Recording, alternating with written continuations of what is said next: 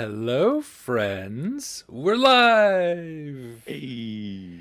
Welcome. Hello. Yeah, welcome to I guess this is Goats and Dragons.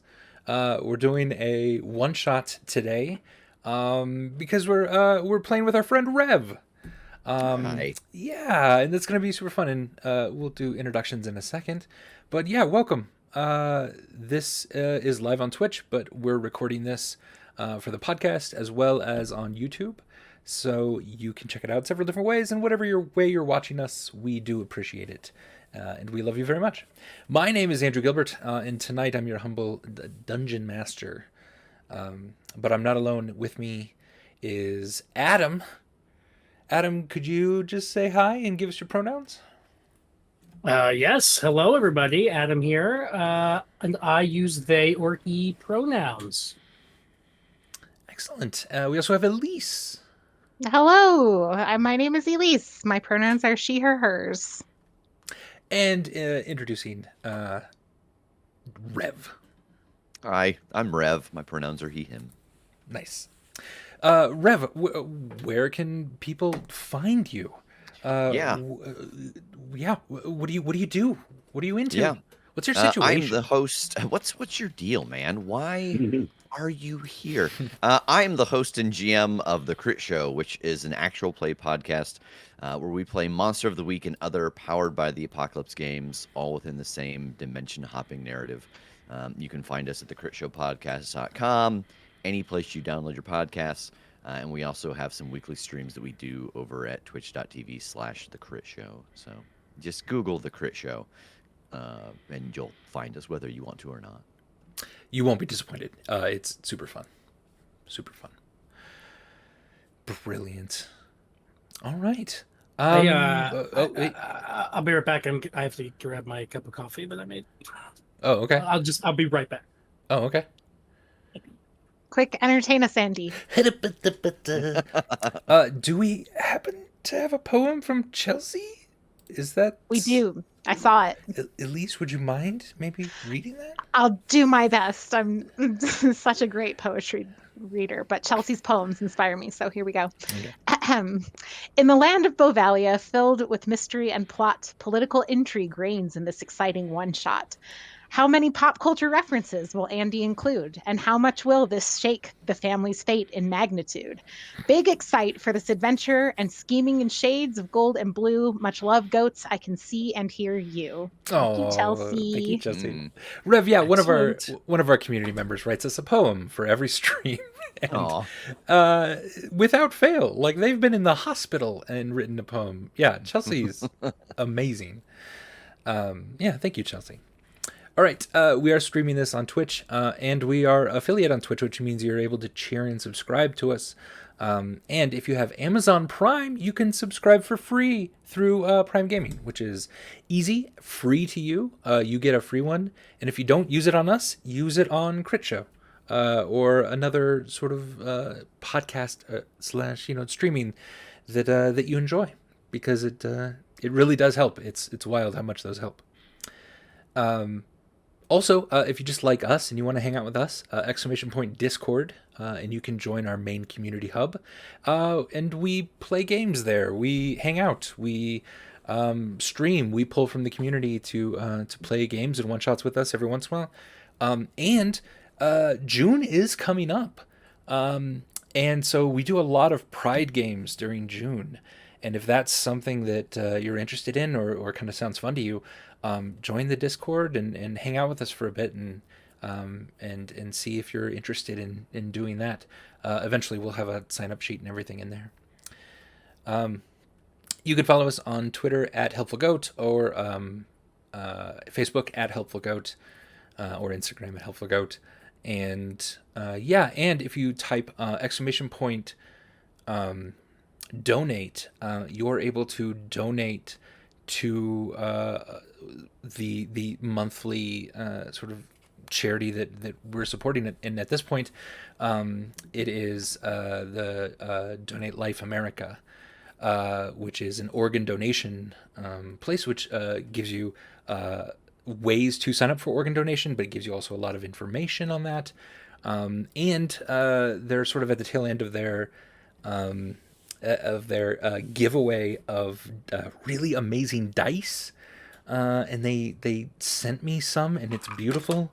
And this is a little box it came in, but there's dice with little organs in them. And I'm knocking everything over trying to get one. There we go. It's so cute. There's bone in there, and it's beautiful. And that giveaway is my favorite organ. Sure. Yeah.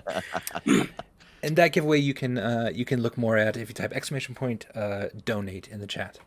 And if you like us and you want to help us keep doing podcasts and keep doing streams and get everything around that we need to do those things, you can donate to us directly through KO-FI or the !KO-FI coffee in the chat, and that'll let you just kind of give us a couple bucks to help us keep things running, and we do appreciate that. Is that all the exclamation point? Oh, merch! Exclamation point merch would get you a coffee cup that Adam has, some Helpful Goat merch, some beautiful artwork from our community members, some Coca-Cola. Not a sponsor. Not a sponsor yet. We'll give them a little bit of free stuff, and they'll give us some free stuff. I want one of those. That's I know, great. right? That's awesome. It's a wiener dog that's a banana. It's so cute. That's so good. Man. You can't get that in our merch, by the way. Sorry, No, it's fine. Yeah. something, We but, should mention that's super cute, and then I don't want anyone to be disappointed. And yeah, I think that's all our exclamation points and everything. I think You forgot my favorite Twitch command? Exclamation point, exclamation point, exclamation point, exclamation point, to get the hype going. Because you gotta have hype. You gotta have hype going on. And exclamation point Burbag would get you a roll in the chat to see if you can hide from the Oni, which is a joke that is 3 years old at this point from our campaign of Fates of Ryn. 3.5, almost 4. Yeah. And, Absolutely. Bag Gambit. And also, hey, this is a one shot that we are playing that's in the world of Fates of Ryn, our 1 to 20th level campaign, and you can get that wherever you get your podcasts, Goats and Dragons. Also, Helpful Goat Gaming Presents is another podcast where we do shorter one shots, shorter campaigns, and right now we're featuring the world of Tyr, where Galway is DMing that, and that's brilliant and that's really fun. So check that out. And also Dom and Dragons, where we play Dungeons & Dragons with actor Dominic Monaghan. And we were only supposed to play a couple episodes, but he wanted to keep going, so we got 25 episodes out of it. And that's really fun, and that's a self-contained story. So check that out as well. It's really neat. He was new to the game, and if you're new to the game as well, it's interesting to watch someone learn as they go. Yeah, we had him before Critical. Just we did. We were his first D&D experience on podcasts and stuff. And yeah, I think that's all of our announcements. I feel good about this. I really want to get to our game, so we're going to jump in to our game today. And yeah. So,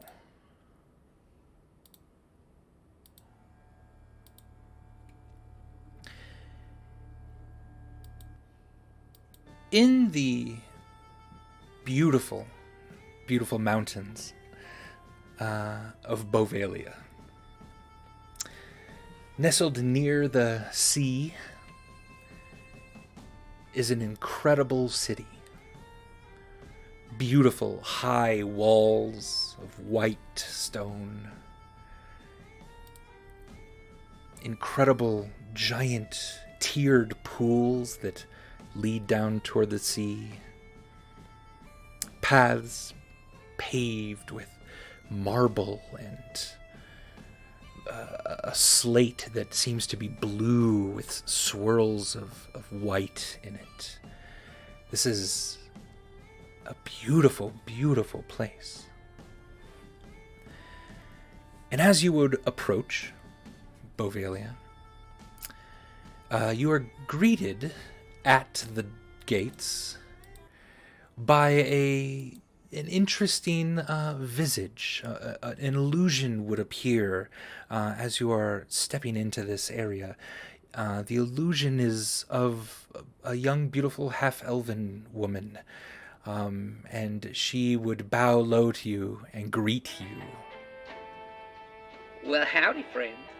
On behalf of King Feldspar Tribaron, the Lucky Dragon, and first champion of Bosmanu, let me welcome y'all to the grand city of Bovalia. Nestled among the mountains, yet connected to a port, Bovalia City is the largest city in Greater Banya. And it's old, too. Founded by Grand Garen II over 1,200 years ago, Bovalia is the capital of the grandest nation in the known world. Here, you will discover dizzying magical effects, beautiful architecture, and some of the best chicken pies you'll ever taste. You will notice the city is clean, and we hope to keep it that way, so while you're here, remember to pick up after yourselves, or else. And finally, we are a peaceful nation. The armies of Bovalia have not left the walls of the city in nearly 100 years. But that doesn't mean we won't fiercely defend our walls. So, have the best intentions when you step foot in here and enjoy this magnificent civilization. Welcome again to Bovalia. Forever blue, endless gold. Wow. That's an evocative voice right there. Past this, you walk in these beautiful streets. Smells of... I'm sorry? Oh, yeah, Andy. It's going back and forth. The overlay is sometimes fine, and then it isn't. Sometimes I see it, and then... So I think maybe it's when you click away from...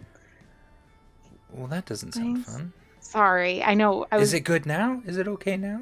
It looks okay now to me, yeah. Okay. I'll keep up the thing, and I don't know. Appreciate it. I'll do this if it's... Sure. But there's like a, 10-second delay between us and the stream? Probably. Yeah, hopefully. It might just be like a CPU thing, but it might be what Elise said of like when you click away or something. But right now it's fine. Who knows? Well, hey, if you pass this illusion, you are met in the street by smells of cooking foods, of forges lighting up. This city is bustling. There are people of all kinds of races everywhere. This is an incredibly diverse city. But there are also a lot of guards everywhere. The illusion was not wrong. This place is watched well by the state itself. And up the mountain further, you see a grand staircase leading to the citadel. And the citadel itself is built out of this white stone, but there are highlights of blue and gold throughout. It is certainly a shining part of the city. And that's where we're going to begin. Only not quite at this moment. So,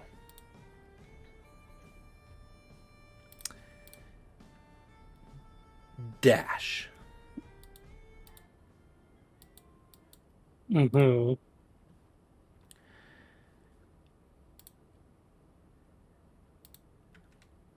It went away again. There we go. Dash. Something is wrong. You're coughing from the smoke. Your head hurts.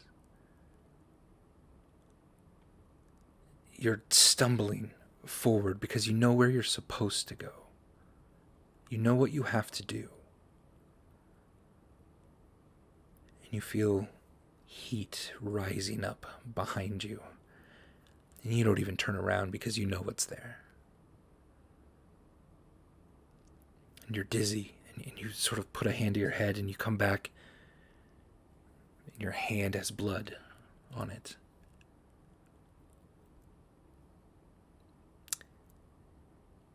Could you describe yourself, Dash? What is it you generally look like? However, keep in mind that right now you have a giant gash across your head. Your ankle is probably broken, and you're missing your left ear.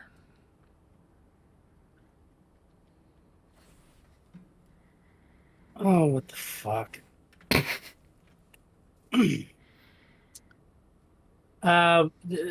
Dash is a big old rabbit. He's a Harangon. So like a humanoid rabbit person. He's only got one ear right now. Which ear's missing? His left ear's missing. Poor Dash. Certainly right now he's very large. He's large, not as spry or nimble as he was as a young Harangon.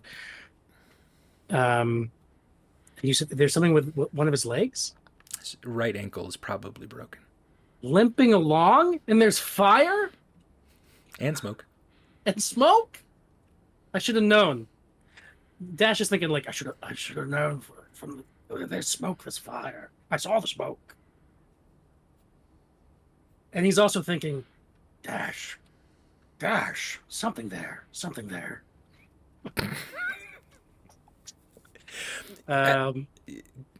Yeah, as you limp toward your destination, you realize, because it looks so different in this moment, you're standing in the throne room. The giant circular stained glass windows, most of them are shattered entirely. You can hear the crunch of glass under your feet as you plod through. You feel like you hear a voice somewhere further in, but maybe that's just in your mind. Maybe you're not exactly sure. And you try to take another deep breath, and you see that between you and where you need to get to, a large portion of the wall has caved in. Sunlight is straining in the almost evening hours now, trying to make its way into the citadel through the smoke, through the clouds outside. You're gonna have to somehow get over this giant hurdle in order to do what you need to do. And you think in your head just this one word: coward. Coward.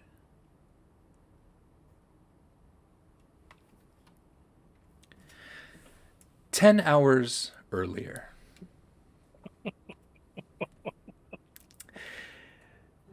All of you wake up in the morning within the beautiful citadel. You have a very specific job to do. You are all advisors to the king. Aster, you are probably up first. I will ask you, all of you had trouble sleeping last night. And I'd like you to think why that was. And if you don't mind, let's start with Aster. Aster, as you wake up in the morning, sort of wiping the sleep from your eyes, greeting the day like you have every day for the last sort of 15 years as head steward, as the chamberlain of this place. You're in charge of the daily duties of the king. You have more face time with him than anyone else. Why didn't you sleep very well last night? Aster doesn't sleep very well most nights. Aster spends a lot of time at night after the king is settled for bed, looking at the night sky and watching and pondering worst case scenarios, much like the one maybe you just described. And I think that on good nights, that's a problem solving thing for Aster, of just like, okay, what if this happened? This is what I would do. And on bad nights, there are certain things that haunt them of what would, if this happened, they don't know what they would do and they can't solve for it. And there's particular scenarios in cases where especially their attention is drawn between two things that they have to do, that they feel like they'll freeze up and never be able to do either of them, or not be able to pick between them. And so they just spent the night walking themselves through that over and over and over again. So it was very troubled sleep even once they slept. And what does Aster look like waking up in the Aster is a person of about 35 years of age, Asmar descent, so part celestial for those who don't speak D&D races.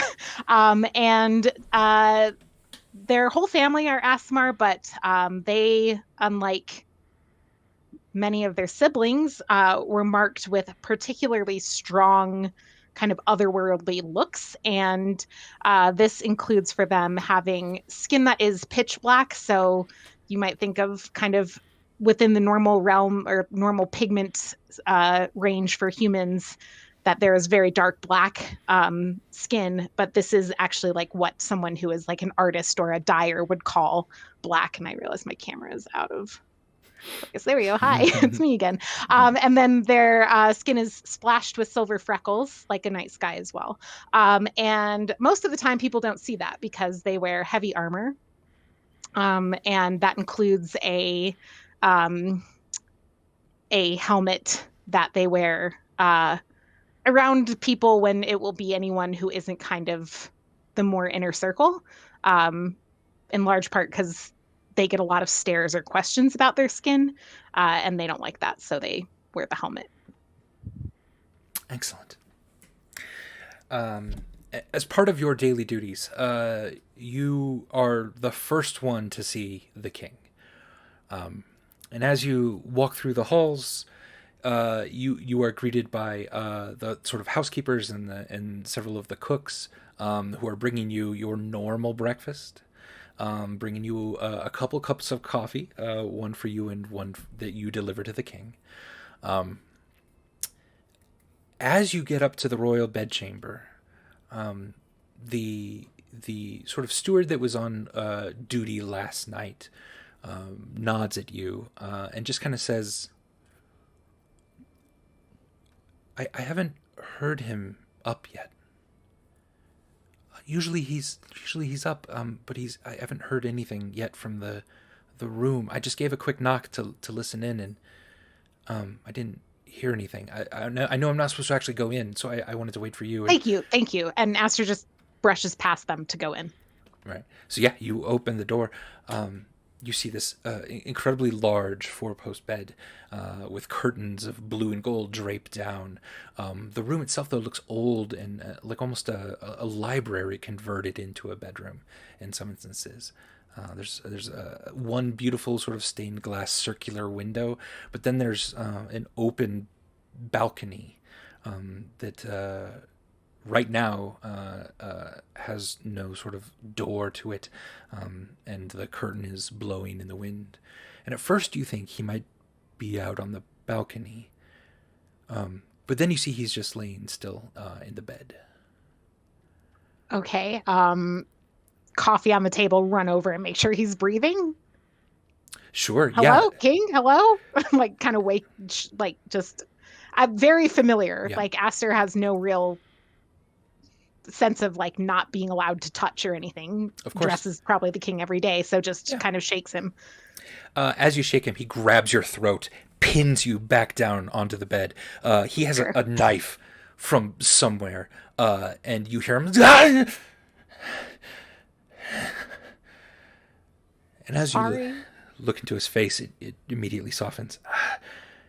He's got sweat on his brow. Aster. I'm sorry, I didn't. I'm sorry. I'm sorry. I should have. I was worried. I'm sorry. The dagger clings to the floor. He sits down on the bed. He's breathing heavily. I didn't sleep well last night.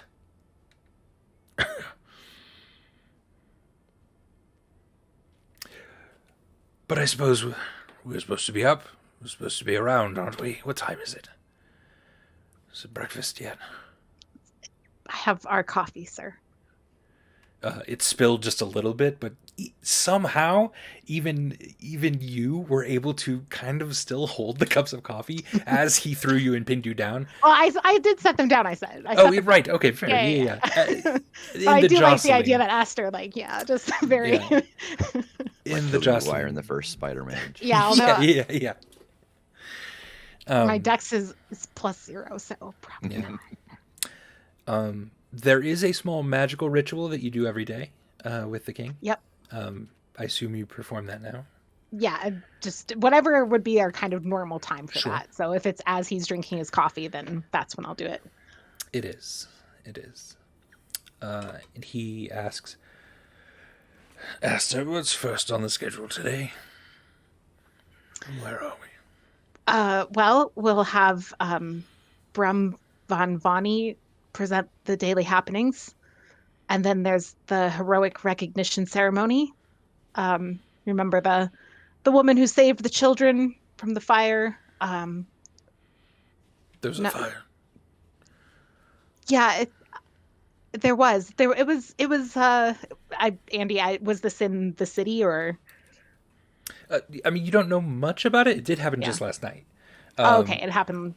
Right. But the person who essentially, you're not even sure who exactly made this sort of announcement that they're going to be congratulated for doing this.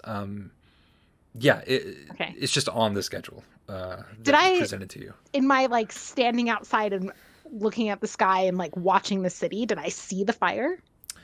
No, it was kind of early, almost in the evening where it happened. It was put out very quickly. It's just kind of all you've heard, and that someone was heroic.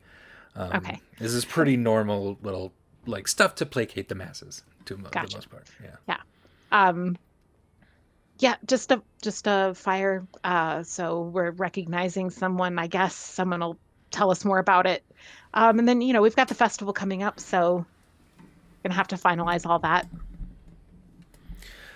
Of course, yes. The Pax Seculum. 100 years. Can you believe it? It's incredible, sir. Oh, peace. 100 years. Oh. Well, we should get to it. And he begins to stand. You do your sort of morning ritual, getting him ready. Performing your own magical ritual. Yep. Honin. You also didn't sleep well last night. Why is that? I noticed as I was going to bed, there was a section of the forge fires that the coals wouldn't stay hot. There was a section that no matter how I stoked the furnace and everything, a section just kept dying out. And so I think it kept bothering me, and I was trying to sort that out, figure out if there was some crack in the furnace or what exactly the problem was. My bedchamber is directly across from the Royal Forge, and I spend most of my time in there, and so little things like that are easy to notice when you spend a good chunk of your day looking and examining it something that closely. Yeah, excellent. And this morning, as you rise and start to begin your own little ritual, what is it that Honin looks like? Yeah, he is. I'm in my kind of midlife for a dwarf. I probably look like I'm in my late 50s by human terms. Dark black hair with threads of gray in it, and then all along the bottom and kind of sprinkled throughout, rising up, are like red gems and garnets that are kind of woven into the hair to make it look like burning embers. I am wearing a fairly ornate set of armor from the moment that I get up until the moment that I go to sleep. And I have a shield on my back that doesn't have almost any markings on it from use. And then I think actually the one unusual thing today is that he's got a spot for a sword on his back, but he straps on an additional belt around his waist that hangs a second sword. Excellent. As you get up to, your apprentice greets you. She seems a little more also tired. Like she also didn't sleep last night. She's a drow woman who is learning very, very quickly. She's an excellent apprentice. But yeah, today she also seems sluggish. She seems like she's having a little bit of a hard time concentrating, maybe even a bit jittery. Everything all right? Oh, everything is fine. Please do not worry. I didn't sleep well last night. And the news today of a forge catching fire. Honan, can I tell you something? Yes, of course.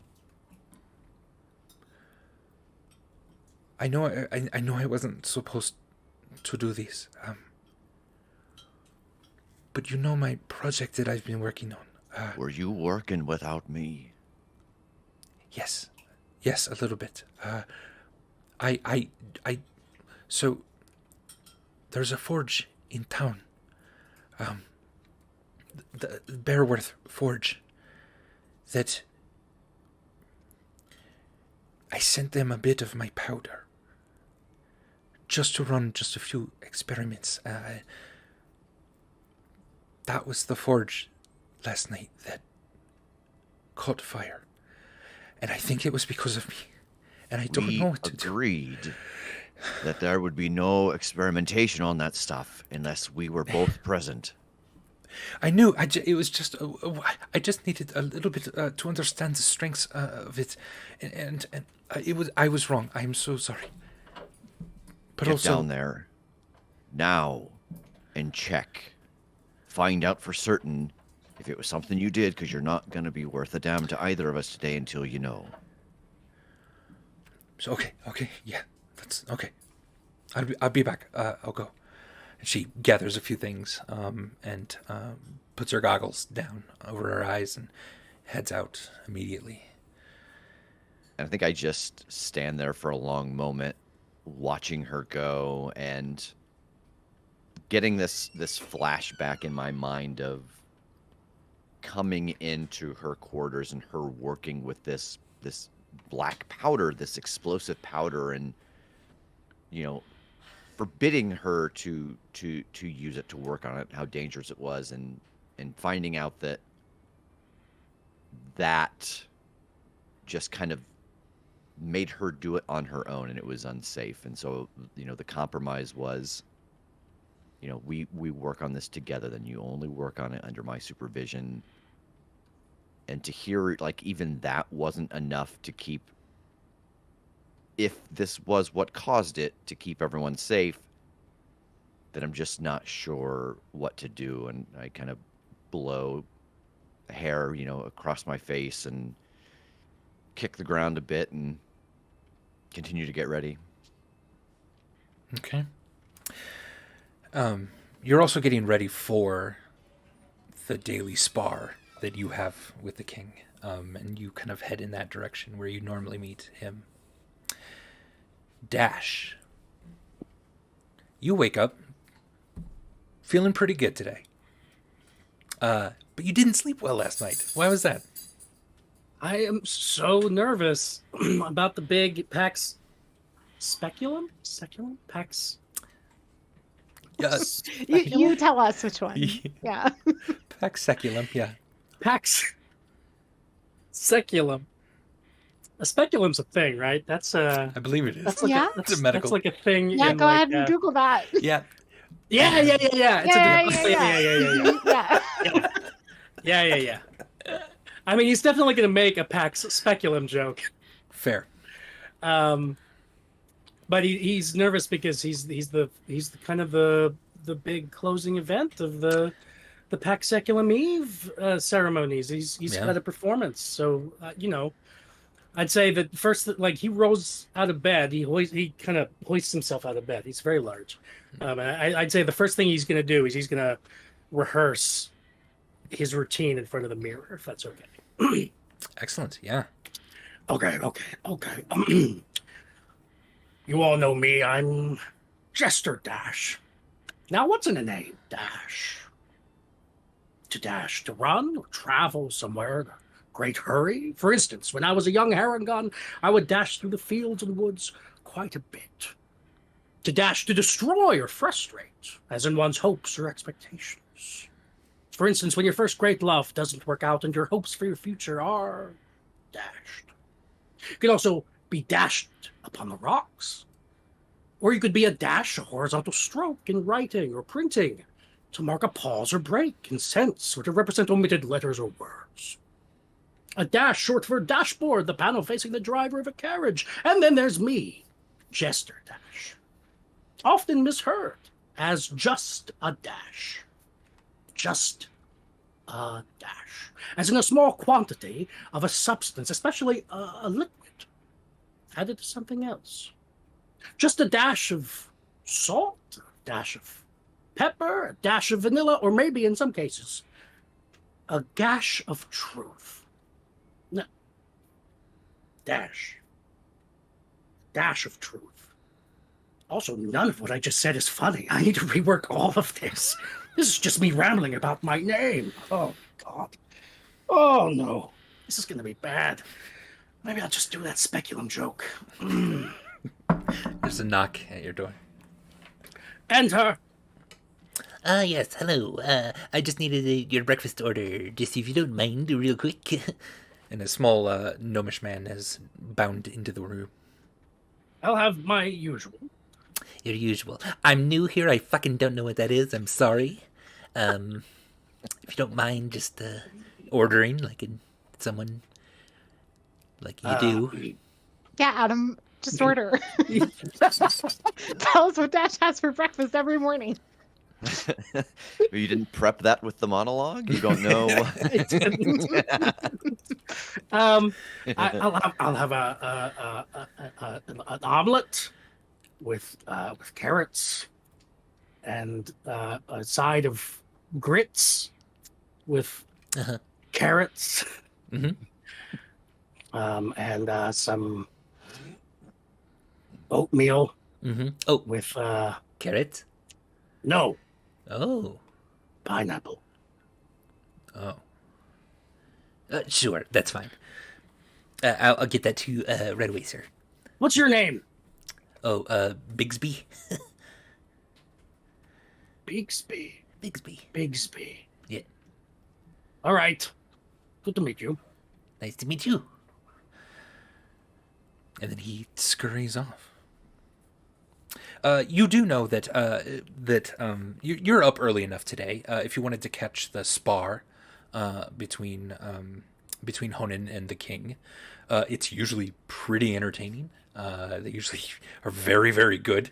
And you're up early enough. You could probably catch that if you wanted to. Yeah, I'll go there. Okay. Maybe it'll give me some ideas for my performance. Yeah. All right.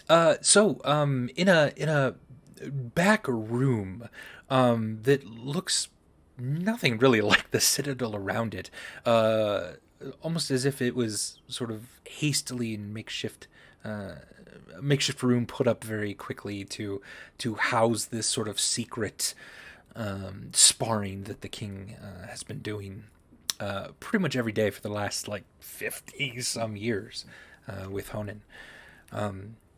Aster and the king arrive. The king himself, regal looking, his long white beard, the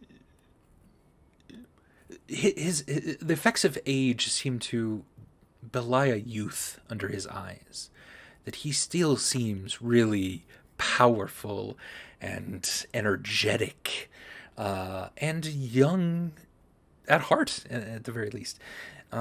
He wears robes of blue and gold. He does underneath have a chainmail shirt on. that is a brilliant white metal, almost a metal that Honan, you've been very curious about and asked a lot. And whenever you ask about this sheet, this chain armor, he says, "Oh, I got it somewhere. I forget where. It was a Dragon Horde or something. Who knows? Who even cares anymore?"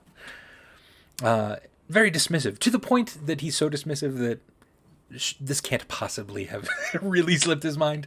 This maybe seems like something he doesn't really want to talk about. But you Honan, are there. You're sort of stretching because you're no spring chicken yourself. What weapon are you using today for the most part? So I've drawn the sword that is hanging at my side. Okay. And the king sort of bursts in very quickly. All right, Honan, today I'm going to let you pick my weapon. What are we using today? Oh, well, Your Majesty, it's been a while since we've had the opportunity to do anything where you're fending off multiple attackers. So I think the bow staff would be good for you today. The bow staff. I do enjoy it. Aster, do you want to get in on this? If I'm going to be multiple attackers, where's Dash? And at this point, Dash, you are walking in with your, finishing up your bowl of oatmeal and pineapple. Did I hear someone say Dash? Yes, Dash. Would you mind also perhaps attacking me today? Oh, I couldn't possibly. Oh, look at me. I'm not a young Harangon like I used to be. I can barely walk. I shove a bow staff into Dash's hands. Oh, He said attack him. oh. Okay. Well, I've got some blunt-ended arrows over there if you're more comfortable with that. Give them a chance to avoid some things from close and far. Oh, yeah, I'll do that. Yeah. You all right? All right. And at this, the king now doesn't stretch a lot. He just sort of moves his shoulders like he's stretching, but doesn't seem to actually be stretching.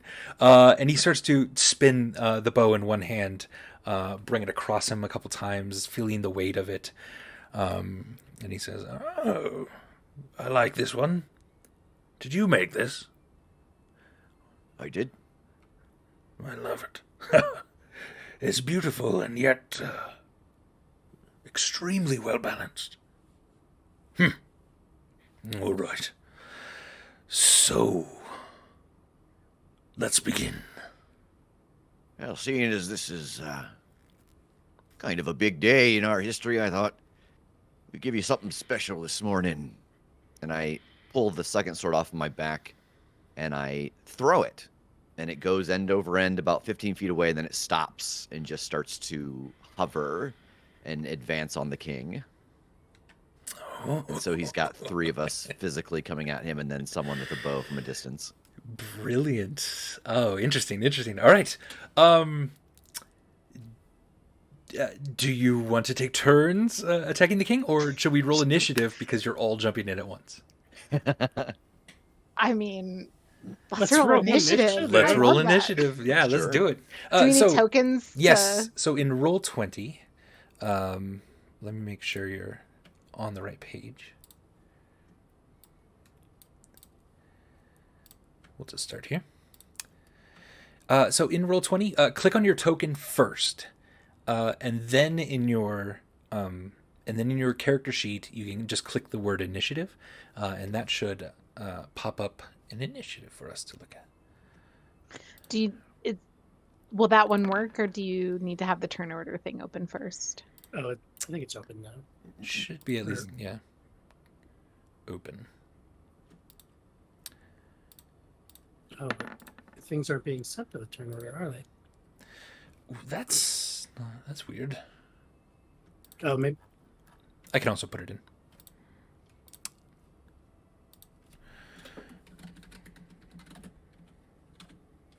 Oh, wait. I think I must have not had Oh, there we go. The overlay did mess up again when you... It did. It doesn't like me in Roll20. Okay. So hold on, everyone. Do you mind if I go let my dog out while you're Sure. messing with that? She's being very impatient.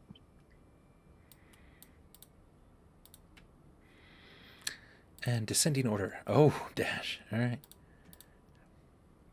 Oh, and when we go off of camera, it will mess all That doesn't help. everything. That's funny. It's all good. Oh, Elise. Rev is between. Consider this part of the sparring. We're keeping you on your toes Fair. as DM. Fair.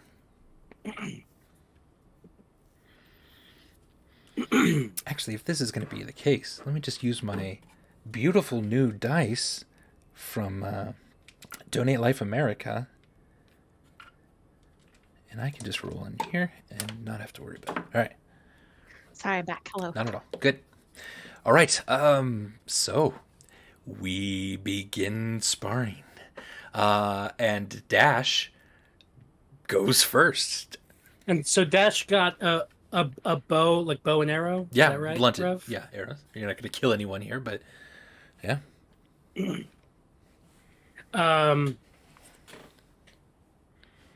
Cool. Yeah. So Dash will immediately he was like, yeah, I'll do that. And he takes the bow, and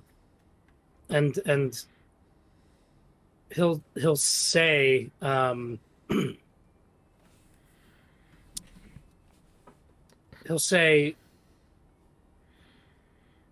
you remember what I told you, old Feldspar, years and years ago? Always good to keep the coward on his feet. And he fires. All right, give me a roll. This would are you proficient with short bows, long bows? I'm proficient in hand crossbow.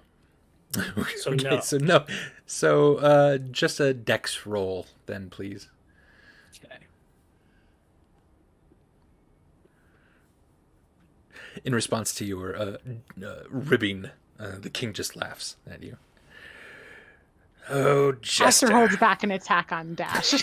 Yeah. He's like, focus, stay focused. Eyes on the enemy, Aster. I rolled a 17 dexterity. A 17. With this, he spins the bow, and the arrow goes wide. Next time, Nice. old friend. And who's next? Feldspar. So, Feldspar, I'm going to roll my actual dice here. A 16 on you, Aster. Oh, I forgot. I need my character sheet open. My armor class is 20, boy. So you just hear a clang, almost very quickly, but you weren't really paying attention to how fast he was moving, and immediately he's at you with the bow staff, and just clang across your armor. Pay attention. And that's all he's doing. And at this point, he's getting into kind of a dodge stance for his next thing, which is Honan, I believe. Yeah. So the sword that I threw is a dancing sword, and it will attack on its own with my stats. So I will just roll for it and myself at the same time. Great. So it got a natural 20. Amazing. So as he's now kind of ribbing Aster, you just see him take one in the back, kind of stumble forward a second. Oh, it's fast. Oh, you didn't say how fast it was. Now I know. Eyes on the enemy, sir. And I got a 21. A 21 actually doesn't hit. Right. A 21 is you are able to get past his bow, but you slam into the armor, which seems to completely absorb it. Very nice. Now we're to Aster. Okay. I guess I'll attack. I did realize belatedly Sorry, I haven't played a paladin before. You're I good. do get. We should have gotten a bonus to initiative, but we'll say that it would have been a wash because Aster does not have it in them to not include the king Sure. in their aura, their paladin aura. Yeah. So everybody would have just gotten a +5, and it wouldn't have mattered. Okay, so yeah, I have my sword, and I will come in for a swipe. Let's do it. I guess that's a 19. Did it roll? I don't have 3D dice on. Oops. Oh, you're good. Yeah, so a 19 again. He slaps your arm with the bow staff, just edging it to the side as he steps by, and whoosh. May I take my second attack? Please do, yeah. 25. A 25 does hit. Yeah, so as that first one misses, he sort of says, "Stop pulling your punches." And this time you grit down just a little bit more because your desire to please him probably supersedes just a little bit protection of him. Yeah. And at this, you clang a few times. You find an opening, slam into him, and he steps back. None of this is really hurting him. You are hitting him, but like the damage is negligible for what this monster of a man is at this point. But he's all right, Your Majesty. You seem a bit off your foot. Oh, pay attention to your own foot. And Dash. Dash is excited. He's getting into it now. He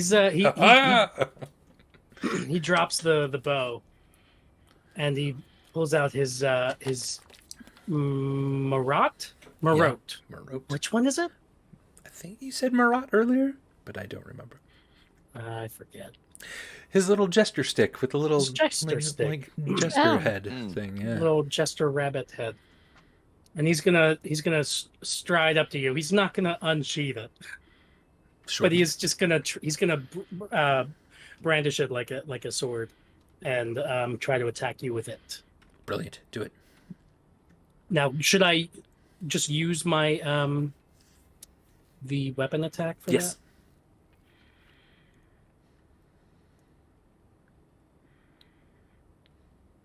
13. 13. A 13, yeah. He steps in front of you as you're sort of charging in, smacks you in the back a little bit with the bow.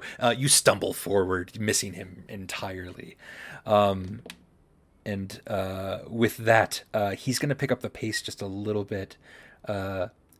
Does a 31 hit you, Honan? Yes. Right. It just does like 2 damage. Because he's not trying to do a lot of damage here. And that's a nat 20. That's fun. Against you, Aster. 15 damage. Because you were maybe rushing in a little too fast, and he spun around and caught you under the chin a little harder than you really meant to. So should I actually take the damage? Yes. Okay. But we didn't have to roll damage? Fine, okay. No. That's fair. And you hear him just chuckle just a little bit, and he steps back, starts to bounce a little bit, and Honan. I think just a little more of the same, working in in tandem with the spirit sword. Oh, that's not the right thing. I didn't roll the right thing. Boop boop. There we go. I got a. The natural 20? Dancing sword got a natural 20 again. Incredible. I got a 13. Nice. Yeah, you see it come out of nowhere. And I'd say, you start to attack, and he dodges out of the way, and he starts to shake his head before another he stumbles over to the side. And, oh, that fucking sword. I'm not gonna lie, that's a little more potent than I expected it to be. Okay. But you like it though, don't you? I do. Shit, I do. Yeah, I thought you might. And Aster. Okay, I'll just attack. I'm trying so hard not to waste my spell slots. It's so tempting to be like, and then no, don't. 5th level smite. And then I smite the king. Cast Moonbeam. No. Okay, how's the 22? 22 does hit. Nice. Yeah. Okay. Then I hit, and then I'll attack again. All right. 18. And an 18 misses. So this time, you off of the momentum of the dancing sword, you rush in.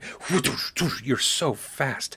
He's blocked every single one of them until you see him kind of favoring his right foot all of a sudden. And you slip just to the left and then come up under his guard. And at this, he kind of pushes you away and starts to rub his ribs a little bit. Your next attack, he bats aside then with the bowstaff. And so the fight sort of continues in this way a little bit. Every once in a while, you guys getting a decent hit in. But he is extremely powerful. It is very hard to hit him, and when he does, there's a very quick counterattack. Andy, can I at one point have proud? Yeah. Can I have Dash? Probably on the next turn or something. Would have cast ventriloquism on his Marat. Okay. And he would have done a little bit. He would have said like, "You're making me look bad," and the Marat will say back, "Yeah, like you need any help with that." You hear the king chuckling as he's dancing around, trying to dodge the blows. All right, so you are all a little winded here. It only goes like 3 or 4 rounds here, but I am very winded. You are extremely winded. Dash is very winded. Yeah. The king then walks over, claps you on the shoulder, and looks to the 3 of you.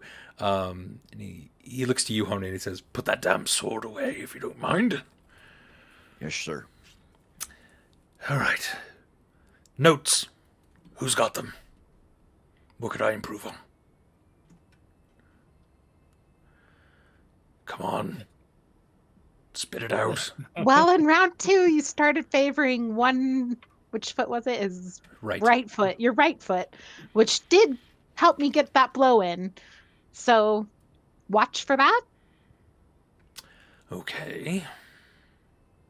I think that the only thing I'd point out is that at some point you decided Dash, after a couple of his shots, wasn't worth paying that much attention to, but even the worst of archers get lucky now and then. That's wise. Thank you. And Dash. Dash kind of shrugs, but then the Marat says, "Well, I'd say that 100 years as a peaceful king has made your jester fat and useless in combat. He can barely stay standing. He's a Harangon. He should be able to jump. Look, try to jump for us." "I'm not going to do that." "Oh, do it. Try." Ugh. And he tries, but he can barely. He basically just goes up on his toes and comes back down. As lovely as that was, and he'll kind of sternly look at you. You Dash or the Marat? You, Dash. Okay, so the trick didn't work. He doesn't think that the Marat's the one talking. No. No, he doesn't. Damn. He doesn't think the Marat is actually a person. You think Aster might think that? Aster's eyeing, giving the Marat the stink eye. Yeah, definitely. But I love the thought that every day Dash convinces himself that he might be able to trick the king today. Yeah, exactly. Yeah. He looks at you, kind of points the bowstaff at you a little bit. You among all of them, tell me the truth. Am I slowing down?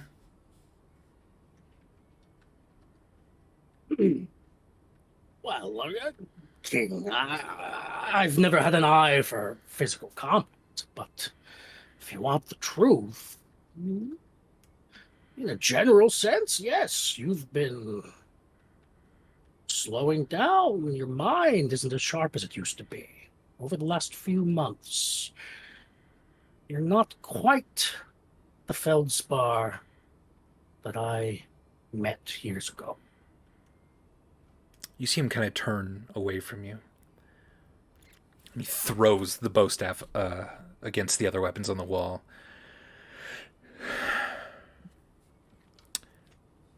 We're talking about my physical prowess, not my mind.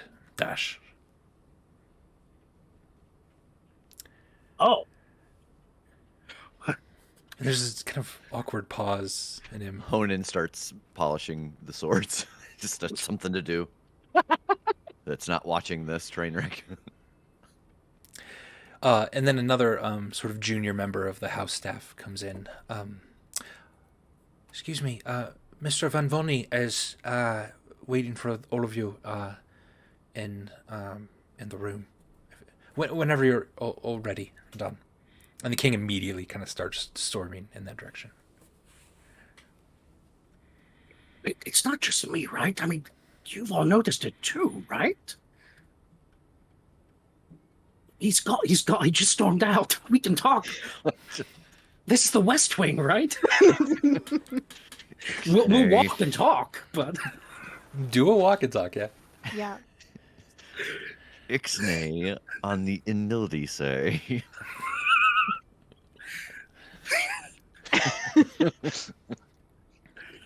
I think that I'm just starting to look more like my uncle. And that's why he keeps calling me Alba. Wait, did he called you Alba? Did I miss that? Not today, just in general. That's happening. Oh, yeah. Oh, I see. Interesting. Yeah. Well, the resemblance is there. I will say you're much more handsome than Alba was. Oh. Aster just looks thoughtful. No real, yeah. Yeah. And Honan goes over and picks the bow staff up and brushes it off and hangs it. There's a little bit of slippage. It's not been a fortnight since we did multiple weapons. He doesn't seem to recall it, if I'm being honest.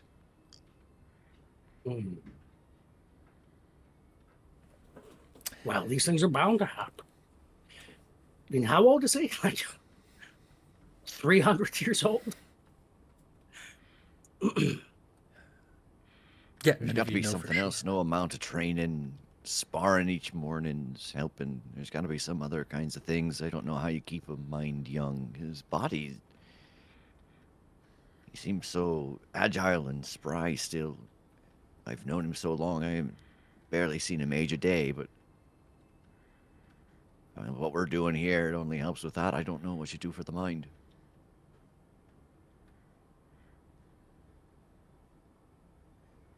I've been offering him improv classes for years. He just says, no, I feel too awkward. Puzzles, jigsaw puzzles are good. Well, and no one likes to sit at the performance after your first semester of it. It's awkward. You see kind of the seams. You see what they're doing, and it just kind of... They kind of want to get there, but you can tell they've pre-planned some of the jokes. Oh, yeah. It's like the audience suggestion is just garnished. Yeah. Aster is astounded at this. It's like, what? They don't... It's not all... God. All right. The rest of you, I assume, follow suit. Yeah. Behind the king, heading into the room. This room is much more grand. It sits behind the throne room, and there's a door leading out into the throne room that is guarded and shut at the moment. The door shut behind you. You see that there are other figures in here already. Von Vani is up at the front, an individual who you know gives the news of the happenings of around the city, and then is also sort of the mouthpiece to the city. He's head of the Herald's Guild, which is the way that most of the news gets spread, that wants to get spread in the city. There is another individual who's half-elven, late 30s, maybe early 40s. You know this to be Balo of the Leafless. Balo is sort of the political advisor. He's the one that sort of is in charge of coming up with a lot of policy for the state and the city for the king. There's also an Arakokra, a beautiful bird person with gold feathers, gold and brown and white in places, and has wears like a deep blue and sort of sky blue in highlight armor. This is the military advisor Chimara. And then there's a figure that you see every once in a while, probably a couple times a month, that you know to be the spy master, this hooded figure, who maybe Dash, but definitely Honan over the years has noticed his height changes. But only in very long periods of time, like once every like 20 or 30 years, his height will slightly change. And it's hard to always kind of get a good look at his face. But his voice has always been the same. His mannerisms, his speaking has always kind of been the same. He's a curious fellow. Dash sees them, and I don't know if there's any court protocol, but he definitely he's to Von Vani, he's like, he does, I don't know why I'm doing this, but like he's got some kind of bit that he does. He's like, hey, Vani, Fonty, don't you, Vani? Uh-huh. And then to the spy master, he'll say, hey, thermometer. Because of the changes in, I don't know. Like, I'm not a jester. I thought you were going to bring up your little stick, and it was also wearing a hood. Oh. Like when you see the spy masters here. Ooh. I'll do that. I'll do that next. Next. And it just whispers to you. I love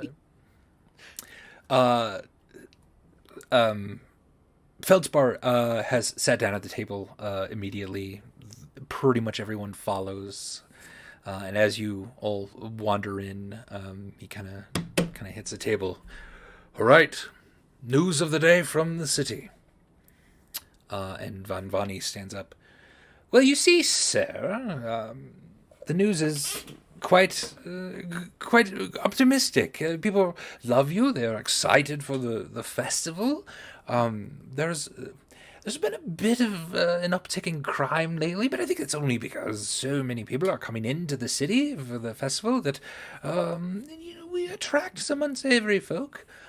I wouldn't personally mind seeing a few, an uptick in the guard. I know we're also today swearing in the Citadel head of the Citadel Guard, and I was wondering if after that maybe some of the Citadel Guard members might also join the City Watch, just to keep things tonight really calm and that sort of thing. I suppose we could talk about that later, of course. One of the things that just happened last night was the burning down of a forge in town. It was Bearworth's forge, a family forge that's been here for generations and generations. It's a very old forge. It's yes, I know where there was a hero that saved a couple of the members and the children of the family. But I'm afraid to inform you that Bearworth himself did not make it. Dash makes eye contact with Aster. Yeah, Aster has the helmet on for sure right now, but like you do see their eyes cut to you here too, and just kind of like a little bit of a wince under the helmet. It would have happened at the first mention of the name Bearworth. Yeah, and certainly at the point where it's mentioned that Bearworth didn't survive, Aster gives like a even more kind of look to Dash under the helmet, which I think Aster thinks is very inconspicuous, and we'll let Andy decide how much that's actually true. Fairly conspicuous. Well, I don't get a stealth roll for that. Yeah, if you want to be stealthy, or if you're just generally. Is my disadvantage from my heavy armor apply to cutting my eyes to? We'll say yeah. It's not going to apply quite here. Okay, yeah. Yeah, that's interesting. The Feldspar, though, his eyes go to Honan, and says, "Did you know Forge Master Bearworth?" I'd had a handful of conversations with him. if my memory serves me, he was a good fellow. It was interested in protecting the city and innovations, things I don't necessarily focus on here. And I'm cutting my eyes to the spy master just to see where they're looking, and then returning my eyes to the king. Give me an insight roll, please.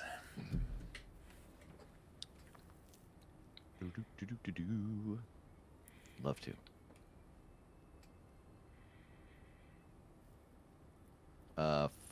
14. You go by the first one, right? Yeah, sure. Okay. Yeah, 14. Yeah, unless we have advantage or something. Yeah. So yeah, with a 14, it kind of looks to you like the spy master is not really paying much attention to this. Whether that's because he's already made up his mind about this stuff and is not necessarily curious anymore, or he's very good at hiding his intention here. It's a little hard to tell. Okay. And just for a quick clarification of my own. Sure. The skills that you have checked, those mean, what does that mean? Those are the ones that you are better at than other skills. Okay. Those are the ones that your proficiency bonus is added to. Oh, it's double. Okay, yeah, okay. Yep.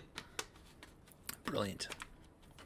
And so at this, the king sort of says, "Do we know who the hero was that saved the children and the folk?" And Von Vani's looking sort of through his notes. Someone named Lurea, I believe. And the king kind of nods in a second. I think Aster fully loses their cool for a split second, and like, I don't know, if they were holding like a pen or something, like drops it and like has to like clank clank as they like lean over to pick it up. Aster? What? Are you okay? Fine.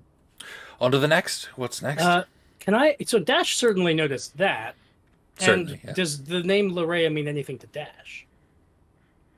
Give me a history check. History check. 25. 25. You don't know of this person. They're just sort of a common person, you think.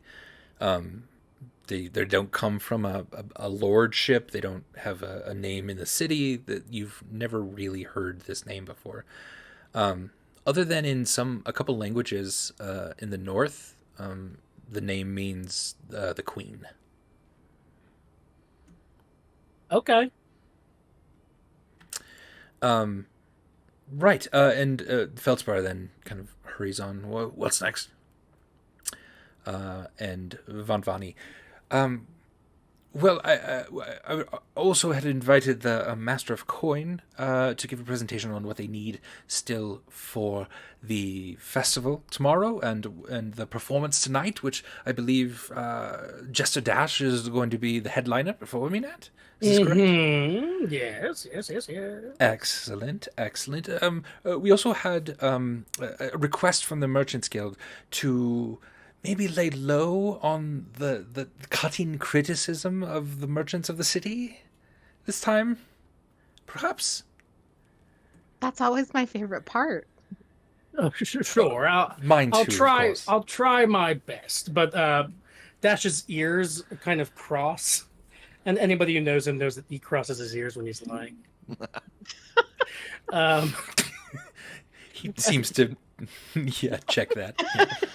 Look, Easy to play poker against. Sure. Yeah. Only person Aster can win poker against. I'm happy to tell you to clear one of my jokes by you here today. Oh, sure, It's please. not about merchants. Fair.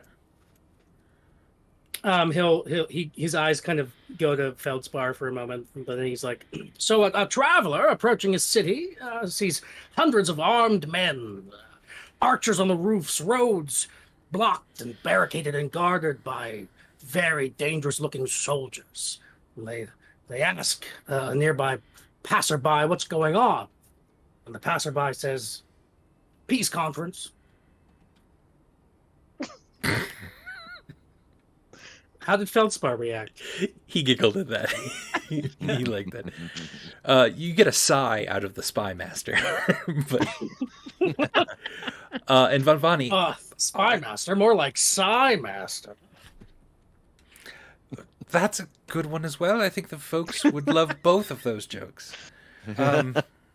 Yes. All right. Well, how about this? What's the difference between a merchant and a piece of shit? Oh no, this is exactly what I was hoping we might avoid. Well, I'll work on the punchline, and we'll see how it goes tonight. Another chuckle from Feldspar. I am looking forward to it. Dash, don't curb your comedy toward that. Were you going to say curb your enthusiasm? No, please, no.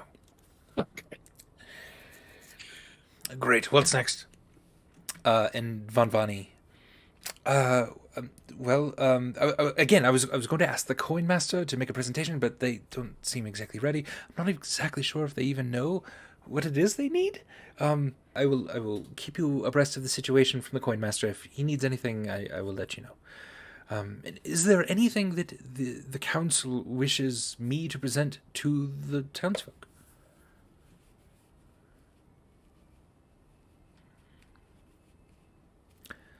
Feldspar just sort of starts by saying, wish them a happy Pax Seculum from us. We will be enjoying the festivities ourselves. I don't know anything else.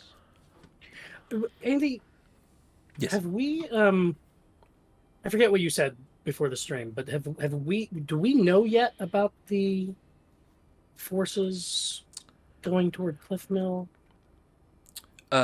Yes, you are aware of it. The spy master is here to probably make another presentation. That's going to be probably a next order of business. You would imagine. Yeah. He's usually the one that presents on that. Yeah. That's just actually kind of like, in a serious way, impatient to get to that more important stuff. Okay. So at this, Vanvani, I will then take my leave, unless you have any questions or anything about the city or the goings-on. Everything seems to be running smoothly. The lords are doing their part. Everyone is generally happy. One last question, Vonnie. Yes, Dash. Do you Vonnie Fonte? Or don't you? I don't. Fair enough. See you next week. See you probably Only tomorrow. one thing, actually. Oh, yes. Could you find out, I haven't just heard about that forge, could you find out just the situation with his family and whatnot for me? Sure, absolutely, I will. Thank you. He bows low, gathers a few parchments, a couple scrolls, and takes his leave. He exits the room itself. Feldspar now, at this, has given you, Aster, a pretty meaningful look and is just kind of staring at you for a second. Should I just check on that, or? Maybe we could wait just a little longer. I do want you here for what the Spy Master must say. Spy Master, could you give us a name? Can we only call you Spy Master? And he says, I could give you a name. There's a pause. Very well, whatever. What do you have for us today? I can't believe the king asks him that every day. Should I cast Zone of Truth on him?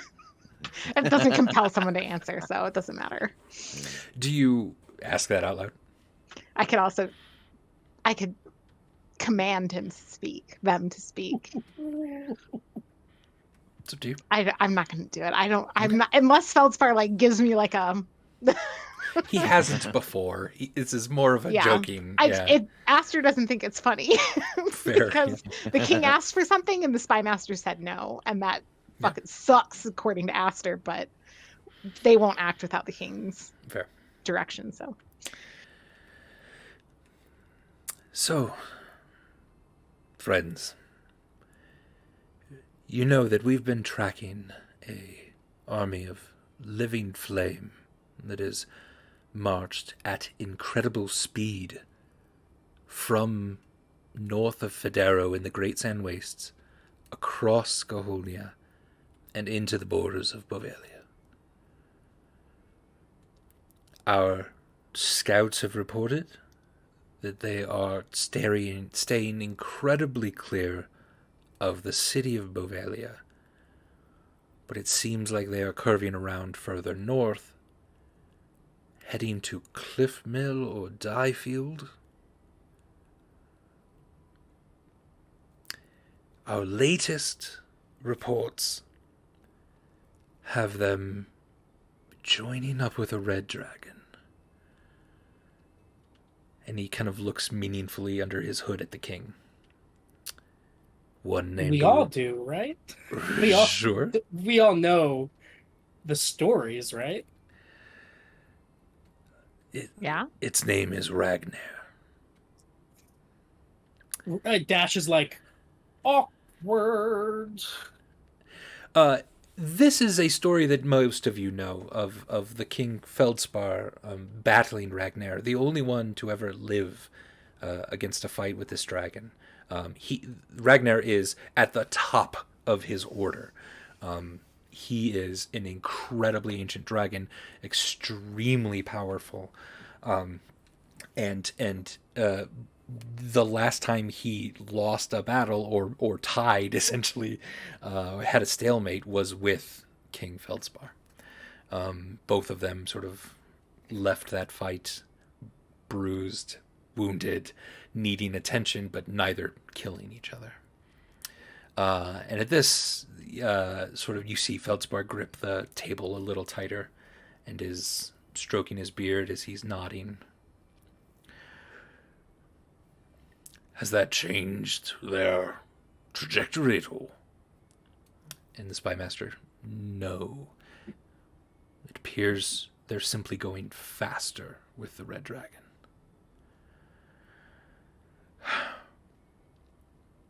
Like always, I want to recommend immediate military action to send our troops to better secure our borders in the north. And at this, the Orococra speaks up. I couldn't agree more. There should be more protection in the country of Bovalia, not simply the city. Send the army out. Pax Seculum be damned. And Balos sort of stands up at this point, puts his hands on the table. Friends, there is no need for this. Listen. There are lots of ways to go about this. Send the army out. That's only going to be the first time in 100 years. What is that going to say to the people of Bovalia City? That we are no longer a peaceful nation. Then all the nations around us are going to understand that we are no longer a peaceful nation. And they're going to come for us. Because we all of a sudden then are a threat to them. You think the Gohornians would wage a war with Wigmals to the north if they thought we were a threat on their eastern side? No. It is better for all of us if we maintain peace. This the people... fire thing will go away. The people of the towns you mentioned, I guess talking to the Spymaster, Andy, what were they? Cliff something, and I've been to one of them, haven't I? Another Cliff Mill, one shot. Cliff Mill and Diefield. Diefield is familiar to me. Why? So, I mean, Aster would know that it's a town run by halflings. Okay, you might be remembering yeah. me telling you a lot about. Yeah, that. I think I've placed it. All right, so the people of these towns, are they in immediate danger? I can't imagine, and the Spymaster, I can't imagine that an army of fire would be going to these small towns. I don't understand why that's there. Surely, if they were to attack one of these towns, it would take an incredible force to stop them. I don't understand yet what's going on. Cliff Mill has recently come into our attention. It is over the last few months, had a spire of ice erupt in the middle of the town, and it's drawing a lot of tourism for that. Other than that, we can't understand what's exactly going on. This army of fire, and let me be clear, is not of this world. There is a rift somewhere into the fire plane. For some reason, some horrible negligence or malfeasance has corrupted a point in space so terrible that fire and lava are just pouring into this plane. This is the stuff of gods interfering in this world. And I have no idea why they would go to this small town. I would imagine that whatever their intentions are, we are still their biggest threat. Why don't they come here first? I don't know. And at this, Kaimara, the military advisor, looks to the king. Send out the armies. Send them out. See what happens. Let's no longer be cowards. And she looks at Dash. Tell him, Dash.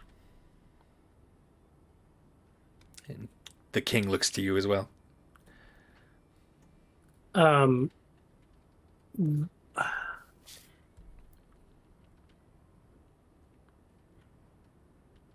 Yeah, geez. Well, Dash has been watching the king very closely during all this.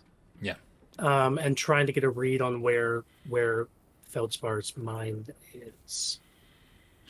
You can give me an insight roll.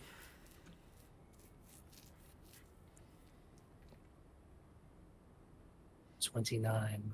29. Damn. That's hot. That's hot. With a 29, you're getting a sense that he is incredibly conflicted. That this is going to the core of who he is. This is, do I do what's best for the prosperity of my people in this city? Do I have an obligation to help those around us? Where does that obligation end? If we go to war against this fire army, shouldn't we also go to war against Gaholnia? Like, you can read his face is just, ticking all the boxes of what would this mean then. And he just looks incredibly conflicted. But with a 29 also, you notice sort of a couple other things. Something in that previous conversation with Vanvani is drawing his attention away from this. And you notice his hand on his beard just shaking slightly. Which part of the Vanvani conversation? That you don't exactly know. Yeah. But just something is drawing his attention away. Dash will kind of look at the table and he'll say, I was passing the local Bavalian Zoo the other day. Interesting attraction there. A lion and a sheep living peacefully in the same cage. I asked the zookeeper whether they ever fight. He said, rarely. I asked, well, what happens when they do? And he said, well, we get another sheep.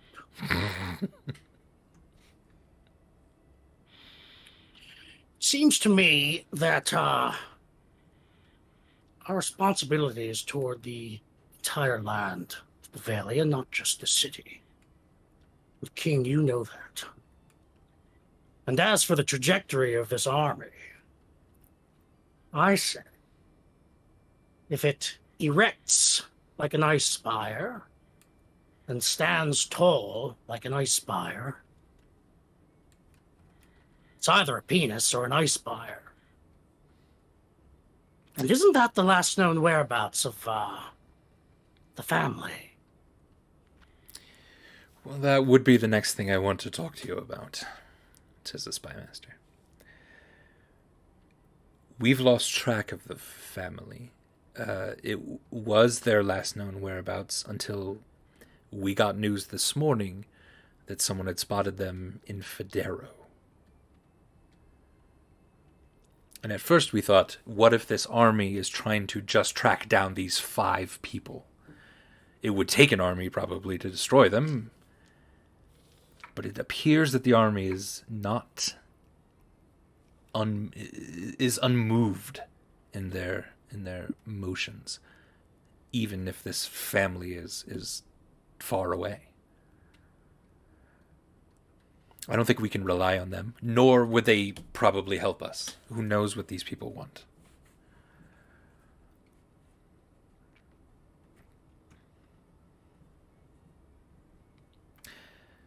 I don't know. You have my Aster. recommendation. What do you think, Aster? I think that if there's no reason per, who was it? Was it Balo who said this? Why wouldn't they attack here first if this is where The spymaster's wondering that, yeah. the spymaster wondered that? Yeah. The spymaster made a good point, and I, under the tutelage of such masters as Master Honan and others, have learned that if someone is drawing your attention somewhere else, maybe there's something you're not looking at closer to home. I just think we should stay vigilant here. I think that we can offer safe haven to refugees from our borders. And I think that the peace that we've worked hard, that His Majesty has worked hard to hold on to, is worth protecting. Always the watcher. Honan. I think that right as you start to say his name, you see something dawn on Honan, and he pushes away from the table and sprints out of the room towards the forge. Is it something I said? It must be something you said, Aster. I'm very tempted to follow. I'm like 2 feet up out of my seat and walking before I turn and look at the king for like what to do here. Because there are other important things on my mind too. Yeah. He recognizes both of that and just kind of nods at you. Do I have a sense of which one he's nodding? Like follow Honan or follow up on what I know I need to follow up on? Follow your or heart. just like follow my gut here? Both. Like it seems Okay. like he is concerned about Honan, Yeah. and also this other thing that you know very well. Yeah. Okay. So I'm a bolt as well, and I know where Honan is headed. You know the forge, yeah. So Probably. I want to see first if I can track quickly Von Vani down, but I don't know if we need to resolve that later. Just letting Sure. you know. And then Dash, as they exit the room, the king kind of rubs his brow. Do we have to decide this now, today? Kaimara says, yes, of course. We do. We need to know, and right now we need to understand a plan for this. And Balo, of course we don't have to understand this today. This is something that we can wait on. We can gather more information. Not on the eve of 100 years of peace should we destroy that idea by sending our armies, killing our own people. No, it can wait. Peace isn't an idea. Peace is a very fragile reality. And, King, this is different from the Gahonia Wigmo situation. This is outside forces coming into Bovalia, coming into our land. they're aggressing. And those towns, wherever they're headed, they deserve more than to be ignored by those in power, by those who have the power to protect them. Remember what I said to you years ago, Feldy. What are you going to be in this moment? And Dash has stood up, and we tried to like kind of stand up dramatically, but he kind of got stuck in his chair, so it's kind of like and think about that. And that was not a bit. I know it was funny. I have trouble not being funny, but I wasn't laughing. I know you weren't. Now, if you excuse me. As you're walking out of the room, you hear Spymaster. I can learn a little bit more about Cliffmill today, but I would need probably Aster to help me teleport there. Your porter is sick, evidently, today. And the king, fine. And they leave. Okay, let's go to Aster first. So Aster, you do pass Von Vani in the hallway as you're sort of chasing after. Great. I'll grab Von Vani and be like, the woman. You said Lorea? Yes, the hero. Is she here? She will be. I can't remember if it's after lunch or before lunch that we're recognizing her. So she's not here yet. Do you know where she is? Was she treated for wounds? Is she... She was. She's fine, I believe. A couple burns, but she was quite heroic. So no sense where she is right now. I don't know. No. You could ask the Council of Clerics, perhaps. I know you dabble in some of their foresight and prophecy. Perhaps they've seen to her wounds. I don't exactly know. Should I find out for you? Yeah. Yes. As soon as possible. Do I? Well, I don't have any reason to believe she's like at the palace right now or anything, or the Citadel. No, not really. She will be soon. It sounds like. Okay. I will cast Locate Object. Okay. And I will cast it on something I know Lorea always wears, like a ring or something. She has and I will a pendant. Yeah. With like her father's picture in it. Yeah. Okay. Then I'll cast it on that pendant, and I will keep it active. It's a concentration for 10 minutes, and it's 1,000 feet of me. Okay. And I will start to make my way to the forge, calling my Pegasus Mildew. We're going with Mildew. Okay. To increase my speed. The Pegasus, appears next to you. What does the Pegasus look like? The Pegasus is, for all of Aster's kind of otherworldly looks, Mildew is very,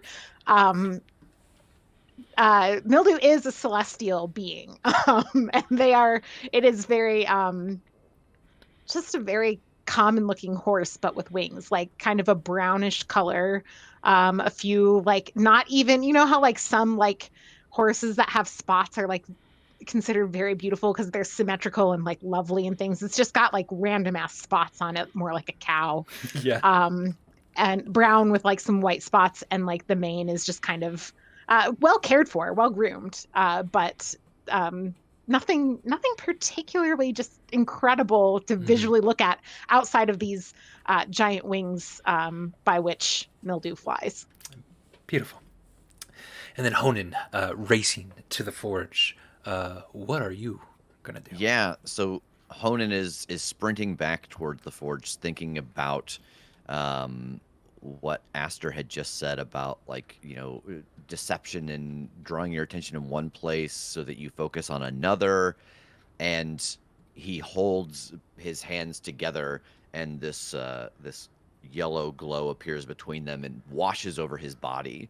And as he runs into the forge room, he physically jumps into the forge and starts digging around in the coals. All right. And what I'm looking for is in this moment of realization of, I stayed up all night. There was a problem with the fire in the forge.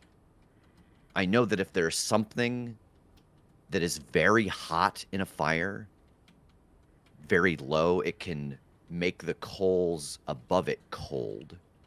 And the thought of these fire people being around and maybe there being some distraction here, it suddenly like hit him that there could be something that it either was or is hiding in the forge. Give me a couple rolls. Give me an investigation roll first. Okay.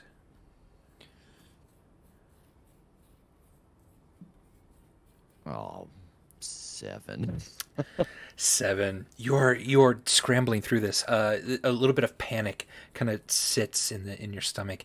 You're having a hard time kind of concentrating in this, and then you start to calm yourself a little bit in the midst of your forge and among the coals themselves that should be hurting people because they themselves are still warm enough to hurt a normal person.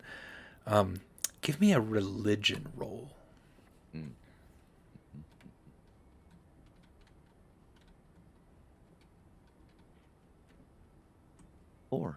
4. You had mentioned earlier that this program was doing you dirty. I should have. I am telling you. Interesting. With a 4,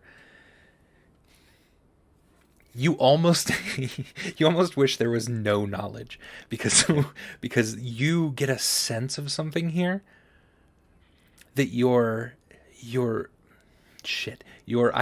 idea was not necessarily wrong, that there is something off about the temperature of this, about the way fire should be working in this area. And there's a weird sort of idea flashes over your head, not of fire, but of water, of before a great wave strikes the land, there's this receding tide. You have no idea, though, what that means or how it works. You just feel that something's off here. Yeah, that idea that, making that connection to the water, that the drawing away of heat before there is a huge yikes. So I think that Aster probably comes in as Honan is climbing out, and that orangish yellow glow is kind of fading off of his body. There's something wrong with the forge.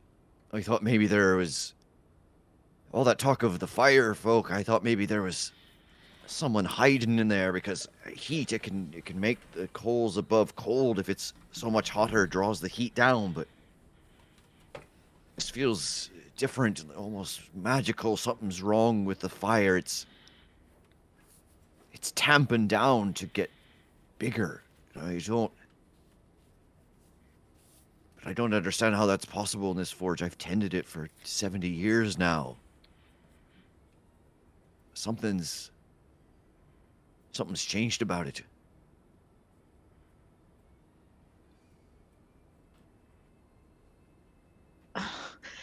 I know that this is over the table, not in character. Sure. I'm just confirming with Andy. I would have reason, Aster has reason to think that Feldspar is on high alert for extraplanar activity. He's always been fascinated by this. You know that he's Yeah. collected rods from other worlds, that he's traveled to, that he almost believes the greatest threat will not come from this plane, but something in him has always told him the greatest threat will come from outside the material plane, and try to. Which is, I mean, as an come in. Oath of the Watcher paladin, firmly believe that too. So I guess I don't. God, I wish I had something more useful with like channel divinity, but it's all about enemies. It's not about. I will look for any sign here in the forge of anything that looks like the extraplanar wards and things that I have seen.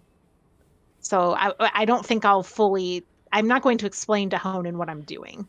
Okay. But I'm going to also begin my own investigation, specifically looking for anything that would cue to me any type of extraplanar activity or interplanar activity.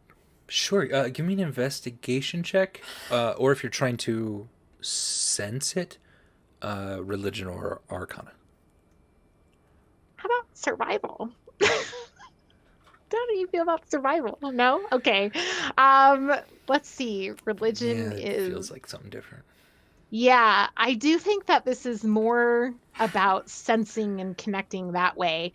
But that doesn't help because my my proficiencies, none of them help here.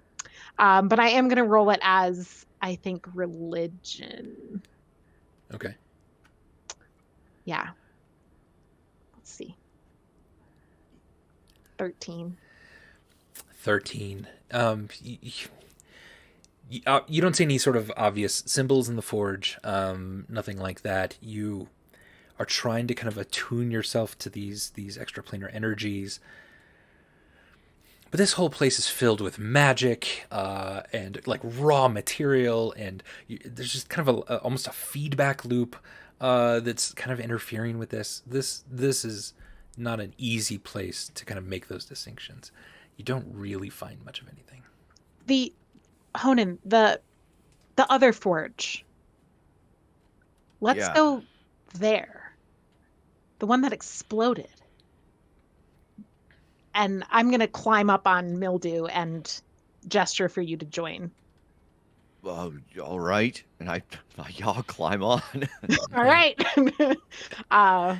And at this point, Dash sort of wanders in as well. Yeah. All right, everyone all aboard Mildew. I mean, horses are strong.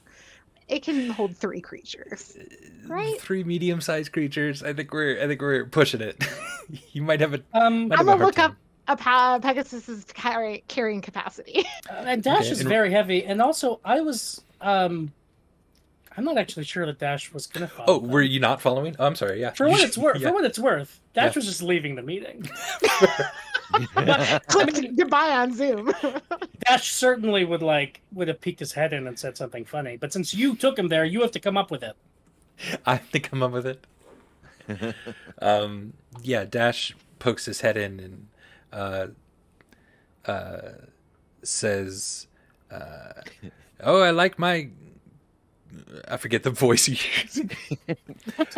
Well, where'd you all go? Did you forge Get About Me? Jeez, that's good. Yes.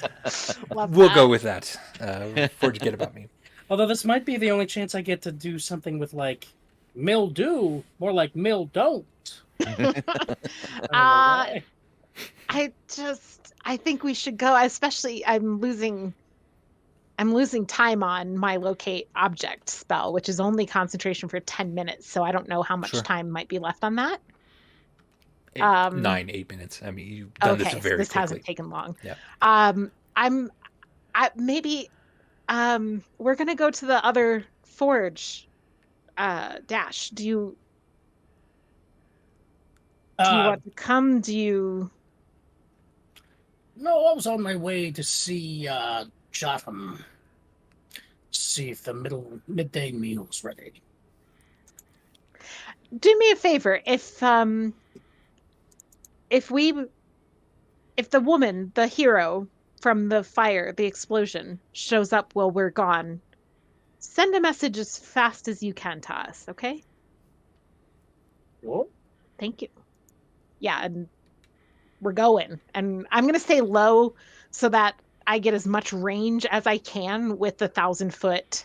Sure. So that hopefully if Lurea is in range, I'll find her. All right. So you gallop through the halls of the Citadel, kind of busting out into the throne room itself, taking flight, as this is the first real room that is large enough for you. And the doors on the other side are giant that lead out to the great stone steps leading up to to the Citadel from the city proper. And hey, you know what? Let's take a break here. Let's go to the bathroom. Let's drink something. Let's manage our fluids. And we will return with more Forever Blue, Endless Gold. Woohoo! See you all in a minute. We'll be back in like 10, 15 minutes. And yeah, bye. BRB.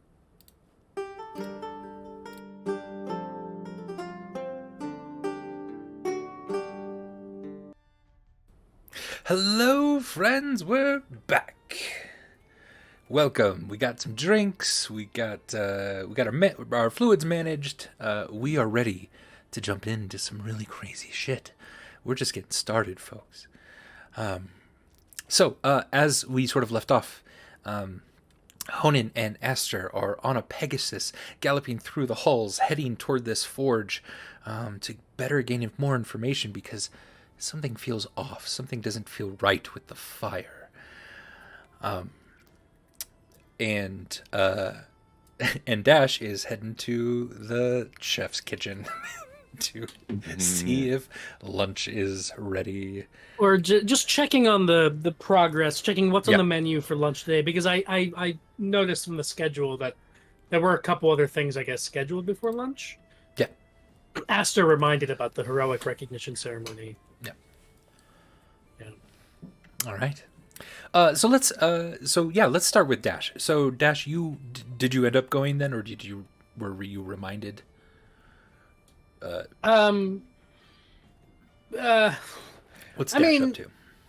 Dash is if he could fit in checking into the kitchen before, if he has a sense of how to know when any kind of ceremony is happening, then he would fit in the kitchen before there that. Are assistants everywhere. Someone would grab you if you're needed somewhere. Yeah. So yeah, you kind of pop into the kitchen. You see the chef and his own assistants. Preparing everything. It looks like it's going to be a really good meal. We have specifically roasted and glazed duck that's going to be served on a certain type of baguette is the closest thing to it. That is a very, very hearty bread at the same time. It's interesting. It's really interesting. And the way he's presenting it, it's going to be beautiful. It's going to be great. But, it's still another hour or so away. Sure. Well, Dash would greet Jotham with a, "Jotham, I hardly bear him." Dash, my friend, welcome. I am so happy you come into my place, and you must try the duck. Try the duck. It will kill you. It will murder you. Okay? Are you reading what I'm saying? Murder, death, die. That's you. Try it. Well, sounds delicious. Yes. What kind of glaze is this? Oh, my own special. Okay. Dash is friends with this guy. Dash doesn't have any reason to suspect that this is literal murder. Put in mouth. All right, I'm trusting you, Jotham. I mean, maybe if it was a crow, I'd believe you about the murder. But, It's funny. Elise! It's funny. Her head. The joke is funny. Thank you. I'll try a little bite of it. Sure. Please. Huh? Very good, Jotham. Very, very good. Do I shit you? You don't shit me. Thank you. You don't shit me at all. Are Thank you you. serving any donuts at lunch today? Donut, no. Is trash food. Well, what are you serving instead? We served a fried dough with cream in the middle, with a light drizzle on top. Okay. Is for dessert. A cronut. Yes. Yeah. Not, Now that- not trash. A cronut. Now that would be murder. Yes. Well, Jonathan, it's been a pleasure as always. Pleasure is mine. Pleasure is mine. I set aside food more for you after meal. the leftovers, absolutely. Of course. Hey, say, do you know about the new gnome who's making the rounds at breakfast? Oh yes. Normal servant. He's sick today. He not come. He not be able to perform duties. The porter is sick too. Yeah. So, yeah, Dash is clocking that. The porter's sick and the regular morning servant is sick. Do you say that Yeah. out loud to him? Or? No, that was my voice, not Dash. Just check it. You know I gotta check, baby. You know I gotta I mean, check. Dash sometimes does voices, and sometimes he does this really funny character named Adam. Oh, God. Oh no. Can we have one Adam character that isn't meta? We've gone too meta. Cool. One last thing, John. Have Yes. you noticed any changes in the king's appetite lately? What he prefers you to cook for him? King no longer like cheese. He used to be big cheese eater. He no longer eat the cheese. Okay, well, that's interesting. He is still the big cheese eater. I do But not he's get joke. like he's the eater that is the big cheese. He's not See- cheese. He king. He king. He king. He king. Sure thing, John. All right. Well, good luck with the rest of the preparation. Of course. Well, that's my time. Flashing the light.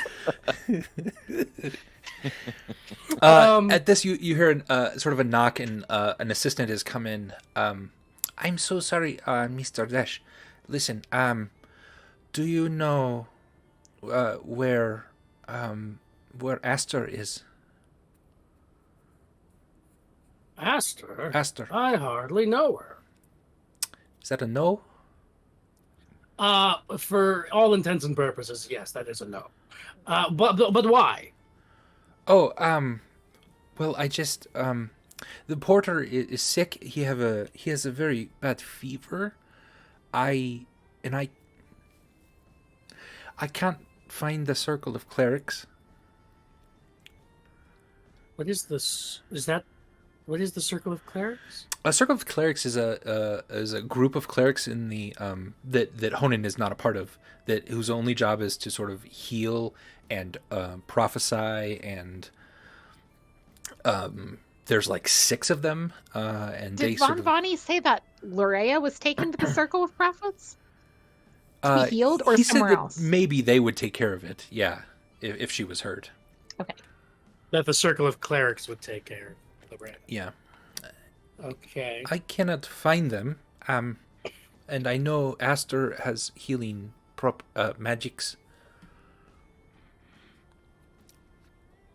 Can you heal someone? Let me check. I don't think I really took anything for that. Shit. Can you patch Adams them? Yeah. Heal through laughter. with the power of Fuck it. I would give you a roll if you wanted to attempt it. I am curious to go see the porter and see this sickness. Then you can come with me. Was it the porter that Bigsby wants me to heal? Is this Bigsby? No, this isn't Bigsby. This is just Oh, sorry. I thought it was the same some person. other assistant. Yeah, that I had Yeah, to come up they with all a fucking sound the voice same. for. Yeah. Bigsby sounded something like this. Oh yeah, you're right. But but it was the porter that we were supposed to think that I was supposed to go heal. Right? They said the they're porter's looking for sick. you. Yeah, they can't find Yeah, but- this cleric circle. They're hoping for you. Yeah. Got you. in reference to the porter. Yeah. Yeah. I'll go with them. Where's the porter right now? In the barracks in the citadel. Lead me there. Fair, yes. So the two of you march off. As you're leaving, the chef swoops in, sort of puts a glass of wine in your hand. Drink. It's good. I always do. Well, take a swig. All right. Honan and Aster, as you are leaving and flying sort of low over those steps, you get a ping on the necklace.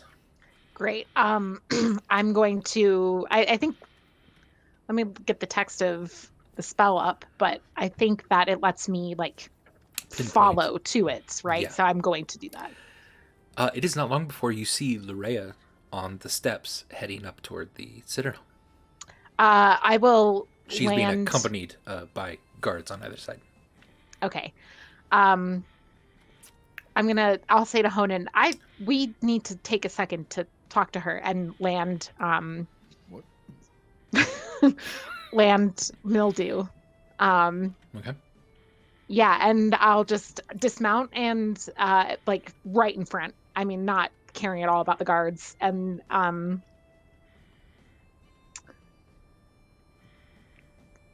one of them just sort of draws his sword instinctively, but then sees who it is and oh shit! yeah, Sorry. I just give him a look like, are I'm you sorry. fucking kidding me right I now? didn't. I'm sorry. I didn't. No. Yeah, you can go. I'll escort her the rest of the way. Let's just we should Yeah, go. you just go. We're gonna go. Just go. Yeah. And they nervously trot off.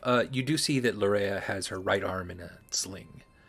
I'll reach out and wait until she kind of nods, but I'll lay on hands and heal her. She does, yeah. Okay. I'll just spend, I guess, 5 hit points of it, so that Great. just to do a little more healing. Yeah, you see her start to move it around a little bit. She kind of goes, "It's still a little sore, but it's not bad. Thank you." Where the hell is this? Oh, Master Cinderbeard, I'm so sorry. Oh, it's all right. We were just on our way to do something, and we ducked down here, and... Do you know each other?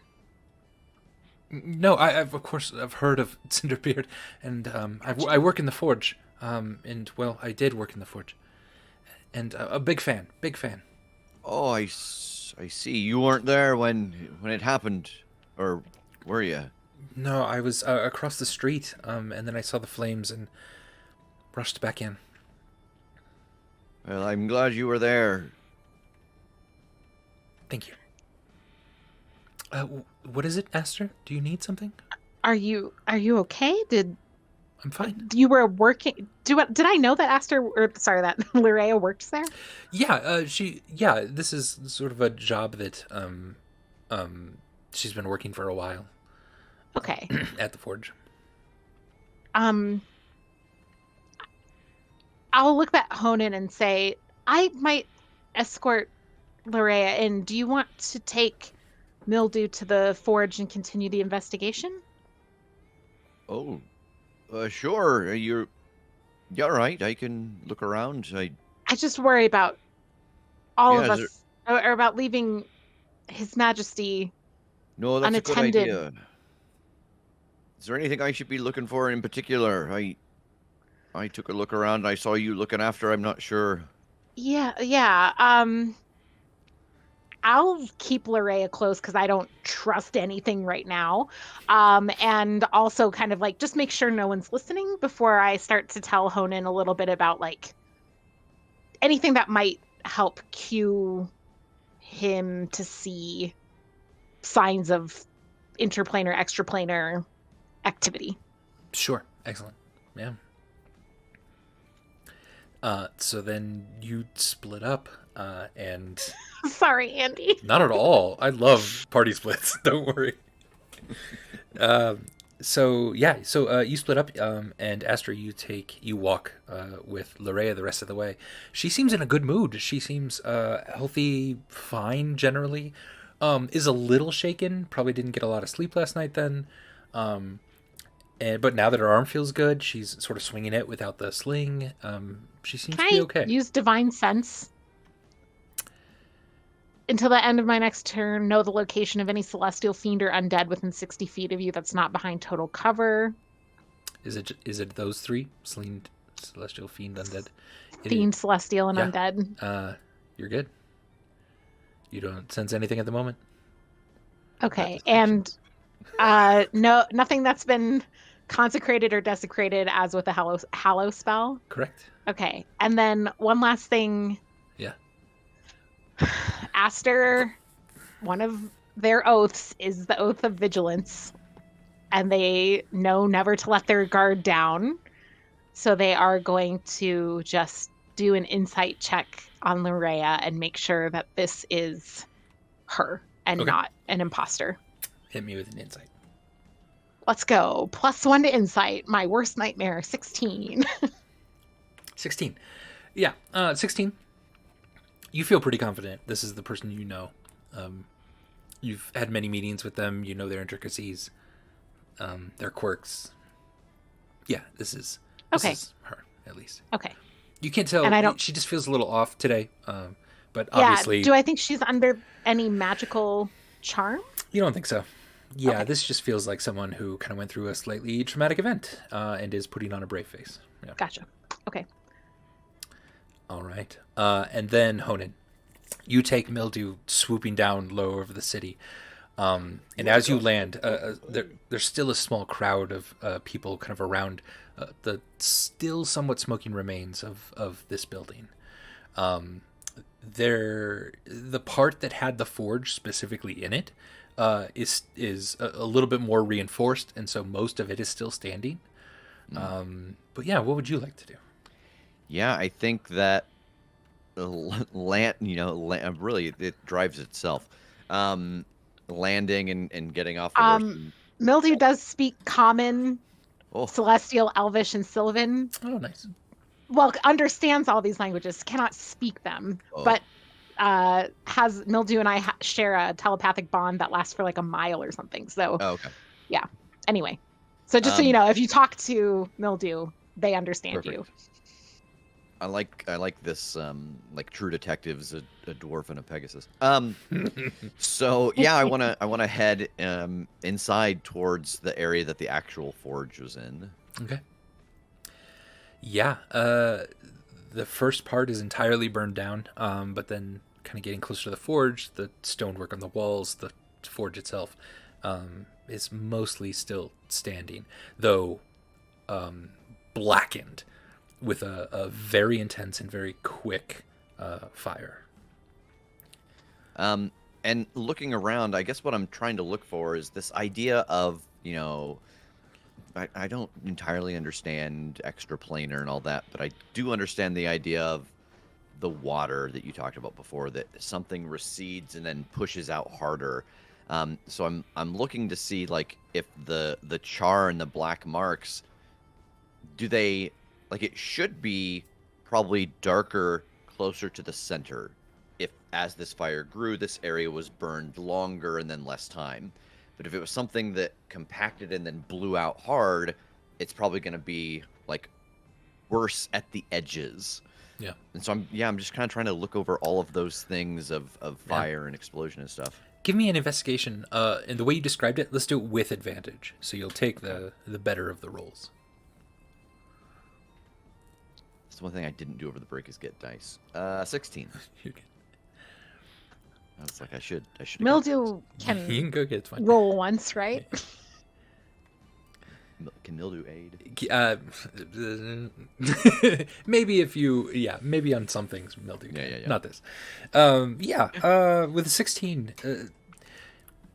you don't think, to your eyes, this feels more like an explosion than a quickly moving fire. That this feels like, this feels greater intensity and damage on the outside than on the inside, though everything is scarred and seared. And you start to notice on some objects on the wall, there's a little bit of this like shadow, inverted shadow, where everything around it is this blackened, charred version of it. But behind these objects themselves, which you notice right away are magical, which magical sword, magical shield. They seem to block this, and the wood behind it is much more intact and less burned. So yeah, to all of that makes you sort of think that this was something that kind of exploded in this moment. And does that mean anything to me with working with weapons and armor and stuff? A fire that is stopped by magic versus a fire that would catch on and burn magical items? It's like, is there a difference there? Let's give you a history check on that. You say history check, Andy? Yeah. Oh, there it went. Lagging. 19. 19. Yeah, with a 19. This is pretty good. Yeah, with a 19, this feels like not a natural fire.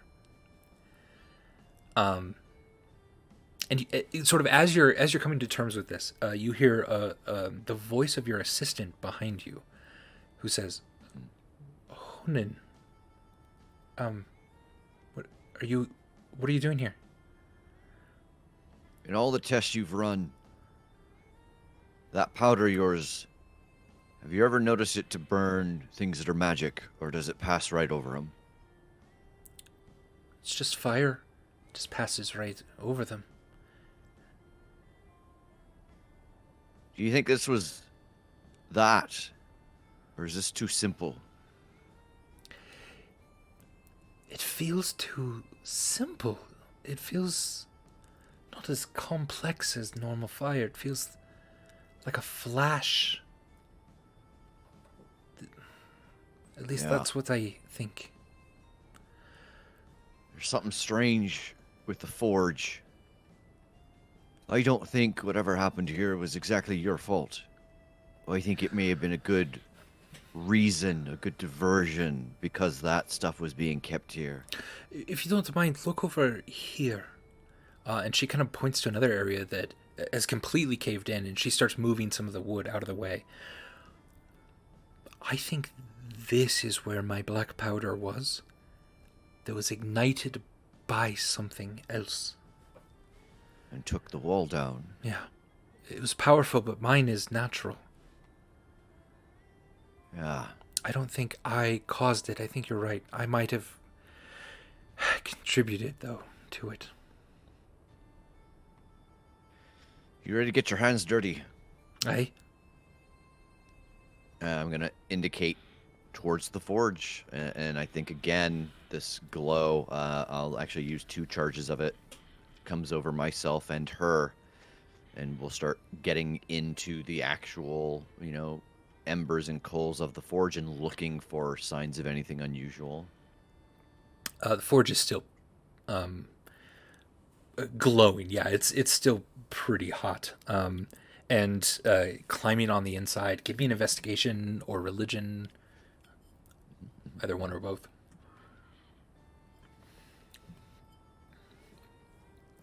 Okay, 22. 22. With a 22, you start digging. Vanille is starting to dig as well. And the both of you are scooping out coals, kind of putting them in a safe area so it's not going to catch another fire. And as you swipe away this one last part of it, you see underneath a face of fire and flame that looks incredibly menacing, and yet is starting to smile a little bit as it bursts out of the coals, spraying, pushing you back for a second, and it starts to rush at you, going... Dash, what are you up to? Oh, goodness. Well, Dash has retrieved his Anstruth harp on the way to see the porter. Okay. And so he'll enter the barracks and check in on how this porter's doing.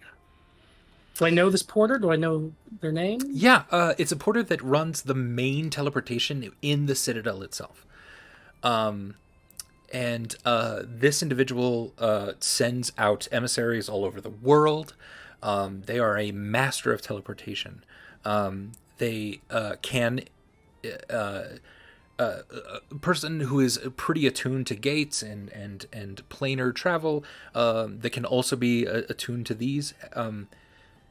These are special teleportation. They can actually grab people from out of space and time and bring them here. This is high level stuff that this porter does. And you open the door and you see he's in bed. There's just a block of ice in a small tub next to his bed, as he is kind of groaning slightly, looking really peaked, and wiping sweat from his brow, and he looks kind of weakly over to you. And this porter's the only person who can operate the teleport circle. Not the only one that can operate it, but the only one who's good at it. Yeah. And the spy master had said, like, I can investigate Cliff Mill, but I need the porter to send me there. Right? Or someone, maybe Aster could. Yeah. Okay. Oh, right. Yeah. All right. Dash will lumber over, and I guess first you just, say, hi there. Yes. Hi. Sorry. No apologies necessary. I hear you're under the weather today. Yeah. Sorry. Yeah. I can barely stand. I'm having small hallucinations, like conversations in my head. I just can't like. It's like I'm talking to people all the time. I'm sorry. Hello? What? Are you... Do you need something from me? No, I don't need anything. Just rest. I'm just here to check on you. Can I Dash is not a doctor, but Sure. I'd like to start with just a routine kind of medicine check. Yeah, give me a medicine check. See what I can determine just based on his symptoms and what I'm seeing. 6. You okay, Elise? I'm sad about the 6. Yeah. I'm sad on Adam's behalf about double 6s. Yeah. With a 6, it just has like a fever probably. Yeah. Seems like a fever. Yeah. But Dash also knows that He's pretty warm to the touch and stuff, yeah. Dash isn't touching him. Oh, fair. I want Okay. to catch whatever this is. Yeah.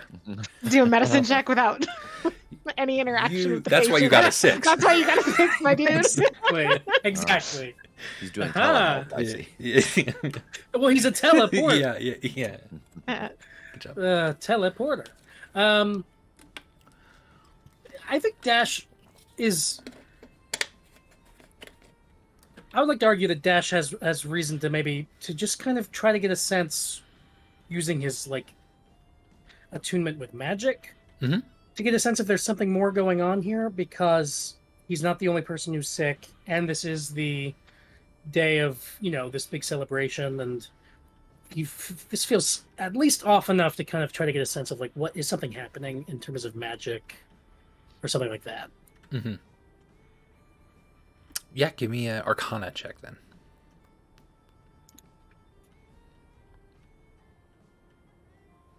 22. 22. Shit. Yeah. Okay. As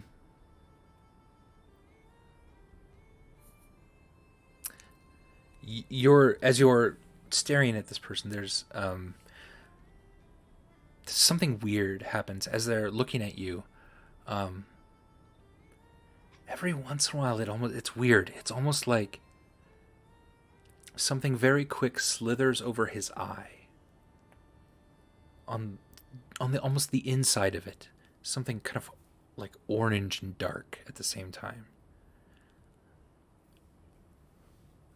And it's not a physical thing, because it's not like moving skin or anything like that. It's just like kind of almost like a shadow passing very quickly over the eye. It feels like there is kind of a magical effect happening here. And at this, oh, Master Dash, I was wondering if I might talk to the porter. Who is this? This is Chimera, the military advisor. The Arakakra. Sure. Just one moment. I was about to regale him with a little performance with my harp here. You care to join? If I know the song? No, not as a performer, just in the audience. Oh, I'm sorry. I'm Then a yes. solo act. Fair. I've been known to croon. I don't care. I'm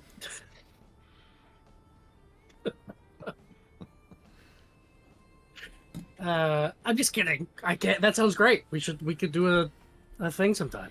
Hurry it up. Okay. So I would like to use my harp and can I kind of just in a kind of hand wavy kind of like the harp has a cure wounds kind of thing that I could do. Okay. This doesn't seem like a wound technically, but can we say that with bardic inspiration, I could kind of maybe use that in a kind of a healing kind of way.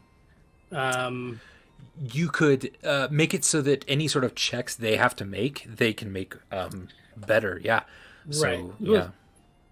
Which They might can- affect like a Constitution death stuff. Or death saves. Yeah. Well, yes, to whatever extent you deem allowable, Dash would like to channel into his harp playing anything that might help this person, first Sure. of all. And so he strums the harp a bit. It's very lovely, but he doesn't. Yeah, he doesn't sing to the harp. He tells a joke. Okay. Actually, I have to run to the restroom real quick. I gotta pee. That'll give me time to find the right joke. I've been drinking too much. Yeah, now we plan all the things, guys. Yeah, no, this is. Yeah. So this seems like, Elise, what are you thinking? Here's what I'm thinking. First of all, Chimera, we don't trust her. Absolutely not. Second, obviously, like the porter teleportation, like connection to the other planes, right? So, Yeah. fire spirits there. I don't know what's going on in this forge though, and Honan by himself over there is making That's me nervous. scary. That's Yeah, scary. yeah. But you remember that Mildew's telepathically Yeah, connected to me. Honan at least has a plan for how to hopefully pause this until help can arrive. Okay, because I can start running. I can't fly, although I guess you could send. Yeah. Yeah, I could meet Mildew halfway. But again, this sucks because okay. Hi, Andy, Hi. what's up? It appears I did not manage my fluids correctly. But now, yes, I'm sorry, Adam. Go ahead. That's fine. So yeah, playing the harp, and while playing the harp, he kind of soothingly tells this following joke. He says, "A family gathers around their father, who's very old and very sick. He has a fever, much like yours right now. The father says, 'Daughter, are you here? Son, where's my brother? Is everyone here in this room with me now?' The daughter replies, 'Yes, Dad, we're all here. Your entire family is here in this room.' And the father says, 'Then why is the hallway light on?'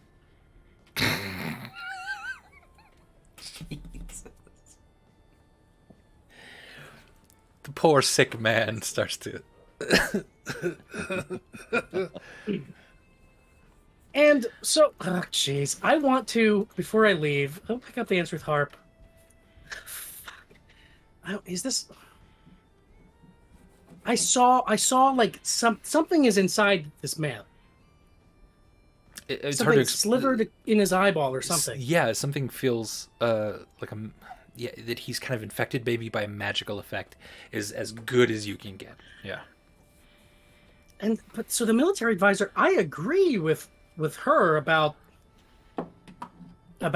sending troops, but now she's being kind of sus. Really? I think. Maybe not. Yeah. Why is she checking on this porter, Andy? Give me one good reason Andy, Chimera has to. I check don't gotta on give this you porter. shit. Yeah, I mean, I'm asking God right now. Is asked her get the Roll. chill down their spine. Give me Correct. your divine interpretation. What's that? What role is that? Religion? Here we I don't know. go. no, I would at least It's a 9. You don't know. Shit. Dash is well practiced in judging kind of the motivations of others, and I think Yeah. his curiosity is now piqued enough that he wants to kind of get a read on what's her name? Chimera? Yeah, Kamara. Yeah, give me a what she's roll. up to. Let's do it. Insight. Yeah. Okay, roll 20. Let's do it. 30. 30. Jesus. And that's not even a crit hit. That makes me so happy. Tell us everything about her, Andy. Prove us right. She's a suspicious jerk. You sense from Chimera, she wants to get you out of here as quickly as possible. Doesn't want you in here. No. You feel a slight bit of routine in this, in that perhaps her voice feels a little practiced in some of the words that she's saying here, and in the mannerism with which she's interacting with this person, that she visits maybe people like this a lot. You absolutely can tell she's hiding something. Yeah. And fuck, with a 30, there is a maliciousness to it. Not toward you. But you feel, you sense her, she doesn't have a hand on her weapon, but you sense her muscles almost anticipating reaching for it. If that makes sense. That's a 30 insight. Jesus, I almost wish I hadn't rolled that high. So I have the burden of responsibility. Me too.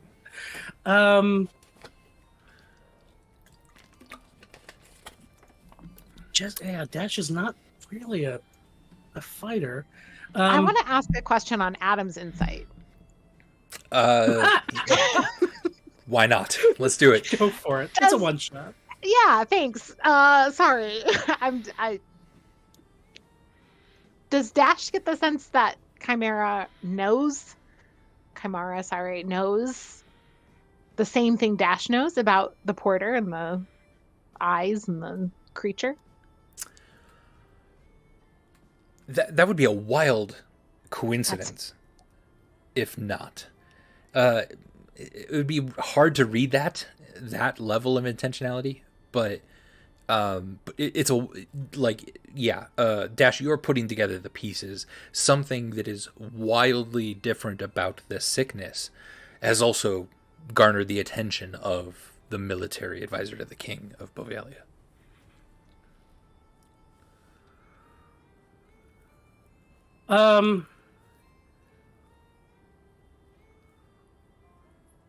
Dash will look at Kamara and then look back down at the porter.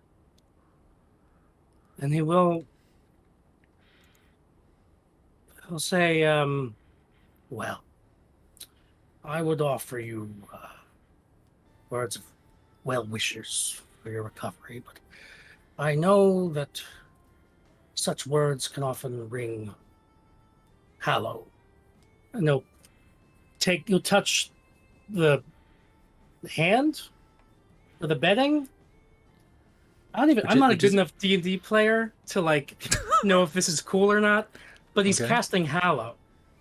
I want to cast Hallow on this room. Cool. What does that do? I touch a point and infuse an area around it with holy power. Can have a radius up to 60 feet. And the affected area is subject to the following effects. First, celestials, elementals, fae, fiends, and undead can't enter the area, nor can such creatures charm, frighten, or possess creatures within it. Any creature currently charmed, frightened, or possessed is no longer. And I can bind an extra effect to the area. Like maybe some good effect that helps. I don't know. It's the first. It's the first thought like that silence comes to mind. or something. Yeah, It's a great thought.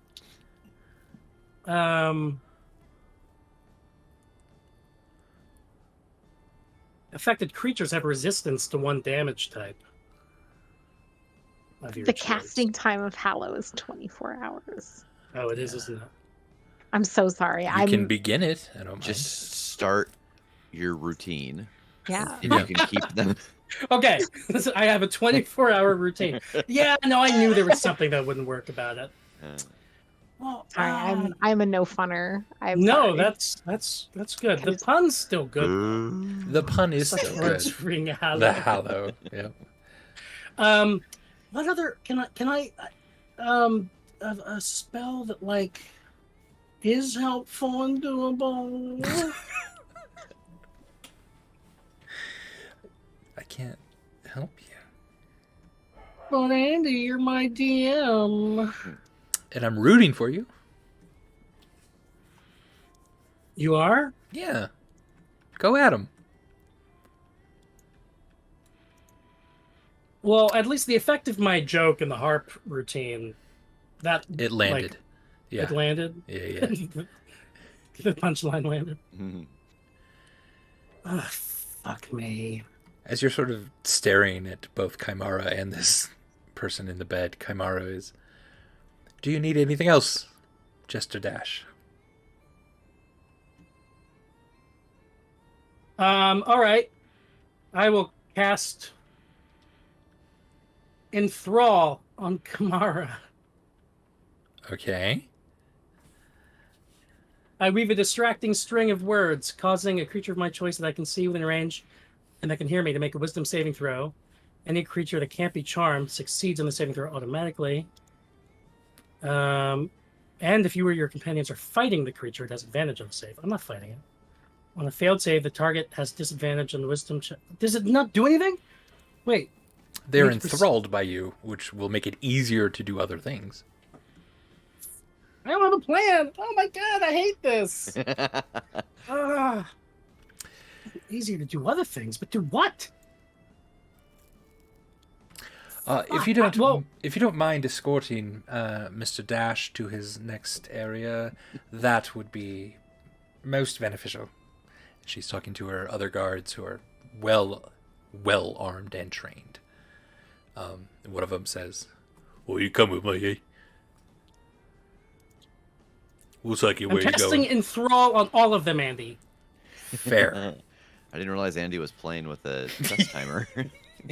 Well, I mean, he has to at some point. When you've got somebody like me, like a deer in headlights here. Where should I cast Mass Suggestion? You suggest a course of activity and magically influence creatures. Yeah. I'm gonna do Mass Suggestion. Yeah. All right. Ask Who, them who are to help targeting? you. Suggest they all help you hollow this place. For the next 24 hours. Oh my god. All right, I'm casting Suggestion. All right. What do I do? Guys, you know, it'd be really fun if we did just expelled anything that might be in us or Yeah, inside us. that's what I was thinking. What if we all just told each other what we know What about if we what's all going just, on like, here? threw up any demons that might be inside of us? Who's up for some Reiki? Huh? Just, yeah. Just some real quick exorcisms. Yeah. So what? Yeah. What? I don't know what to do with magic. Mass suggestion then would be a saving throw. I believe it's wisdom for them. Of course. What do you suggest? I suggest that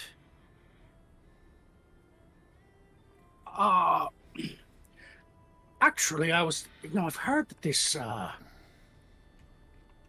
I'm so fucking nervous.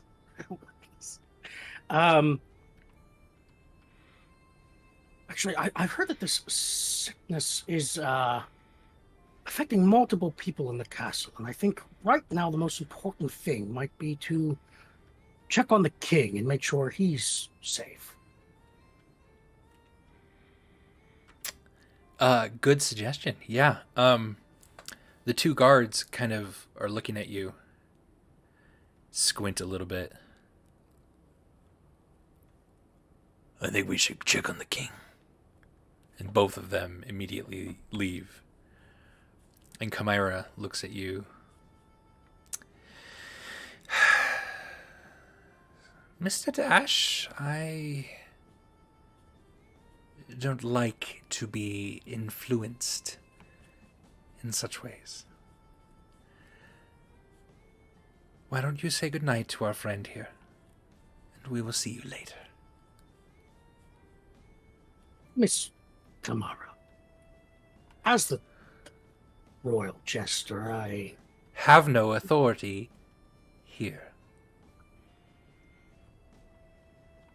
That's not what I was going to say. You were trying to finish my sentence, but you I got was. it wrong. Normally, we finish each other's sentences. Right. I didn't get it. Stab, I didn't. stab. That wasn't Not, it. not this We time. finish each other's sandwiches. She starts I'm- to loosen one of her scimitars from her sheath, just kind of holding on to it. I'm well practiced in reading the motivations and the attitudes of my audiences. And right now, I'm sensing a lot of hostility from you. Did you not like my joke? It was mid. You take Right. psychic damage, right? Dash fucking attacks her right away. How dare she? Mid!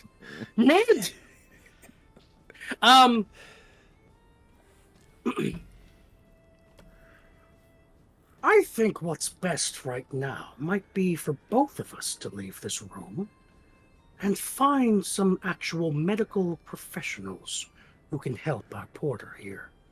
Don't you think that that makes the most sense? Give me a persuasion roll. Let's go.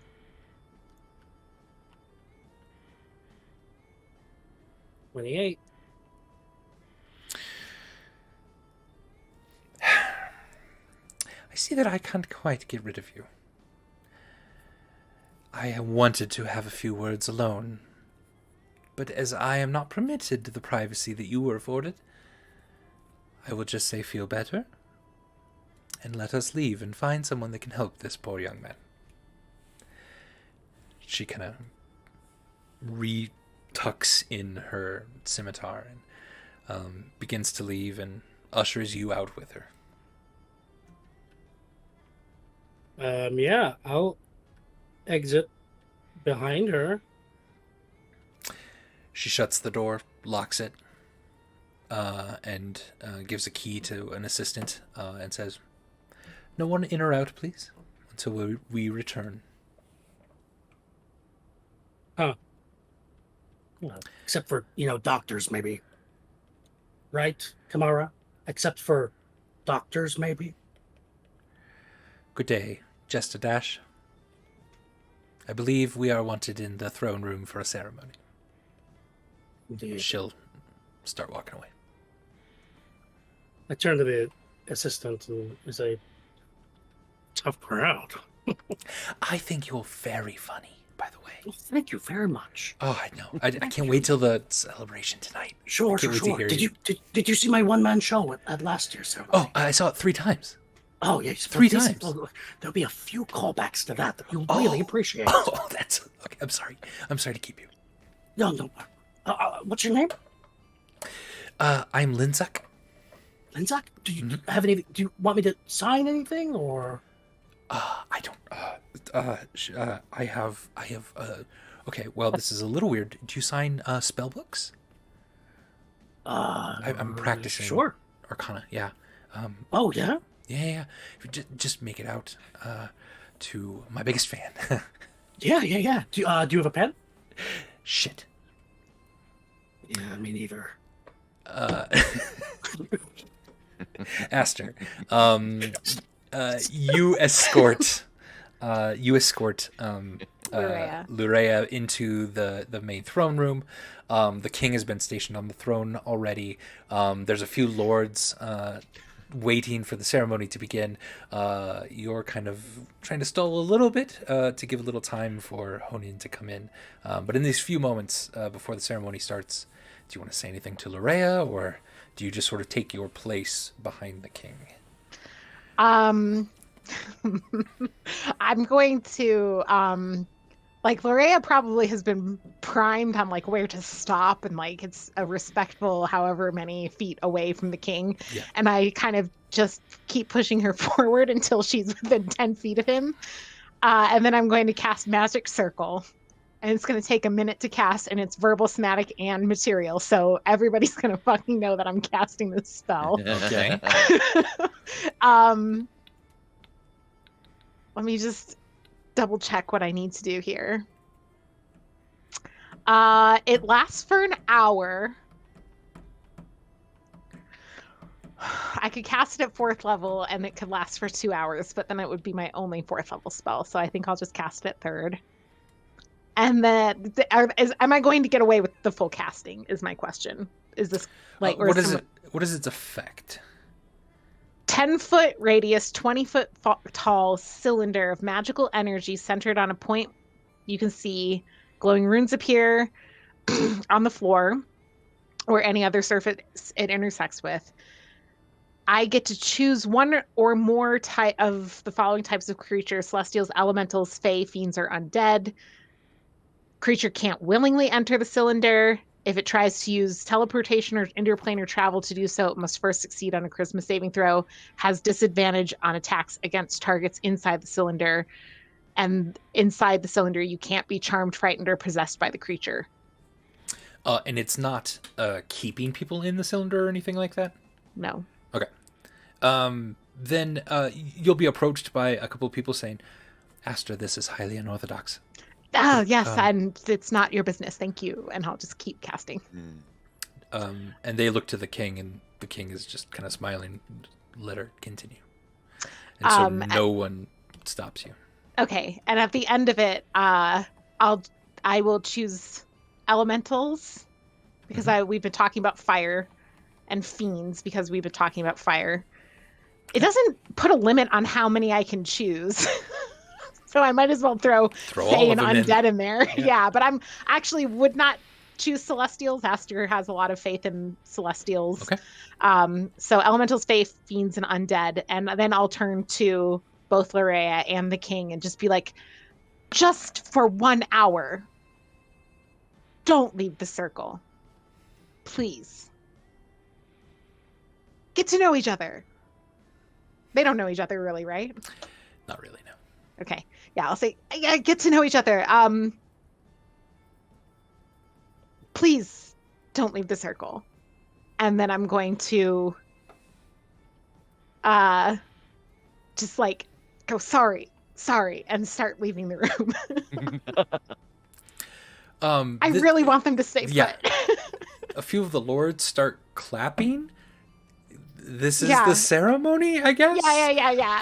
Honoring the... It did occur to Aster to maybe try to, like, disguise this as, like, haha, the ceremony, right? But, like, I don't think that they're that smooth, and I think that they just... The spell is Magic Circle, to clarify, because I saw it in chat.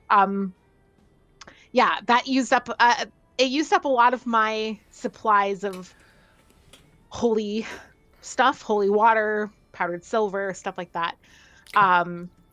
Just so you know. And yeah. So the king goes on with the ceremony essentially, and does approach Lurea and gives a medal on her.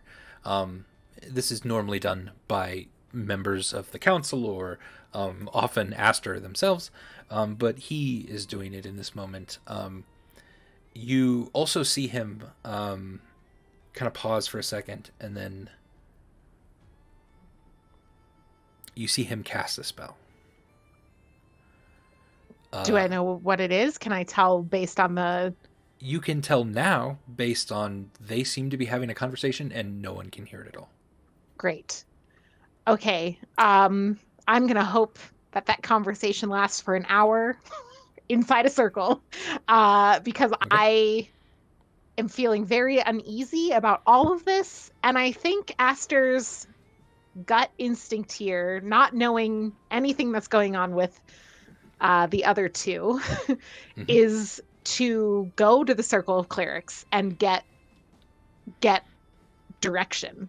Aster relies heavily on divine tellings for these kinds of things, and has a sibling who works in the circle of clerics, I believe, that they would probably, they're not necessarily close or anything, but that they would trust. Right. So yeah, I think that might be, I don't know how far it is or if that's worth pursuing. If you need to like pull this onto rails somewhere, just let me know, but that would be Aster's thinking. Yeah, no, very good. Very good. Yeah, you head off in that direction. Honan. As the creature rises up out of the coals, you get a sudden intense heat that washes over you. Vanille is right next to you immediately. 2 hammers out. And she's looking to you to make the first move. We need to take this down, no? So, where are we in the forge? Like, all 3 of us are standing inside of the forge still, right? Yes. Yeah. The physical forge, not the physical building, but yeah. yeah. Tell the horse we need help. And I push her backwards out of the forge. She stumbles and falls backward. Yeah. And then I will turn back towards the creature, and I assume this is an initiative thing to see who goes first. Let's do it. Okay. I'm scared. Oof. 21 on my end. No, I'm not. I can't. My initiative bonus is a 0, so you go first. Let's find out. Maybe it's a crit hit. An 8. 8. All right. It immediately throws some cinder coals at you, trying to just like blind you. Very quickly, yeah. You do you have a shield in your hand? Not in my hand. I have one on my back. One on your back. You spin around, then the coals ding ding bounce off of it. You're perhaps a little quicker than it thought. Shit. I rolled a nat 1. All right. And at this, it begins to roar, and it tries to summon like the burned coals to just create a fiery flame in here. In so doing, it doesn't seem to affect you at all, and it's dripping some of the metal fixture because it's so hot above it that some of the metal fixtures above it start to kind of drip on it and like almost start to bind it a little bit as it's melting and adhering to this fiery elemental flesh. And it's looking around all of a sudden a little bit more panicked than with the ferocity that it came out with. What are you going to do? I am going to take a giant step backwards the rest of the way out of the forge and cast a spell. Please do. There is no, I don't believe, make sure, I'm not actually casting the spell at it.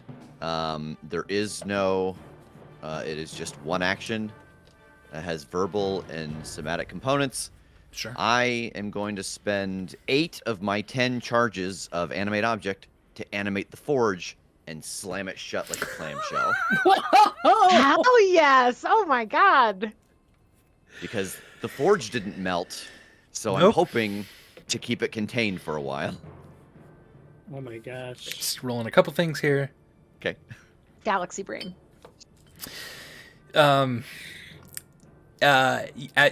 step out of this thing and begin casting. What's your sort of focus? What is your religious sort of material focus that you use to cast spells? I honestly think it's probably my hands, that there are burns and chars, but I use this magic so that I can use my hands sometimes to use things. And so I think there are certain shapes that I make when I'm using my hand to pound metal versus like to try to straighten it. So I think it's a lot of almost kind of looks like Keanu Reeves when he's practicing. Sure. But that it's all very hard shapes. Yeah. To the normal person, to the normal forge master, your scars are just what happens when you work, right? You even have tiny bits of metal embedded in your face. Like this is the life of someone who runs a forge.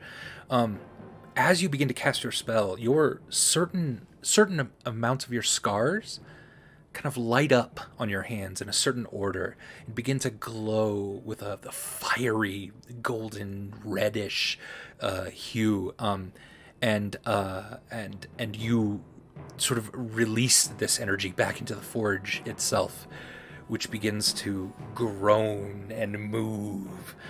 This fiery elemental inside rushes toward you and is going to slash and come down on you. And just as its hand starts to get toward you, the forge slams shut and begins to tighten and constrict on the inside. And you feel like you hear even a voice in your head almost ask you, like, how far should I crush it? You and I both know fire can't live long without oxygen. Squeeze. The whole forge starts to constrict and trap, and you hear a fiery... this is going to sound stupid, but like that hissing that is from a hot dog that is like over a fire. You start to hear that magnified into a scream as it's being crushed and airtight, extremely airtight.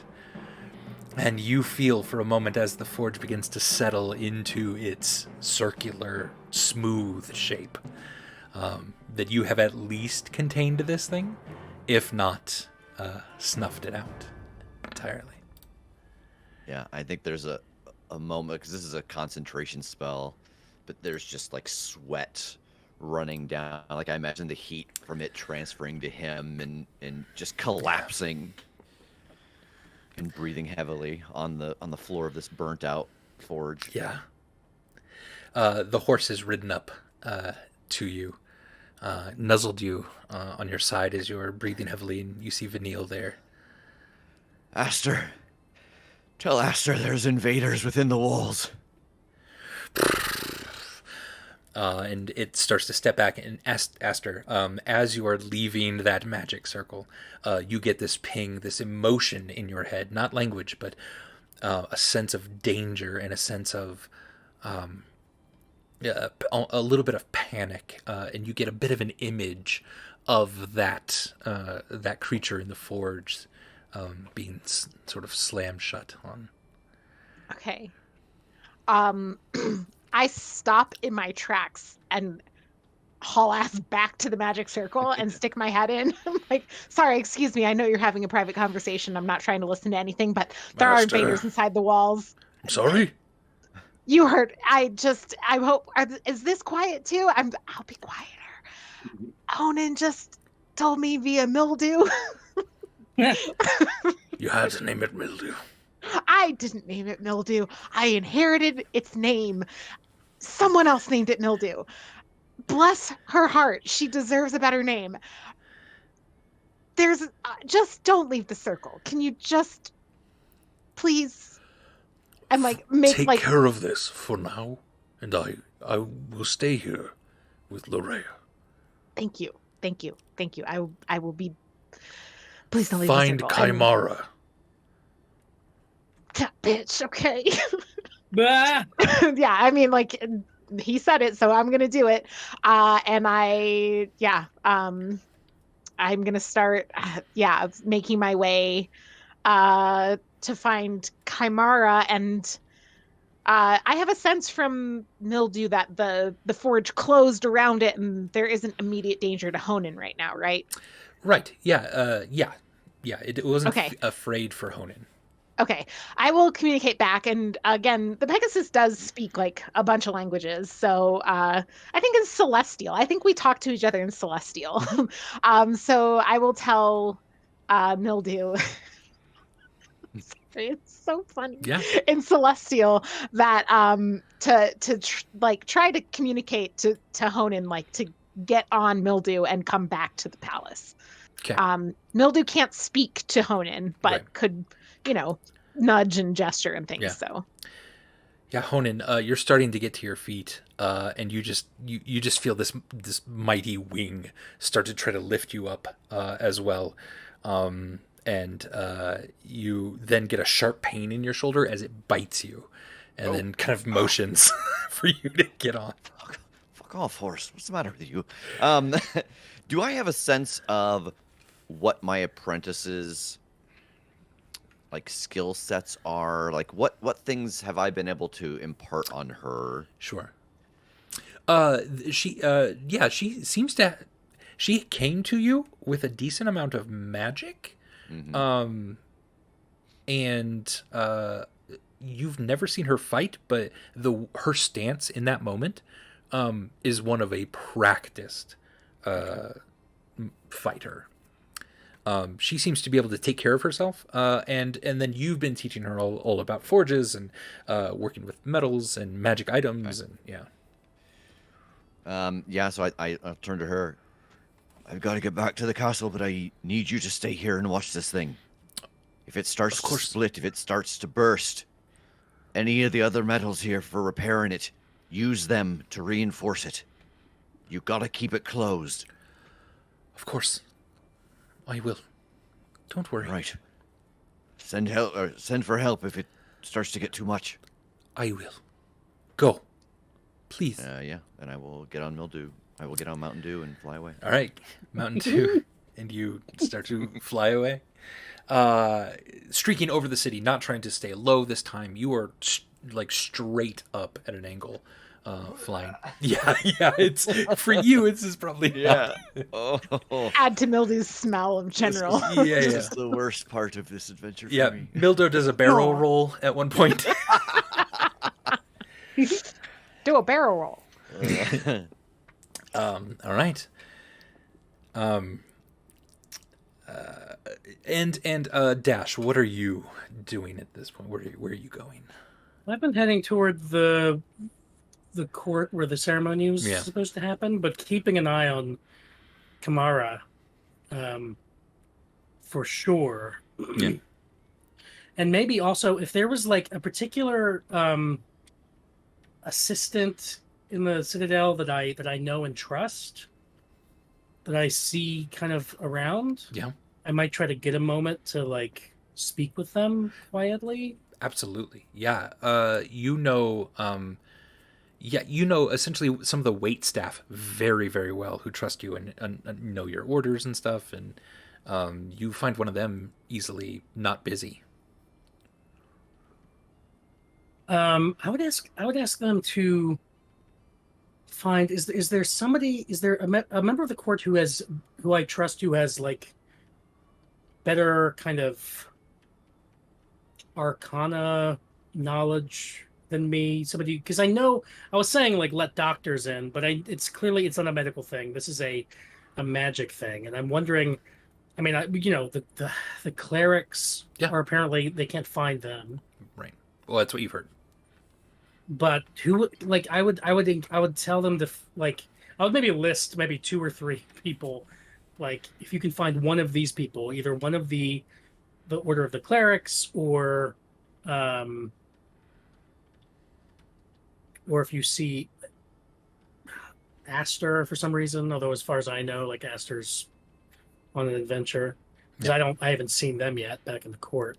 You as you entered the ceremony area, you probably see Aster kind of running all over the place. You see a weird magic circle, which the Lurea and the king are in.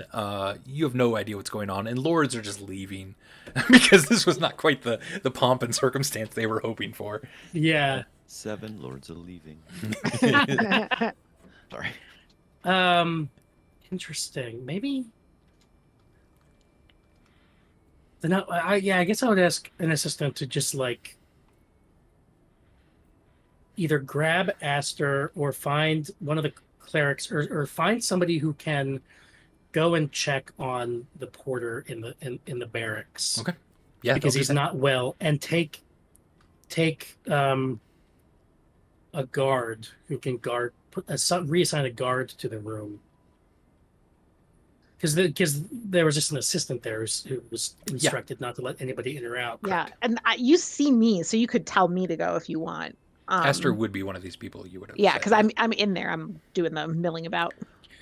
Yeah, I didn't know how involved you were. Like, it sounds like you were really busy. I was looking for Kamara, which if you came in with Kamara, we probably would have been like you. Yeah, so you're pointing. You point at Kamara, and I'm talking to the assistant, and I make eye contact with you to come over to me immediately. Okay. So Chimera got there just a little bit before you. And okay, sure. Has immediately started talking to the spy master. I'm gonna also. And then you clock that as well. Yeah. Yeah. Okay. And so both of you probably enter at the same time, kind of going with Chimera, and you're like, oh, hey, yeah. Yeah. So she started to talk to the spy master. Yes. Do I have? I can't tell what they're talking about. You can try to you could sneak up and try to listen. Yeah. Dash is also going to do that. Yeah. Aster can't sneak and knows that about themselves. I think that they would more likely go for an intimidation here of just like, you want to fucking hide this from me right now. Okay. So I'm not sure though. Seeing Dash, they might hold back to give them a chance because they know that Dash is good at hearing things. Okay. Dash, give me a stealth check to see how close you can get.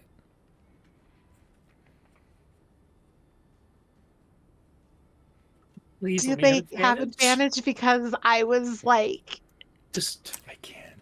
I don't think so. They were watching me like getting my feathers all ruffled to come over there, and then I stopped.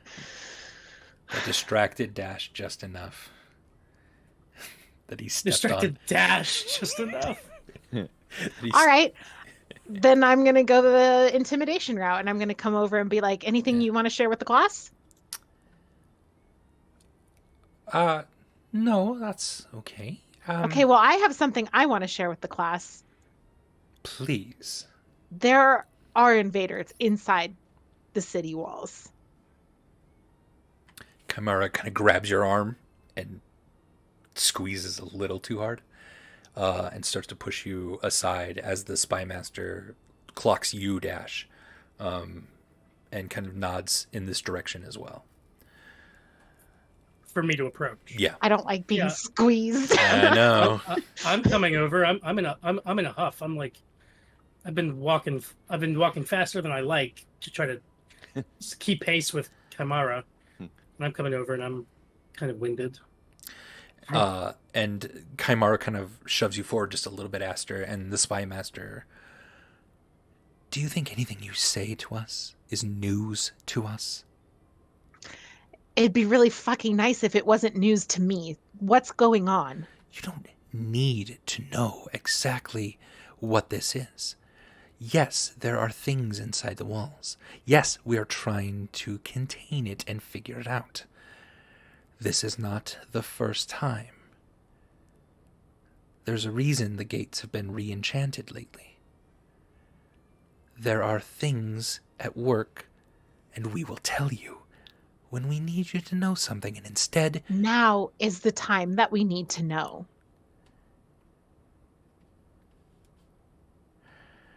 And at this, you sort of hear the whinny of the Pegasus also crashing through the air and landing in the middle of the throne room. Andy, what's my read on the spy master in terms of like the spy master's attitude or loyalty, is the spy master really aligned with the kind of malice that Chimera had earlier? Or like, yeah, how much can I trust the spy master in terms of what they're saying? Like, Yeah, give me an insight. This is true and we are against it. Yeah. Insight. 17. 17. The spy master has never, including in this moment, made you doubt their allegiance to Bovalia and the king. There are whispers and things that make it sound like the king and the spy master have some ulterior motives at times. Something weird you clock at this very moment is everyone in Bovalia has essentially this state-sponsored arms and armaments. There's a dagger he's trying to hide in his cloak that looks nothing like a Bovalian issue dagger. Just a little something you're clocking in this. He's an enigma. It's very incredibly hard to read this guy. You don't think there's any malice in this, though. You think there's simply subterfuge. Sure. Okay. And Honan, yeah, you kind of arrive then in this moment as well. And the rest of you, yeah, Ulti, Honan, and you gather up. And you notice that Feldspar is watching then, all of you gather in the corner, but also trusts you enough that if he needs to be involved, someone will tell him. So he continues talking. Yeah. The three of you are together now with Chimera and the spy master. And what do you say? What do you do? Honan, are just standing here? Are you okay? We're trying to get some people to fucking cooperate, aren't we? What do you mean? I mean, Chimera and the spy master don't want to play ball with us, but now is the time. So, if you have information that would help us, turn and look at them. Yeah.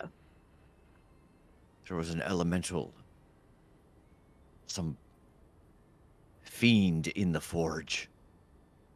That's what caused the explosion. I need to speak to someone. Right. Us.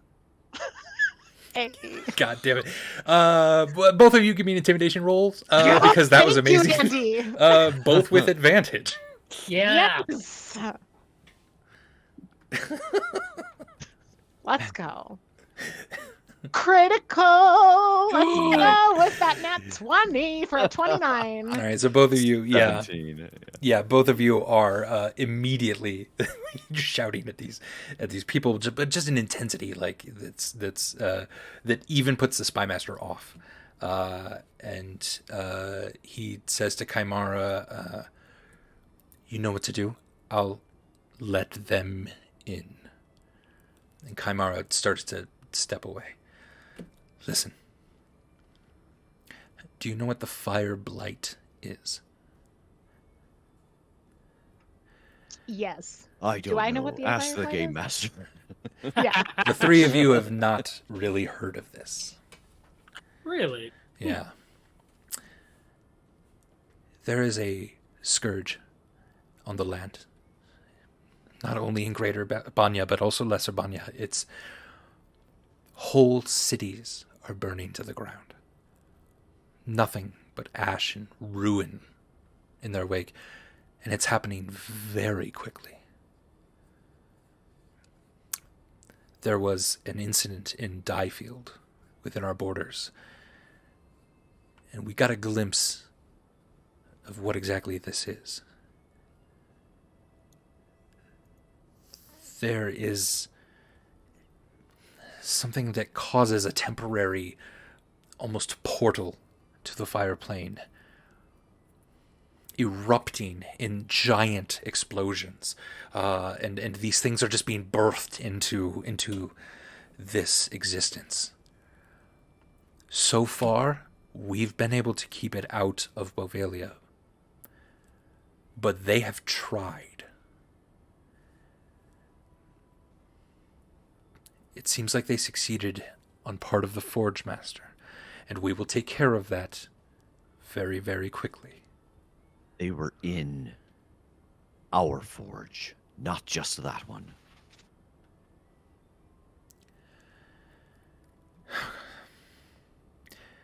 We need to know more.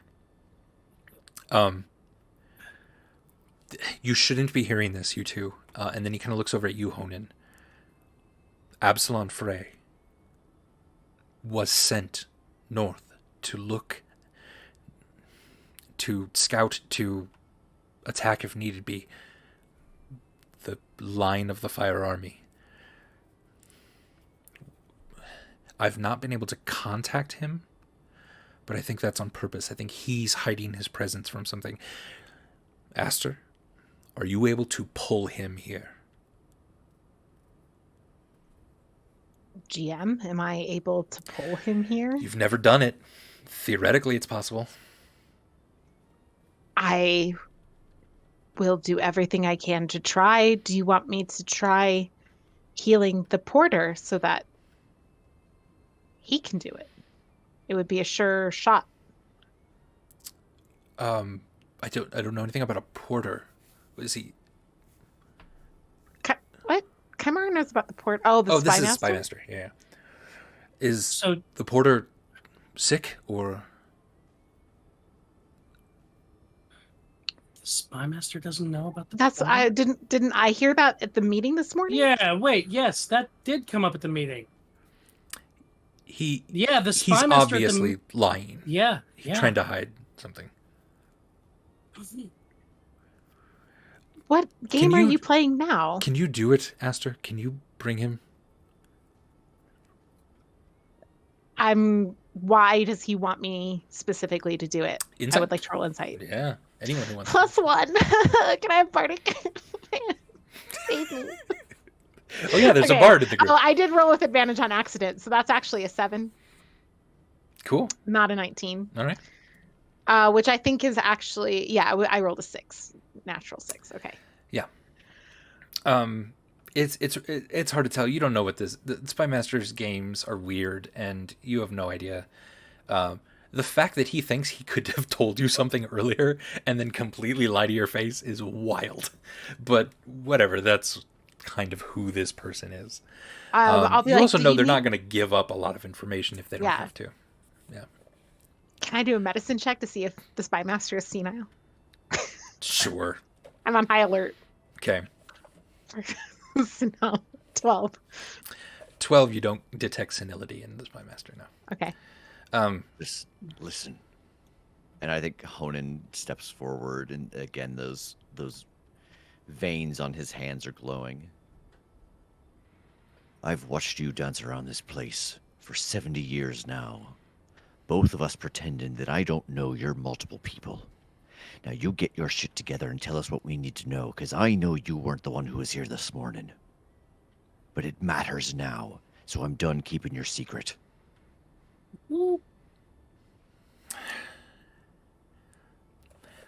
Fair. Listen, I get this. I know this is scary for you. I know that you don't know what's going on. You need to trust me that I also don't exactly know what's going on here. But believe me, I'm doing everything I can, and we need Absalom Frey. You're trying to build something with a blueprint when you're missing pages. I'm trying not to cause a panic in the streets of this place. Instead, you're causing death on the streets. A couple deaths, wide city panic with all the people that are coming in. Pandemonium. I'm not going to couple of risk deaths. that. I'm not going to risk the reputation of this peaceful king. All right. And we have secrets on each other. And he sort of lifts up that dagger. So let's talk to Absalom Frey. get him here if he's still alive.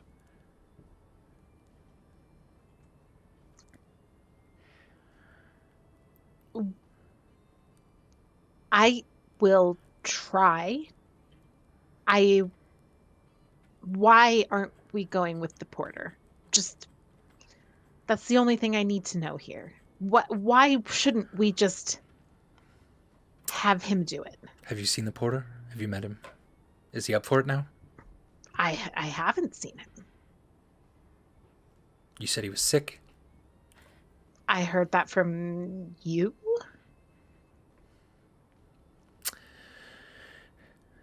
We're wasting time. Oh, we sure are, and this could have been avoided with proper information sharing. But it's government. What can you do? Let's.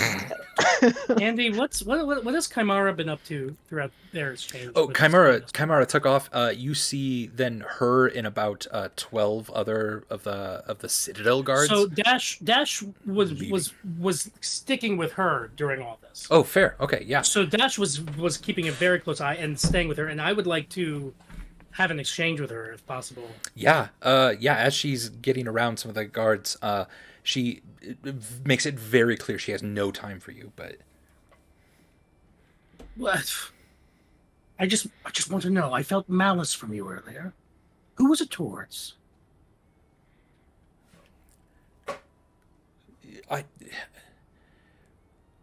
You felt malice? I don't know what that means. Why? What do you need to do with the porter? If the porter is sick, let me just let you in on this. Last night, a little too late, we got word that the Forge Master, Bayworth, was sick.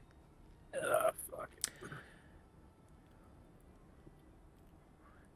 Porter needs to be dealt with. And whether that's me or that's you, I don't care. Needs to be dealt with quicker than slower. Yep. I will return. We're going to take care of something now. Something else. Do I get the sense that she's not going to the porter? She's No. dealing with She's something else now? Yeah, she's going to go deal with the fire elemental in the forge. Yeah. In the forge. Yeah. Fuck. All right. Dash will come back over to Aster and Helene. I think I made a mistake earlier. Perhaps. Who hasn't? Let's. I think the porter needs to be dealt with. What did you see the porter? I did. There What's seemed to be going on? something inside of him. An orange flash, an orange sliver flashed across his eye. And I thought that Chimera was there to kill him, and maybe she was, because maybe that's the only way to deal with these intruders. Andy, I have the spell banishment. Do I think I could banish the elemental without banishing the porter if he's possessed? That would take a very intricate use of magic. Yes, that's possible. If you can see it, latch onto it somehow. It's also dangerous that you might be banishing parts of the porter to another world. Okay. All right. I mean, if the alternative is he just dies, like, I don't know. But we also don't have time to play super sentimental with this wizard. So I'm going to glance at Lorea and Feldspar. Are they staying in the circle? Yeah, it's gotten a little awkward now that they've run out of normal things to talk about, and Feldspar is kind of just sort of wandering around looking at you guys like, but inside his 10-foot radius. Inside this 10-foot radius, yeah. like a dog with an electric collar. Yeah. Can we summon what's his butt from here? Sorry, what's his name from here? Or do we have to be at like a teleportation circle or something? Yeah. So the main teleportation circle could be activated like within an hour or so, and then you can try your best to summon him. Okay, so that process can start without us. I don't have Sure. to be there for that. Nah, you don't have to be there. Okay, but that's still an hour Yeah. before that would be ready for me to try. Yeah.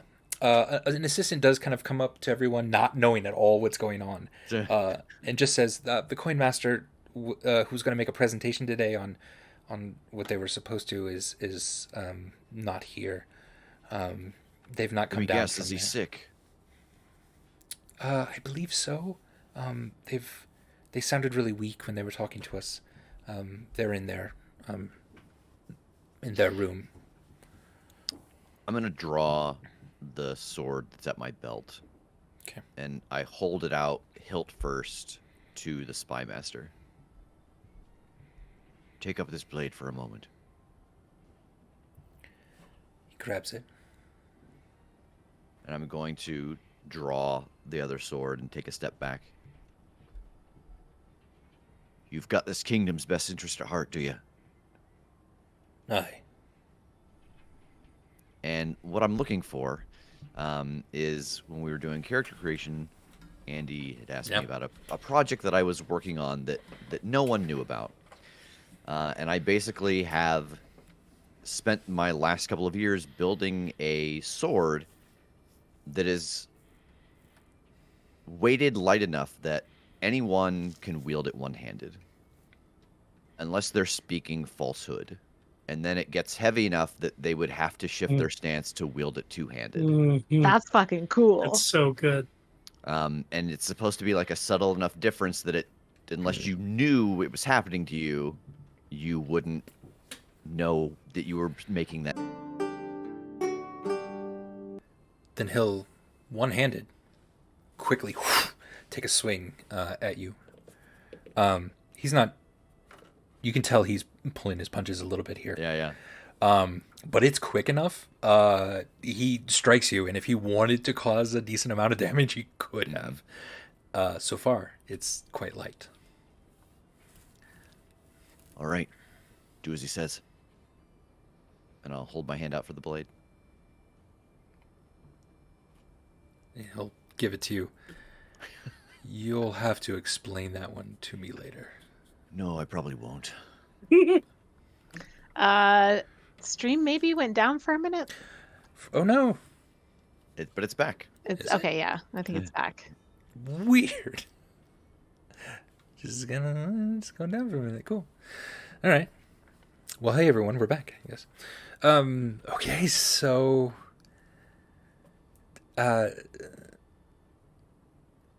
What are we doing? Are we going to check out the porter while the hamster lad process starts? I think Damn you, Adam. I think that to be honest with Absalom. you, Yeah. Aster would not want to spend their most expensive magic attempting something that they've never done before with a spell. Yeah. To banish the elemental as opposed to just let Chimera kill the porter. And maybe the Master of Coin. And maybe the Master of Coin. I think Aster would say would still be thinking about the Circle of Clerics, and say like we've got this hour, and essentially like wants to make as good a to the group. Aster will say, I'm if I'm going to be able to get this, what's his name? Absalom Frey. Absalom Frey here. I've never attempted any type of magic like this before. I'll need everything at my disposal. Any help you can give me would be greatly appreciated, but typically when I need guidance, I go to the clerics. So if we have an hour before this portal will be ready and we have no other pressing tasks, and the king and Lorea are safe inside the circle for now, maybe we go to the Circle of Clerics to get a blessing get guidance from the divine. As far as I know, the Circle of Clerics are missing. Do you know where to find them? Missing? Isn't that the sense I got? Didn't somebody say they couldn't find the Circle of Clerics? Correct. Just gone. I don't know. Somebody was looking for them earlier. They couldn't find them. So right now they should be in their small sanctum, which is kind of an offshoot of the Citadel, on the opposite side from the forge itself. So not far. Yeah, not far at all. Let's go see about that. I mean, that has to be connected, right? Are we gonna? Yeah, we can totally go check, but are we gonna kill these people who are probably possessed by these demons first, or are we gonna let them stew? I thought Chimera was working on that. Chimera is not. She now has bigger fish to fry. Yeah, she was going after the one that I trapped. In the forge. I could try to cast planar binding on one of these elementals. It would take an hour, unless I do it faster. Sure. So we have for sure the coin master of coin, and the porter to take care of. Yeah, or at least for sure the porter. We are assuming coin master. He might just have a bad cold. I could attempt. Well, I don't know what would happen if I cast magic circle on the porter while they're possessed by an elemental and say no elementals can enter the space. I don't think anything, actually. The text of the spell doesn't say anything about, like, if there's already an elemental inside. Well, what if we throw the porter at the existing magic circle? Like, would his body pass through and the thing would be pushed out, or would he just bounce off like it was glass? I suspect he would not, that he would take damage or be injured by this. Listen, if we have to kill him, we have to kill him. But would that kill the elemental? I don't know. Did Chimera say anything to that effect? She really doesn't like me right now. I kind of got up in her business earlier. Okay. All right. I Porter. say we bring the porter here and send him through the magic circle.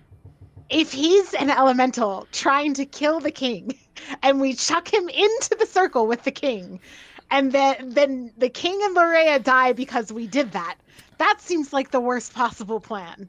But the circle is designed to keep out out, elementals, right? But let's go porter, master of coin, clerics. If the clerics are just missing, the likelihood that they're also just summoning in fire demons is high. The pattern is people don't show up for work, people don't feel good, people whatever. Fire elemental. You think who's summoning these in?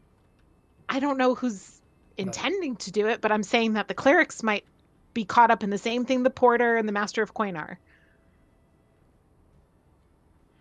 The spy master is still around and listening to you a little bit here, and Hugh. I punch him. I'm just so mad. I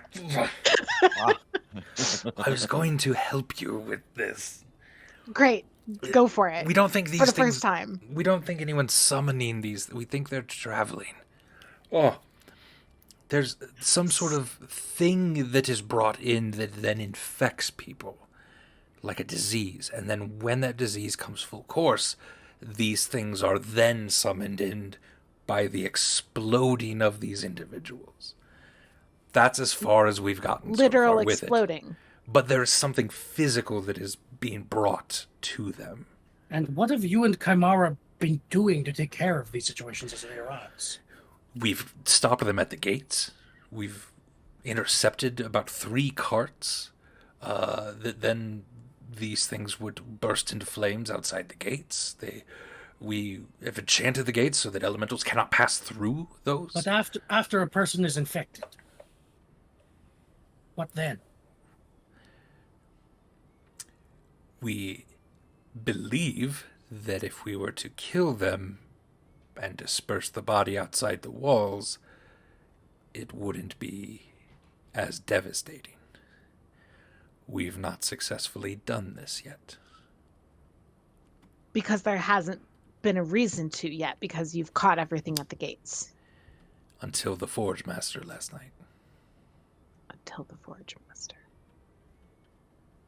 I look at Lurea and just inside my head, like all the things that I've ever planned and calculated for. The idea that like the Forge Master at the place where she works exploding, having never been one of them, like deeply unsettling to Aster. I think at that sentence too, like you say that when they explode, they infect the others. They can, yeah. This could be a cascading effect, unless they And are I turn isolated. and I look at the person in with the king. I immediately step between you and like I block your field of vision. Like You went into the explosion. If the explosion could infect you, you've got someone in there with the king right now. I already tried to think of anything that could have. And I look again. My oath of vigilance is absolutely like it's crawling down my spine. She's just in there, like normal. Yeah, I mean, just standing there talking to him. Do you have any magic that would detect anything like this? Anything that would help us understand if she's infected? And what the Dash? What did you do to see the thing with the porter? Sorry, I'm distracted. That like the Repeat that. The eyes. Like how did you find out that the porter was? What did you say? Like you saw something in his eyes, or? Yes, I was attuned to try to find magical presence in his body. That's how I perceived it. Okay, I guess also we have the fucking magic circle, and we know that elementals can't pass through it. So I'm gonna go over to the circle, and I'm gonna reach out to Lurea and say, come here for me for a moment, and gesture her out of the circle. She walks toward you. Just as she's about to pass through the wall, she does. Okay. And is now outside of the mending circle. Great. I'll ask, could you step back into the circle for me? What's going on, Aster? I'm just worried that something could have hurt you while you were at the forge, and this is a way for us to help know more. Would you just step back into the circle for a second? Or we're working on a new dance called the Hokey Pokey. Sounds more fun. She'll step in, ignoring Dash. And there's no reaction, nothing that happens to her, or... She sort of kind of grabs her head a little bit on the inside then. Yeah, that Honan is thinking there's you're infected, you're sick, you're an elemental, like that there are steps, and we might have caught her in the early step.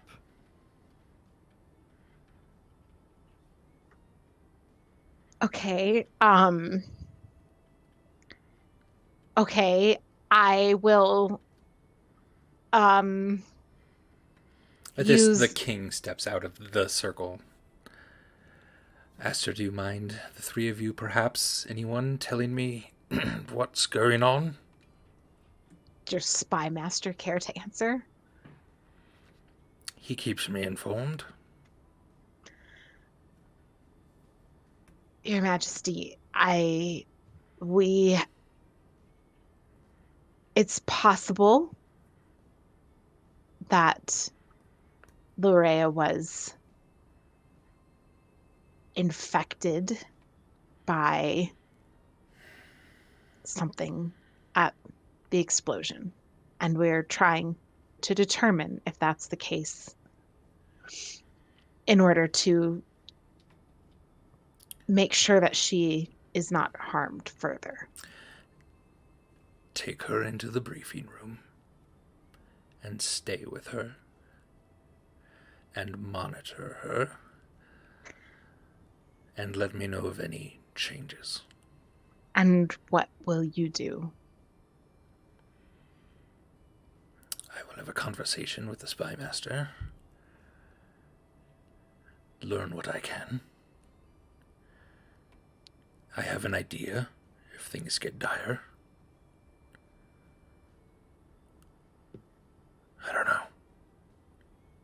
I don't know, Alba, something seems off today.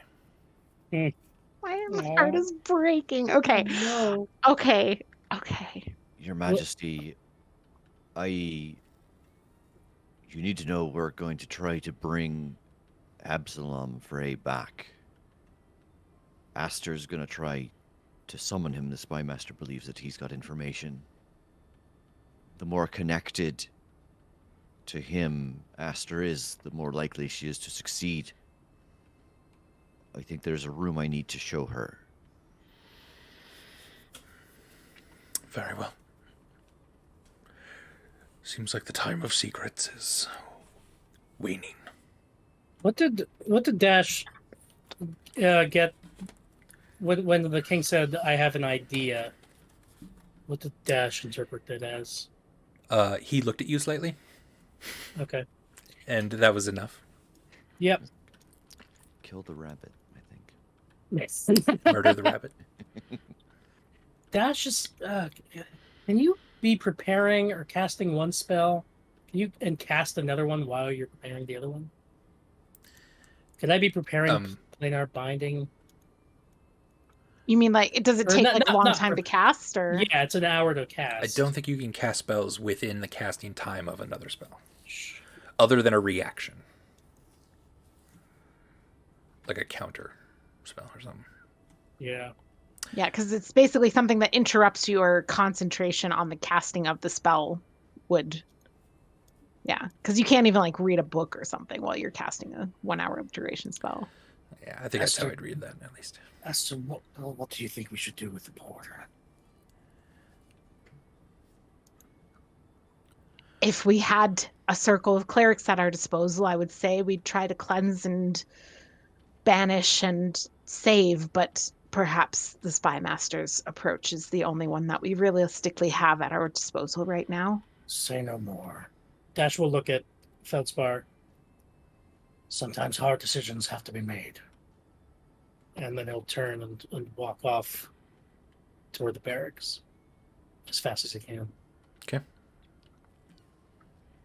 Aster, follow me. I bring Larea with me. Okay. Yeah, you can tell that she's now visibly worried. She's caught up in something weird here. Had maybe a weird conversation with Feldspar. She's got a lot on her mind. And then as she's walking, she just says, what?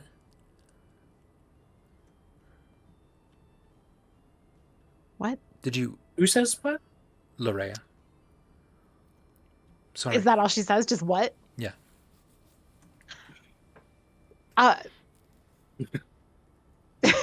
What? We didn't say anything. Did you hear something? I guess not. No. Fuck, what the fuck? Aster is panicking. Can I try using spending 5 of my hit points of lay on hands to dispel a disease from Larea? Yeah. Give me a religious roll as well. Religion? Yeah. Okay. 18? 18? 18's good. You lay on hands.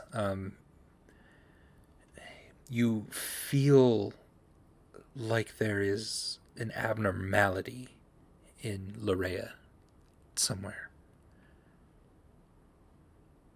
You attempt to dispel it, if this were a normal disease, something of this world, an 18 is a great roll. I'll try Dispel Magic. Okay. Give me a roll with Dispel Magic. DC equals 10 plus the spell's level. What do I roll? Ability check using your spell casting ability. So a charisma roll. Please. No. It's only a 9. Okay. You cast Dispel. You can't latch onto anything. There's it just feels like there's nothing quite here to dispel in this moment. And she's really worried, and she grabs your hand at this point. Aster, what is going on?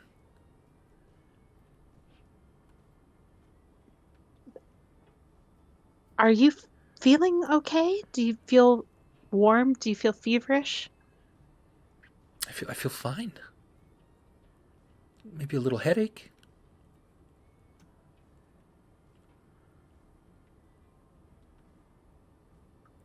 I'm just worried that maybe what happened at the forge was not just a normal explosion, but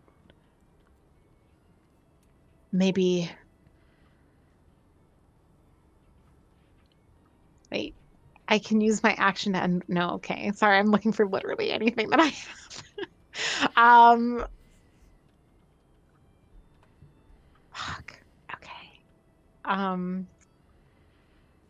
The temptation to just dispel magic, or to cast Dispel Magic again and try again is real. Because I don't have a sense of whether it failed because I rolled too low or I failed because it would not take effect even if I could roll high enough. Right, you have no idea. Okay.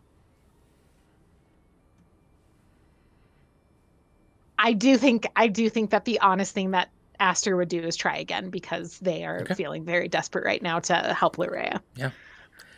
So I will use my last 3rd level spell slot to cast Dispel Magic and try one more time with a charisma roll. Okay. Please. 15. 15 would take care of a 5th level spell or lower. You don't see an effect. Okay. All right. Then I'm just gonna. I'm at the end of what I know what to do. So just follow Honan at this point. I mean, what's your face doing right now with Lurea? Like, what is she reading from you? Do I have my helmet on? Oh, that's. I mean, I think I often wear it. I think that you still can see my eyes through the helmet. It's not total cover of my face. So I think that there is enough fear and worry on Aster's face that Lurea would see it through. She squeezes your hand then and just goes, Aster, let me see the stars. I take off my helmet. Is that what she's getting at? Silver freckles. Yeah, the freckles. And your cheeks start to glisten a little bit against your night dark skin. Honan, what are you doing? So I will lead them to just outside of my quarters. Okay. And I'll stop. I'm going to stay here with her. You need to go inside my quarters there. On the south wall. 3rd stone up. Give it a push. You're going to see something that no one, with the exception of the king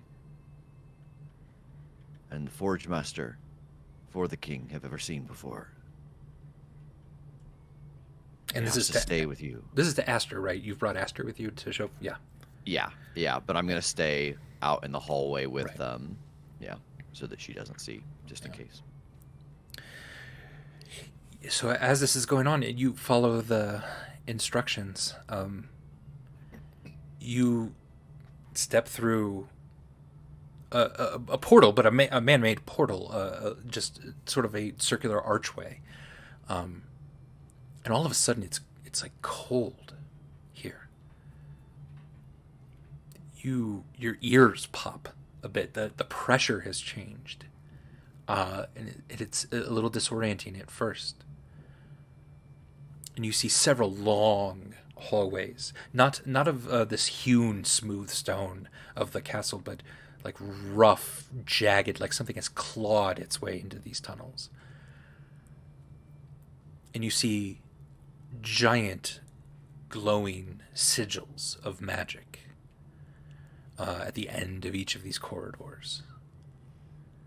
Give me an Arcana or Religion check. Okay. God, I wish I had taken Religion. I thought about it and I didn't. I think Aster goes for Religion over Arcana every time. 17. What god do you worship? The dragon god. Bosmanute. Yeah, Bosmanute. The moon dragon. Yeah. The moon dragon. You almost get a sense of, as you're kind of reaching out to these sigils and trying to get a sense of what they are, you have a calm sort of wash over you.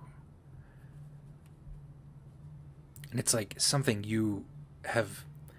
It's like an itch in this whole citadel since you've started to hone your abilities. You just have sensed, but it's been in the back of your mind to the point where you didn't even recognize it. It's just... It's like a small, tiny stone in your shoe that's just been in the very back of your shoe until all of a sudden it sort of, worms its way into the arch of your foot. And now all of a sudden it makes sense and it's a big deal. These sigils are an incredibly powerful magic of teleportation and planar activity. This is a wellspring for the magic of the entire citadel above you, you believe. This is why the teleportation circle in this place is so powerful. This is why you've always felt a bit of a planar energy around here. And you see the remnants, the tools left in corners every once in a while of the Forge Master, who probably makes his way down here quite often. You're not exactly sure what you're supposed to understand from this, other than these are the roots of the magic of the Citadel itself. When Honan got permission from Feldspar to show this to me, he said that this would help me understand. His name is the guy I'm summoning, Frey. Absalom Frey. Absalom Frey. Better. Knowing that, do I piece anything else, or can I investigate to kind of see if there's something that connects to Absalom in some way? Or is it Absalom who is connected to this, or is it the magic of this and the teleportation that I can understand more about to bring him here? It's a little hard to tell. But as you're kind of turning to maybe go back and ask Honan, you see a small corridor that is not lit up by a sigil. In fact, it's... Take a peek. It's lit by candles. And as you sort of enter this small cave, it's another workshop. Entirely another workshop, almost another fully functioning forge. And there are lined on the walls arms and armors, weapons that look like the one that the spy master had sort of pulled out and shown to Honan. The one that is not Bovalian. Distinctly not Bovalian.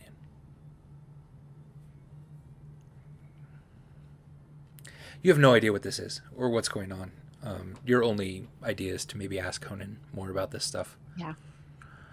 And then again, you feel this sort of weird popping sensation in your, like, yeah, it's weird. It's a mix of teleportation, several different areas that you've kind of gone down. It's almost a labyrinth a little bit, but you seem to immediately know how to navigate it.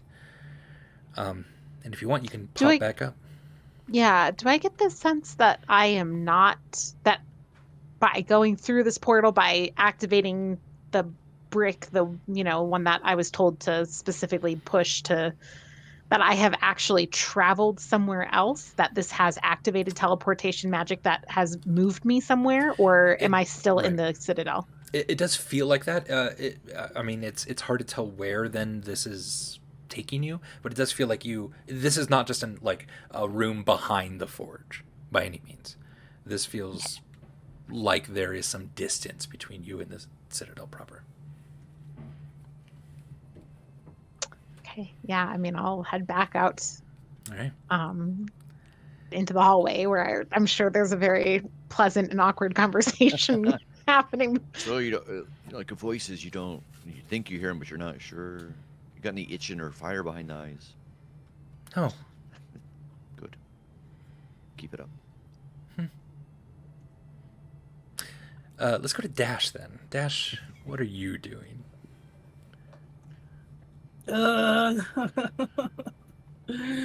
Dash is back at the barracks to try to take care of the porter. Okay. The assistant let me in. Sure, the assistant would. Yeah. I closed the door behind me. Let you in, more like check you out, because you're cute. I've been working on my tight 5. I just thought. One. Okay, thanks. Yeah. We can workshop it later. Sure. I closed the door. Okay.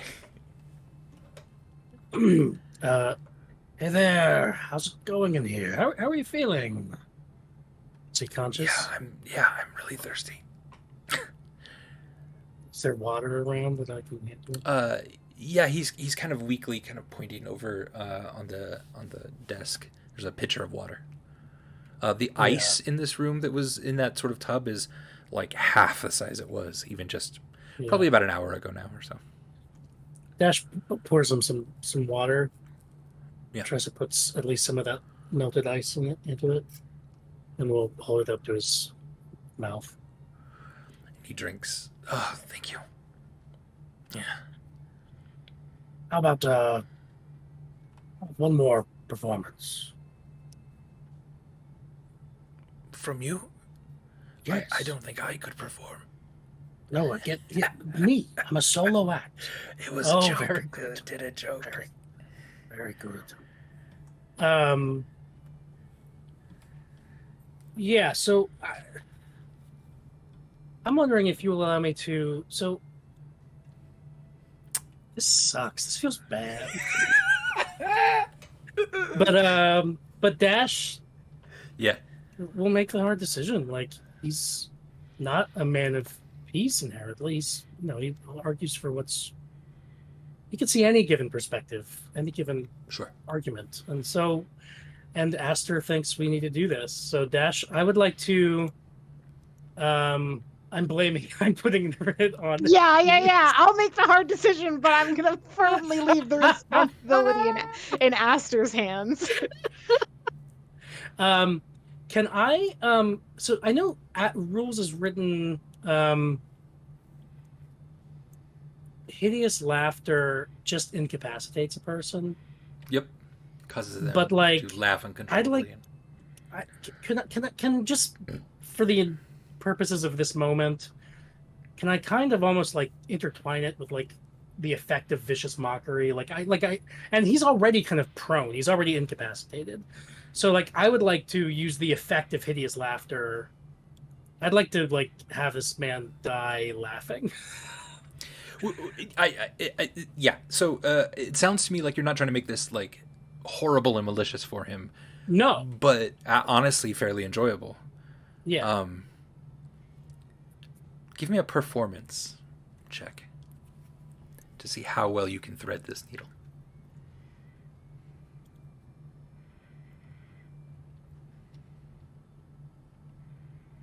Let me say I had an advantage.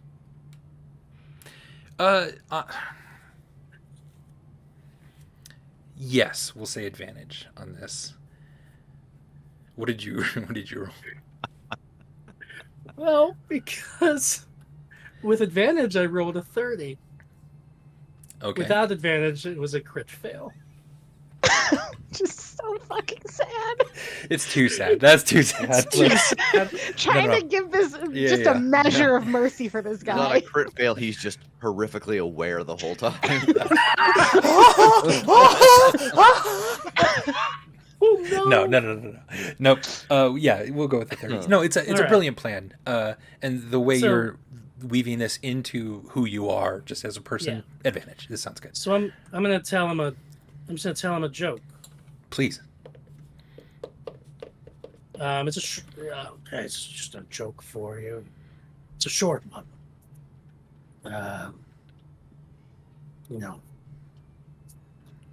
Goes like this. When I die, I want to go peacefully, like my grandfather did in his sleep. Not like all the screaming passengers in his carriage. Wow. He giggles at first, begins to laugh harder. All of a sudden, a strength returns to him in his laughter. He's the boisterous laughing, a few coughs in there intermingled, and he's rolling, laughing, until he sort of seizes a few times and begins to stiffen in his laughter, and you feel him giggling and stuff as he's slowly the laughter is dying down and his eyes close. And one more. But as he does that, I need you to make a Constitution saving throw, please. Because this whole Just thing roll. involves. Just roll, Adam. Just roll. I'm gonna roll, but I want to make sure Dash Mm-hmm. heard that like it's killing them and then like taking them out of the Citadel, right? Yep. So like he wasn't planning on. So I just want to make it clear that I hadn't forgotten that. Okay, I'm rolling Fair. a con save. Yep. Me. Wow, my set really kid.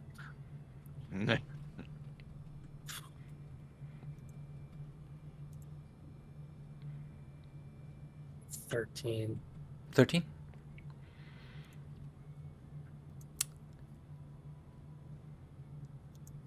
Give me a perception. Nope.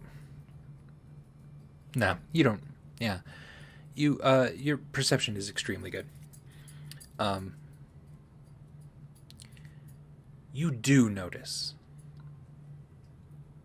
a small little snake of flame and fire shoot through the air, latch onto your calf muscle. But now it's gone. You started and jolted for a second, and now you don't see it.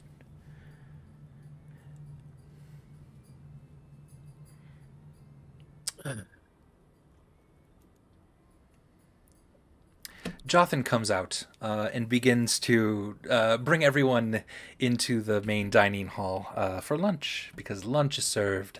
The lunch bells are ringing, and even from in here, you're able to hear this, Dash. Does everyone head to lunch to get a good meal? Where would the Master of Coin be? Master of Coin has a place in the tower, the same tower as where Aster stays. I don't think. I think Dash, after what just happened, and actually going through with it once, and then, seeing the snake go into his calf, I don't think he has it in him to even try to do it again. So he'll just kind of, in a daze, go to lunch. Fuck. Okay. How would Dash handle a zombie bite? Oh no.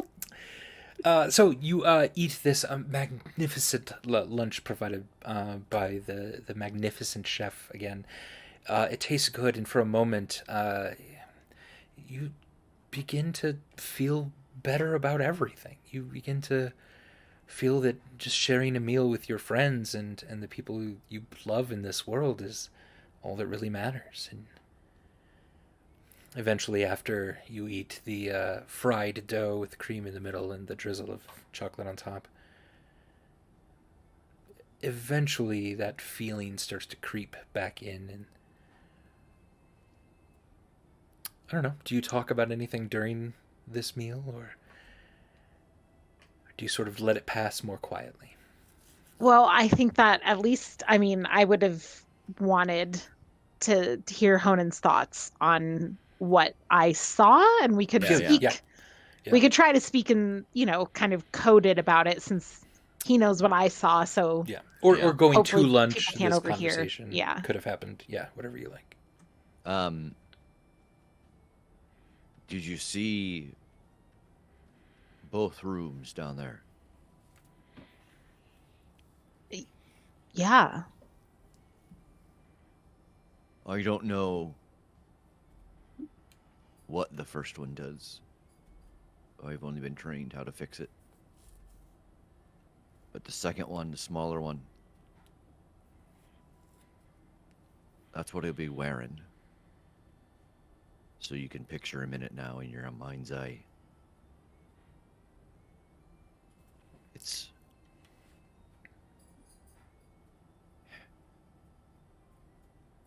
That's the worst part about it, is that we've spent all this 100 years celebrating.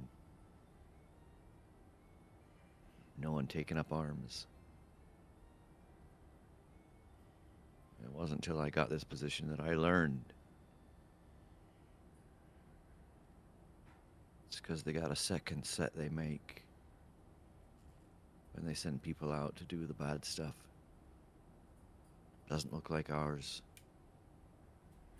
But we still make it. That's the sword. The stuff we show off is the shield.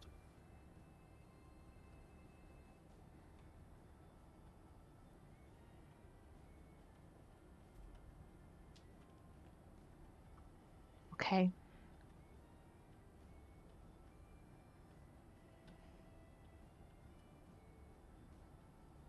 And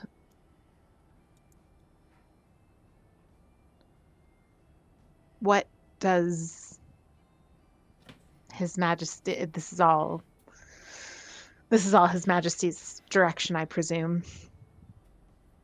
I only construct at his command. It's been quite a while since I've had to make anything. When Absalom left was the last time.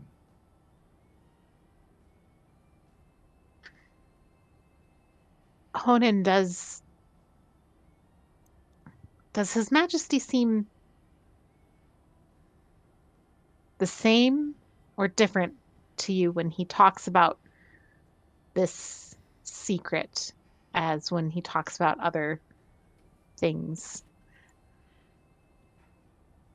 And I'll kind of like similar to how earlier today Feldspar's hand was trembling. I'll kind of do a similar thing to indicate, to try and hint to you what I'm talking about here. His dislike of violence. Yeah.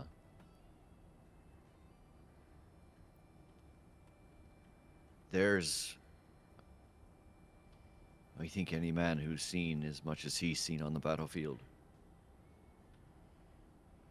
he never quite feels at home in peace. Because it feels off. It feels like it's always threatened. Can't get comfortable in it because you're waiting for something. And if you sit and you wait and you watch for 100 years, well, it'd start to get to me after a couple of days. I can't imagine watching over my back for 100 years. I think part of his loss, his absence, is the thing that's keeping his mind sharp. He doesn't do anymore, but he wants to. But he stops himself because he knows he shouldn't. He's trying to be the best version of himself. But I think it's wearing away at him, making him duller. He was made for a purpose. I understand that as a Forge Master. You make a tool. It's got a job. Doesn't seem like he's doing his. And it's dull in his edges.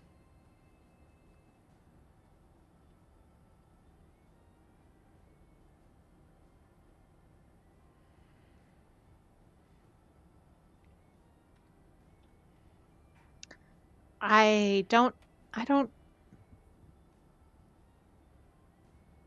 know. I think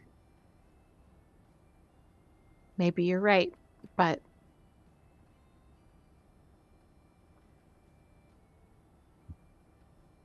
I mean, is every tool single purpose? Is every person who like on a track? I don't. Well, you're the one who believes in God. You'd have to tell me. Aster runs away.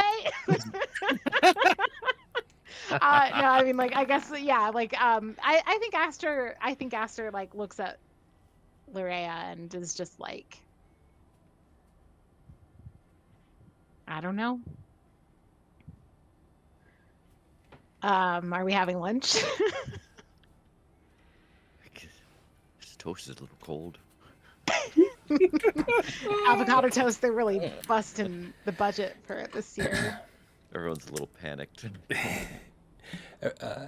It's a bit of a tense, awkward lunch that you have, but ultimately the meal is good.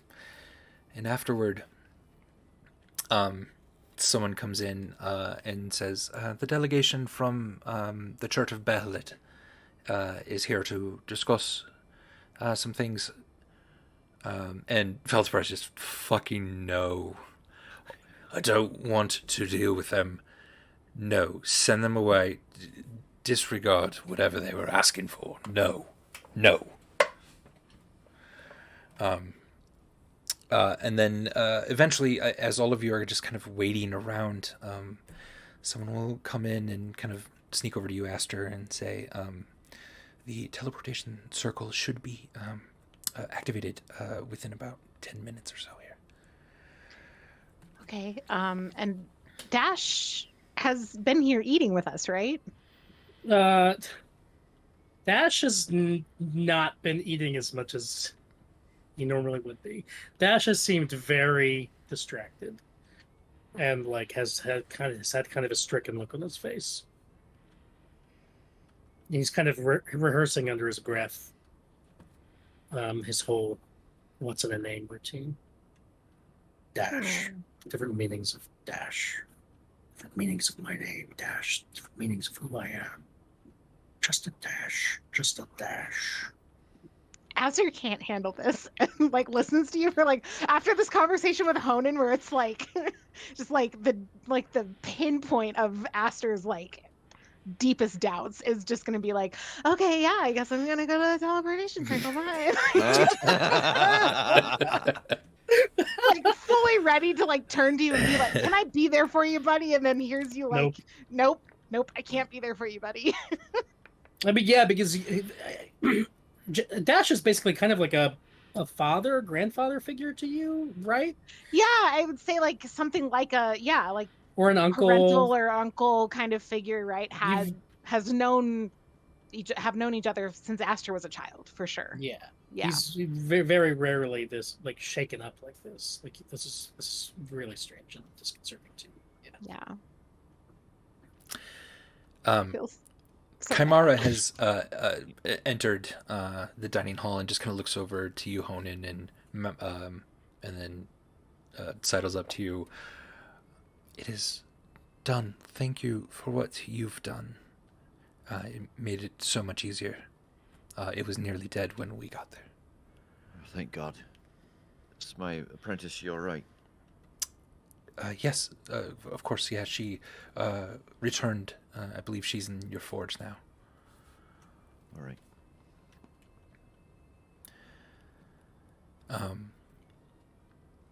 The spy master also walks with you, Astra, then to the teleportation circle, which at this point is a large circular room, and in the middle, a giant circle is outlined in a blue glowing light. It is incredibly intense. It's almost kind of hard to look at sometimes. And just kind of waves of this intense light sort of pass throughout this innate carving in the stone floor. And the spy master sort of says, "Can you bring him? Get him here." I can try. Are Dash and Honan with us? Yeah, I think I would have gone. I don't know that I can be of any help, but No, Dash is staying at the table with the king. King's there. Okay. All right. And Larea, I would have attempted to bring her. I just want her in my sight at all times right now because sure. I'm worried about her. Yeah, she's standing behind you then.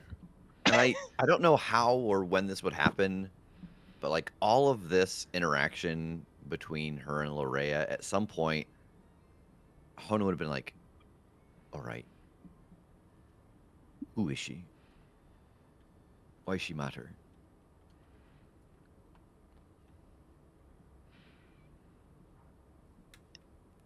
I can't tell you that. Oof. I look at Larea. Do I get a sense from from the conversation she had with Feldspar that maybe No, it didn't go that far. Nothing like that. Okay.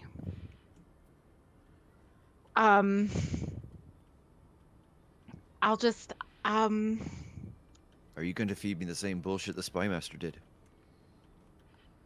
At some point, it gets old.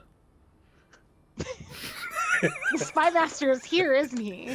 Oh my god. Yeah, he'll step aside then if you. Yeah, I'll be like, you, other side of the room, hands up your Didn't mean to ears, pry. Tone of silence. You're Didn't mean to pry. Sure, of course. I have non-detection. I will cast it if I need to. You feel pretty safe here, yeah.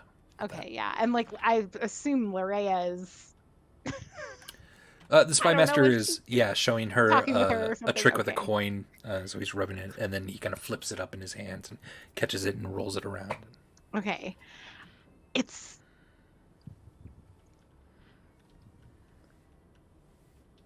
Honan, if you had a guess, what would you guess at this point?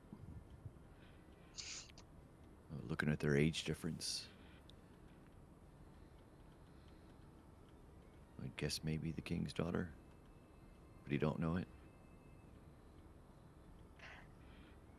You're not exactly right, but you're not exactly wrong.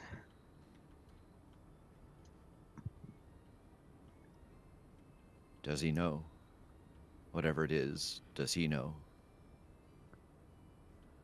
Does King Feldspar know about Larea? Yeah. Yeah, she doesn't.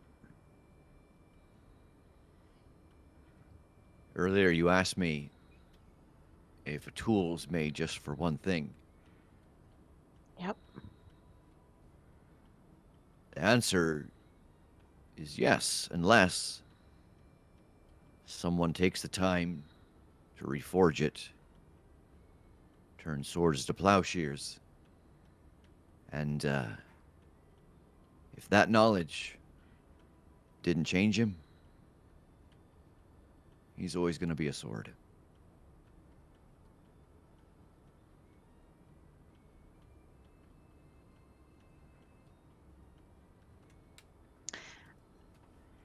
You don't think he was changed? That 100 years peace, that an absolute inability to be around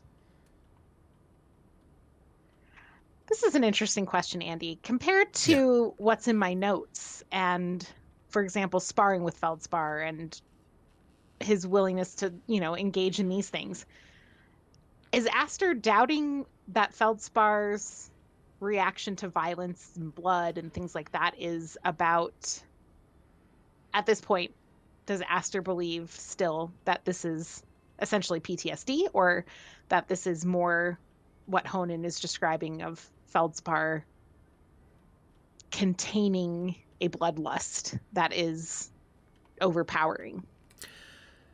You've always kind of thought it was PTSD, and even the sparring sessions never really came to deal like actual serious blows. It was more of dance, maybe you believed, than it was actual fighting. Something in you is making you question that now, though.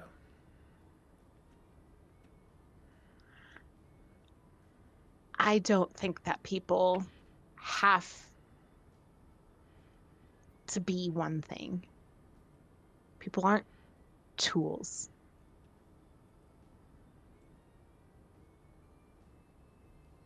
You met the Spy Master. He's a pretty big tool. You're right about that. Hey, got him, and I point at him across the hallway. We point at him and laugh together. What the fuck? What? I just, if he has to be that, then a lot of other people have to be a lot of things, right? I think we both know this is more about you than him at this point. Ah! Master runs away!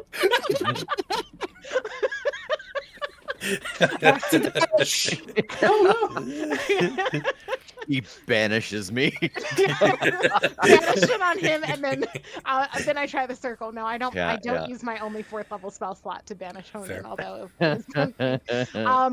I'll be like, you know what? I don't want to think about that. Why don't we try and summon a man? And I turn to the teleportation circle. Aster, Yep. you're not Feldspar. Nope. That is true. That is true. And yeah, what do I have to do, Andy, to activate this teleportation circle?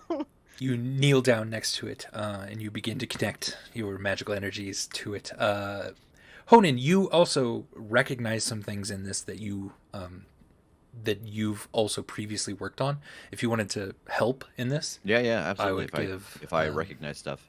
yeah. So you kind of over Aster's shoulder start to just kind of point out a few things, like don't forget this rune on this side and the sigil over here are going to be really important. And Because I'm kind of seeing a smaller version of the big things I've been repairing for years, but now I'm Yes. seeing them together as opposed to just one at a time. yes, very Okay. good. Yeah, exactly. And if you want, give me an Arcana roll with advantage, please. Okay. From across the palace, I hear Dash's beautiful monologues, and I'm inspired, right? No. The bard Okay. has yet to inspire anyone. Just the porter. Just, well, sort of the porter.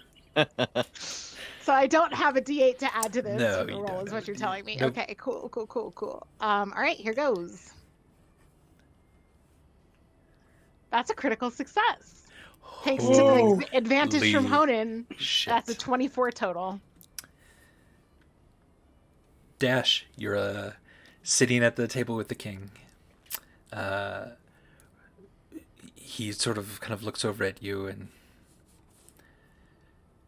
What are you thinking, Dash? I see those ears twitching.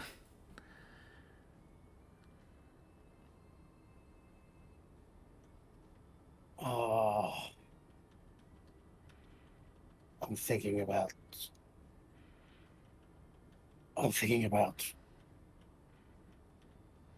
a joke. Do you care to share? Why did the Alphabet Army lose the war? Why? They just didn't have the numbers.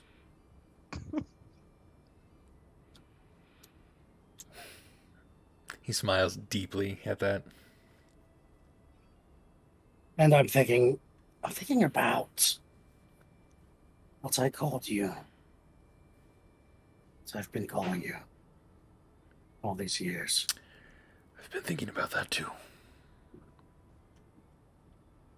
What are your thoughts, Feldy? Mine.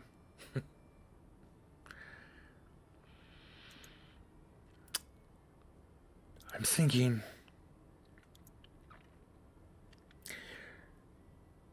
I'm wondering what kind of world I want to leave it. What shape I want to leave it. How I want to leave it. When... You know, I couldn't even tell you if I can die. First champion of Basmanut. I was granted a long, long life.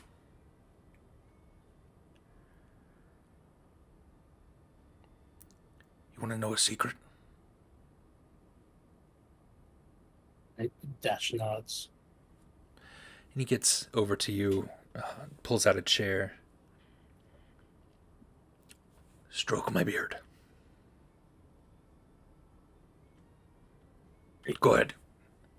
Give it a tug. If I do that, are you going to fart? Too late. Fuck it. Yeah. And Dash will reach out and stroke Feldspar's beard. Your fingers pass through it. And you kind of touch a clean-shaven, chiseled jaw underneath. I'm afraid I have been fooling you. Fooling all of us a bit. Fooling myself.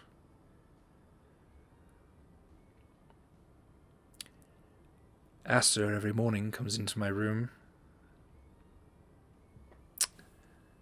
casts a spell on me to make me look like I'm getting older, when I'm fucking not. Same damn age that I was when I made that deal with Basmanut. My body hasn't changed. I'm spry. I'm not getting older.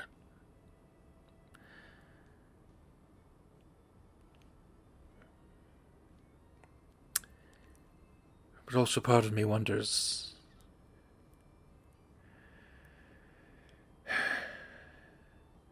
if that was a curse or if that was a blessing. What did you say that first time I caught you?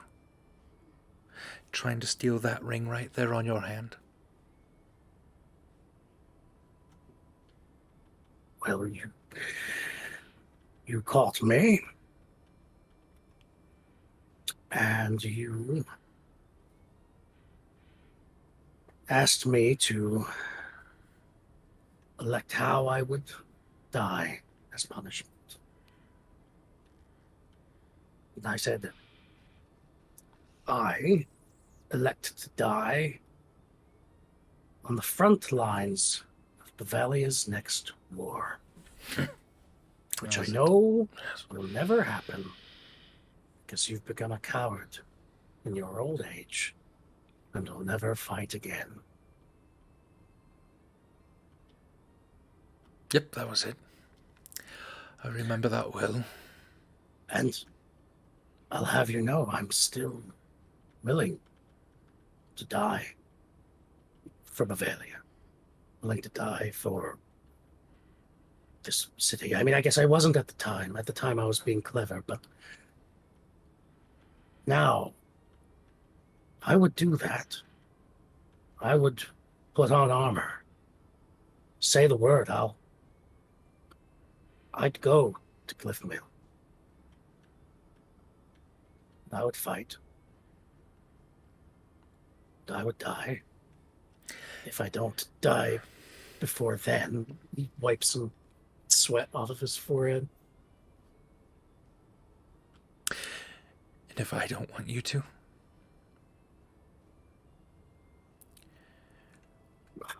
If I don't want you to die, I don't want anyone to die. I don't want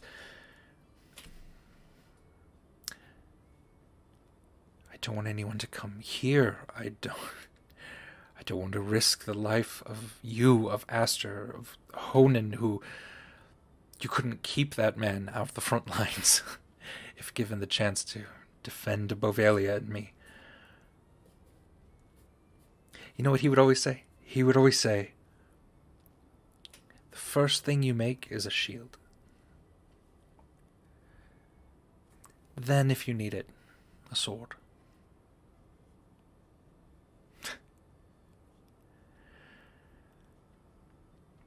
I think I know sometimes the right thing to do, and I don't want to do it. Because I can't put anyone besides myself in danger. And I don't know if I did that, where it would stop. And I have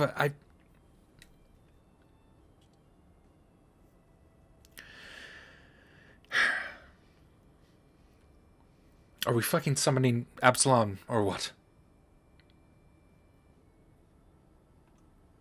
I think they're doing that now. But Feldy, we can't all be champions of Basmanut. Unless, do you have his number, or... We are not on speaking terms. Well, this all makes sense. They'll summon Absalom Frey, and whatever happens with these elemental intruders will, I think, happen. And you, King Feldspar Trabaron,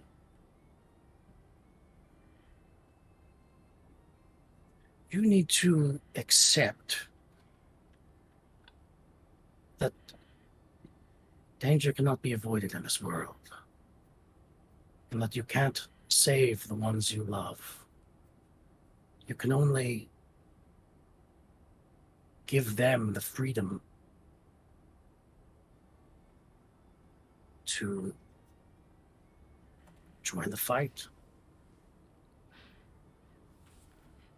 and to do what needs to be done.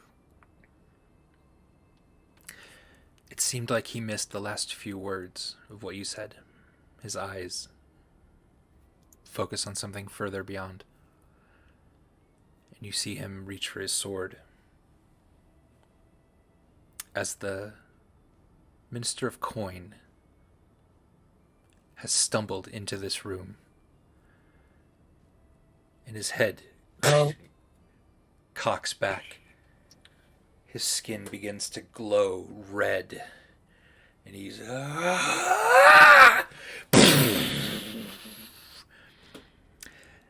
as you two are summoning Absalom Frey, you have reached into this. You can peer through time and space. You see somewhere far in the distance, Aster, Absalom Frey, kneeling on the ground over one of his own soldiers. All of them dressed in the shields and swords of Honan's own making. And you latch onto him and those three others. You pull them through time. And as you hear in the distance just a...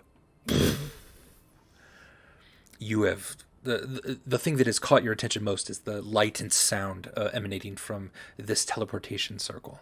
As... Absalom Frey, the Lord of Bovalia, though not dressed as so, comes into existence here. And he's looking around frantically. His own clothing smoking still just a little bit. It feels like they've just been in a fight, and you've pulled them in the moment of their escape. he's burned a little bit, you can tell, but the person on the ground is in more severe need of medical attention. I will drop to my knees and lay on hands and give 10 hit points. Immediately, yeah, you do that. Some of the wounds on this person start to heal up a little bit, and Absalom Frey trying to get his bearings. Now, what be going on, Shuri? What is this place? We're in the Citadel. You brought me here? I brought you here. We brought you here. And I gesture at Honan and the spy master. Well, shit. Couldn't have been better timing. And he leans down and he grabs your hand and kisses it. And you just kind of like, stop. I'm trying to heal someone. You say that, but I'm afraid it might be out of the frying pan and into the fire. Very literally. We need to know what you know. Why did we summon it? I look at the spy master. What's his deal again? What can you tell us about the fire elementals? Do you see them? Are they reproducing? Are they? Do you have any more information on this? Well, I don't know how much I see there, but there's something. They spread. They infect. They're the small snake-like creatures that embed and cause a sickness. Can you get them out of people once they're embedded? I heard of one that did. One of the members of the family. He commanded it to leave. I don't know. We're out here. We need to get these men back to their homes. It ain't no part of I want no part of what's going on in the Citadel tonight. I just need my men to get back to their house. That all right? Spy Master, actually, that's fine. I think we got a key piece of information from you. Thank you. Is it here? Did they get in here? No. They did. And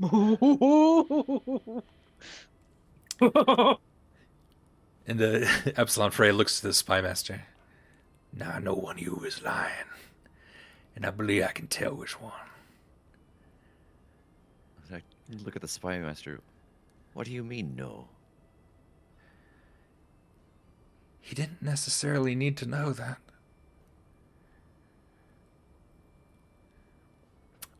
I'm gonna put you through a fucking wall pretty soon. You gotta get it. I'm the spy master. I keep secrets. Things are kinda dire. I don't know if you heard it or not. There was a thump behind us when this portal was going off.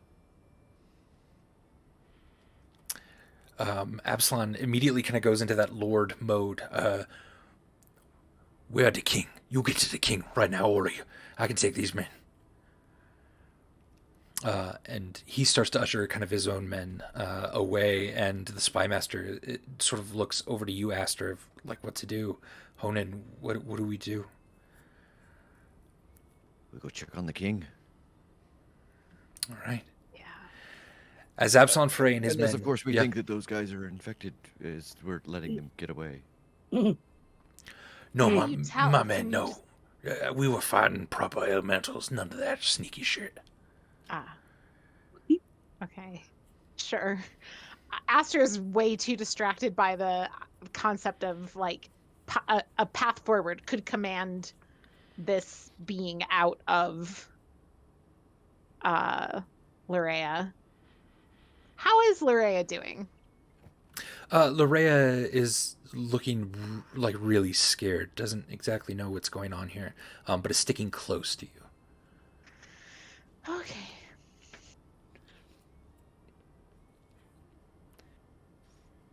Let's go check on the king. Oh, he's about to ask her if she remembers seeing any like fire snake, but Fire snake? Me? No. Oh, no, Larea. her in that Larea. No, I don't think so. No, Let's I go mean, check out that muffled sound we heard. You step into the hallway and make your way pretty quickly now. A lot of speed behind it. And then as you pass sort of the second corridor on the right, you hear. Go ahead, everyone. Just go ahead and make dexterity saving throws here. Wait. Well, you might have advantage or something. Hang on, Honan. I Okay. have my aura.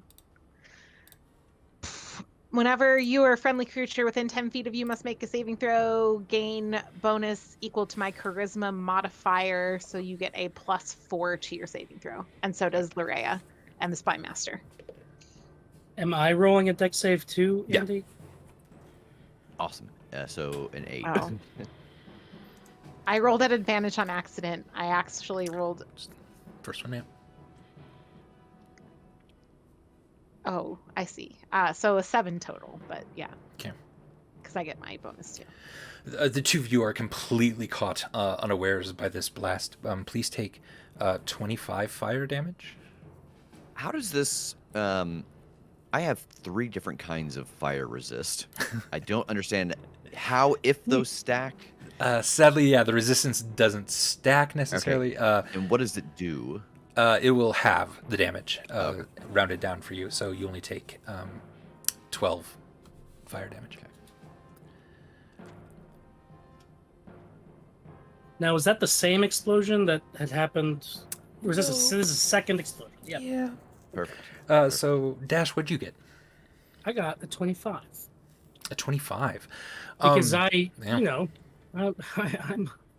I heard him, Yeah. and I know what's going on with the Master of the Coin. As soon as you had turned around the corner and looked at the Master of the Coin, and his head just kind of, you immediately dove under a bench in one of the large oaken tables of this place and pulled the king down as fast as you could. Good. That's what Yeah. I was going to ask. Yeah.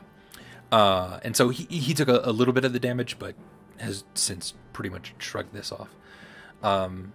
His sword is out already, and he's looking sort of for the next threat. But as your eyes kind of refocus from the explosion, you're looking around, there's carnage in this dining hall. There's 15 people down. And you hear another poof, from somewhere further in. You don't exactly know what's going on, and you see a couple members of the cleric's circle who are kind of stumbling now into the dining hall. Their heads, light is shooting out their mouth as they. Jesus Christ. These were a lot closer to you. This time Feldspar brought his shield and took you sort of under him and got the blast most of it. Your head is ringing here. You're having a hard time focusing. You don't know where your friends are. The two of you in the hallway, you've been blasted against the wall, and you are hurt and now just sort of getting back up from this. Larea is on the ground, motionless at the moment. I lay on hands. Thank God for a million fucking. I have 70 lay on hands hit points at All right. level 14. Thank God. How much? For 5 hit points. 5 hit points. Good. Around the corner is this giant then fire elemental as you lay on hands is starting to wander toward you. Dash, you see 4 fire elementals now standing up in the dining hall. Your first thought is trying to get the king out of here or something. And then one of the attendants in the summoning circle area behind you starts to sort of go, what's going on? What's going on? Another fire rushing now through the hallways blows all of you completely until you stumble and roll for about half the corridor toward the dining hall. Lorea down again. I was gonna say I'm gonna like bodily try to protect her from this. I do have that is my fighting style's protection. Yeah. So when people take damage within 5 feet of me, I can try to impose disadvantage or redirect it to me. So if there's anything I can do there, but I mean, I'm just gonna lay in hands again. Yeah. All of this has bloodied you. You're at half your hit points at this point. Okay, so half your total, we'll say. Got it. Out of all of this. Yeah. A little less with Honan. Honan's pretty resistant to this. Let's say like 15 over your half, just for sort of the sake of the story. You have no idea what's going on. You don't know where the next one is coming from. You're just a raw nerve at this moment, trying to listen and hear for anything. You're expecting an explosion just from any corner that you turn. It appears like the citadel itself is being overrun and exploding. There's plaster from the walls and the ceiling are coming down. Walls themselves are starting to buckle a little bit under the sheer giant weight of this citadel, which is now all of a sudden structurally questionable. As you're getting up to your feet, down the hall, way down the hall into the teleportation room that you had come from, that you can now kind of see. You see another bright, brilliant flash of blue light in there. And that room... Like someone just teleported in. And that room is now glowing a bright orange. Do we see the king? I'm not sure where we are compared to Dash and the king. So you turn the corner as Dash and the king come running out of the dining hall. Clothing smoking. Dash has a large gash across his forehead. And he just kind of looks a little dizzy here as well. And the king just has a shield. King has a shield. He looks hurt, but nothing incredible. Yeah. I'm gonna draw the sword from my side and hold it out to him. I know you don't want to fight, but it's the only way any of us get out of here. He is standing there, his hand is shaking with the sword in it, and he just drops it to the ground.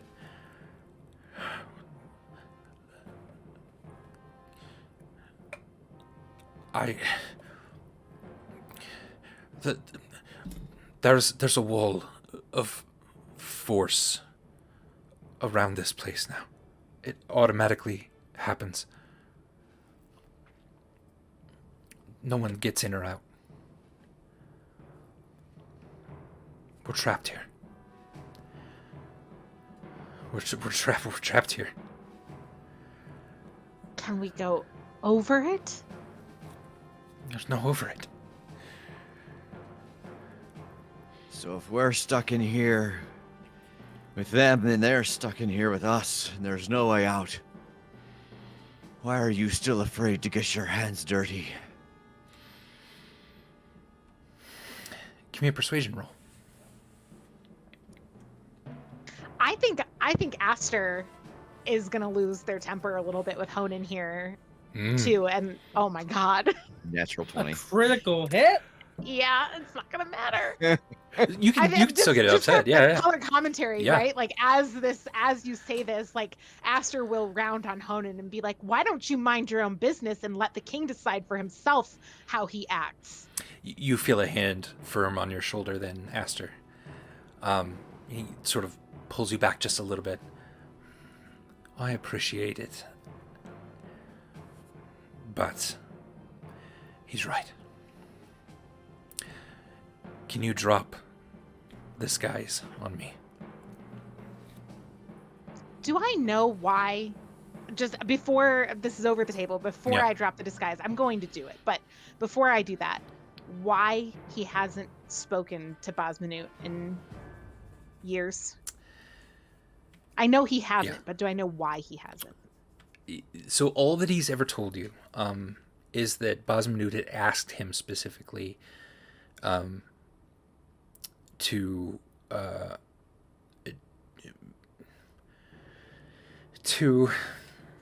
help a group of individuals who were supposed to try to bring a god into this world.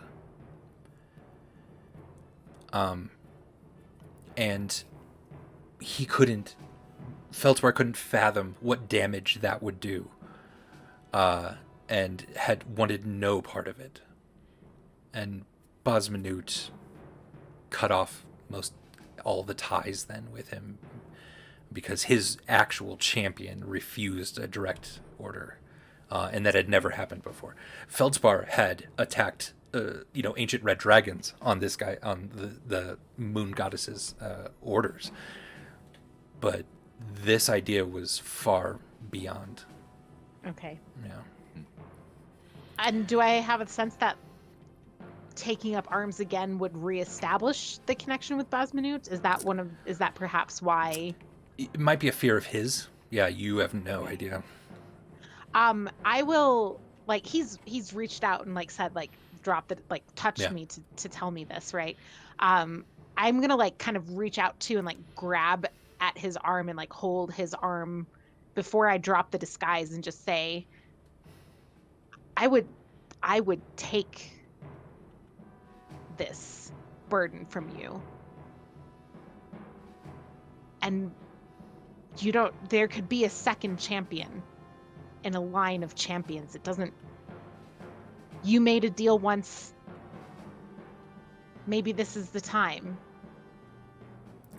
for someone else to make a deal. You see what this has done to me. I would not ask. I could not allow such a thing to happen, especially to you, Aster. I've let the disguise drop, and everyone can see. Everyone sees 36-year-old human chiseled jaw, a few scars on him. This is a young Feldspar. A bit shocking, certainly. But he holds his hand out over his sword. His sword leaps up into it, and he catches it and grabs it.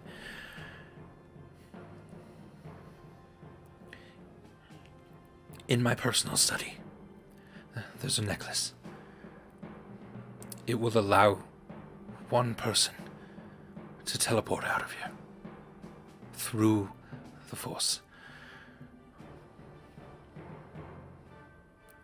Aster,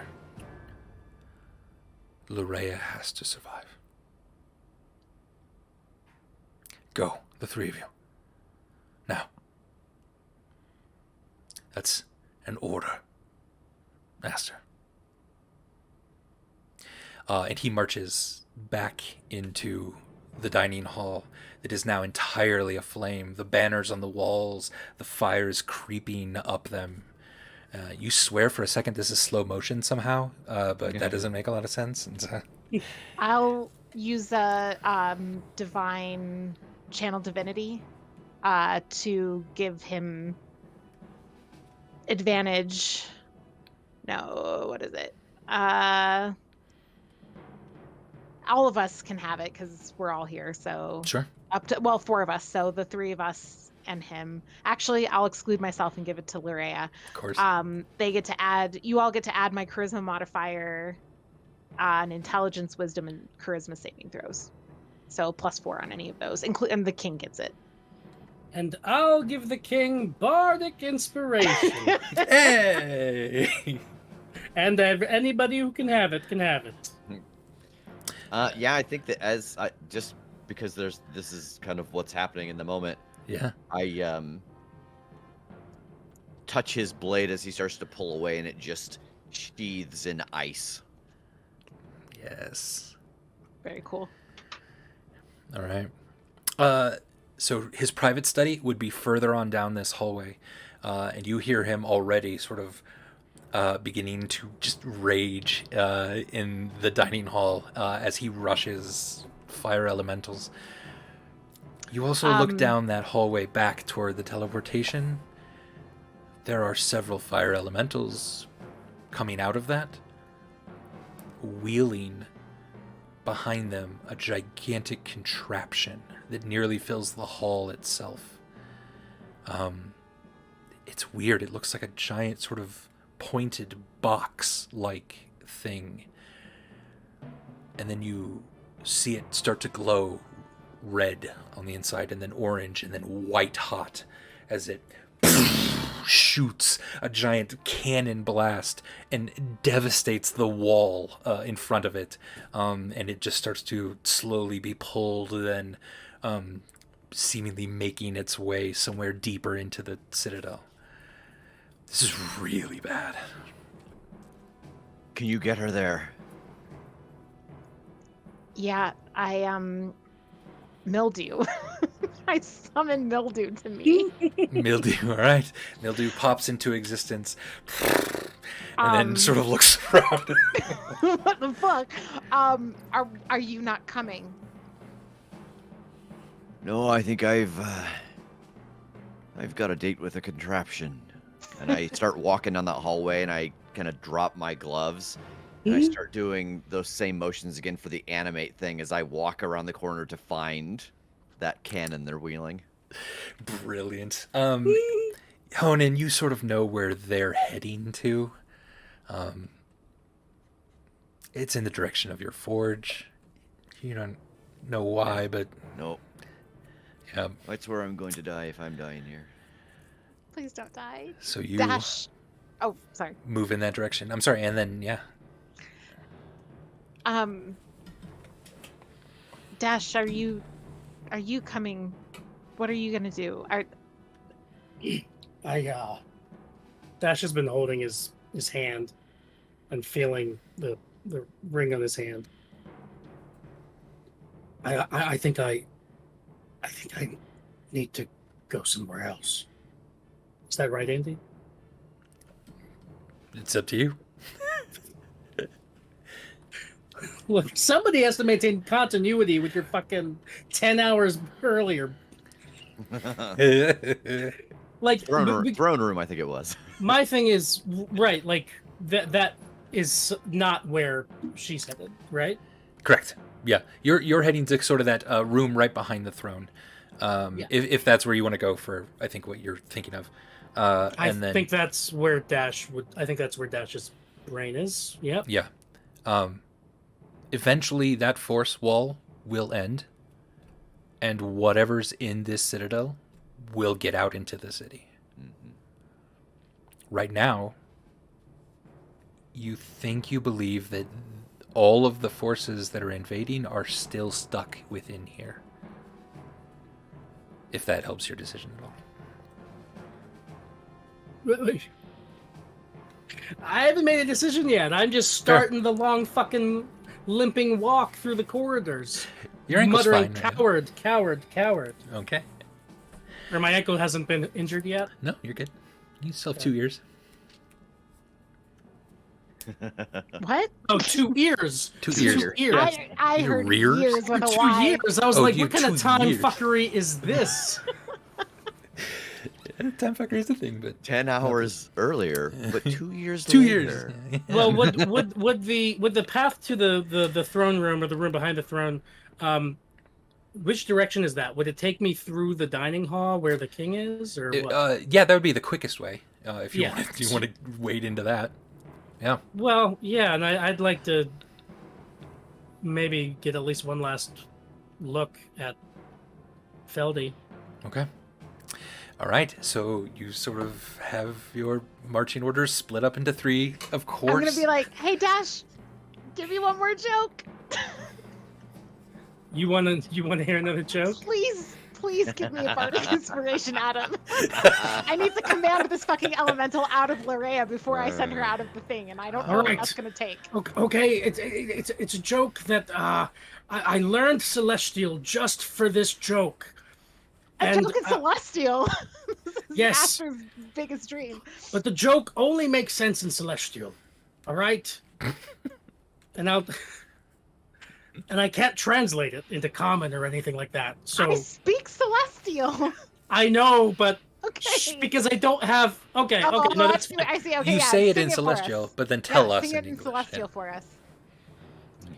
all right. What was it? It was oh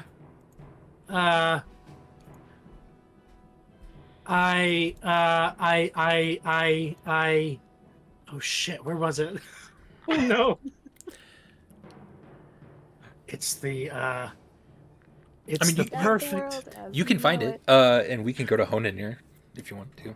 Yeah, do that. Honan, you turn around the corner. There are 6 fire elementals pulling a cannon, some sort of arcane cannon, through the halls of this place. And behind the cannon is an Afridi, a fire elemental genie. And it sort of is giving orders to the fire elementals. The forge is this way. The fires of this place, they will be delicious. And when we consume them... And he sort of looks behind him, then sensing your presence all of a sudden. Continue on, friends. And they continue pulling this thing,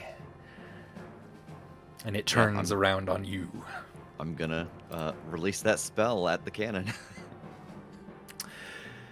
Yes, you get. Is there like a range that you have to get? 120 feet. 120 feet. Yeah. It's easy. As they're pulling it away, you animate this arcane cannon. Just turns 180 and shoots that guy in the back of the head. Oh no. Oh yes. Oh yeah. He rolled a 1 trying to dodge this. That's... I don't even... Okay. There's a lot of dice. Hold on.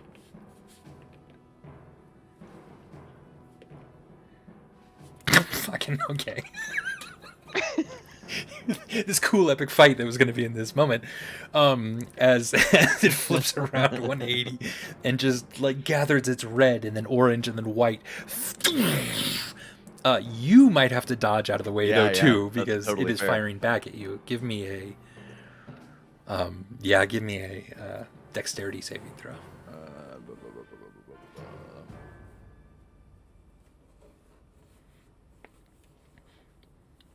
Natural 20. Fucking. What the hell? Oh plus my 4, gosh. just so you know. And plus a plus 4. Oh my gosh. You rush toward him as he's rushing toward you. He thinks you're about to fight, and as he raises his weapon, you just in your small dwarf form, but super powerful and still super quick, like get right up into him and then grab his armor and just pull him down, using him like a shield to this giant blast of white hot energy that comes around. Yeah, it's enough to burn a fire genie to ash in front of you. You will start to take you'll take 35 fire damage, which for you would be 17 fire damage, I think. Yeah. And as the ash of this genie just falls around you, the fire elementals that were starting to have to strain and pull this cannon now starts to scatter and run in all directions. I think I laugh as the cannon kind of starts to turn and roll with me. You came in here looking for our fire. Seems you haven't quite been tempered enough.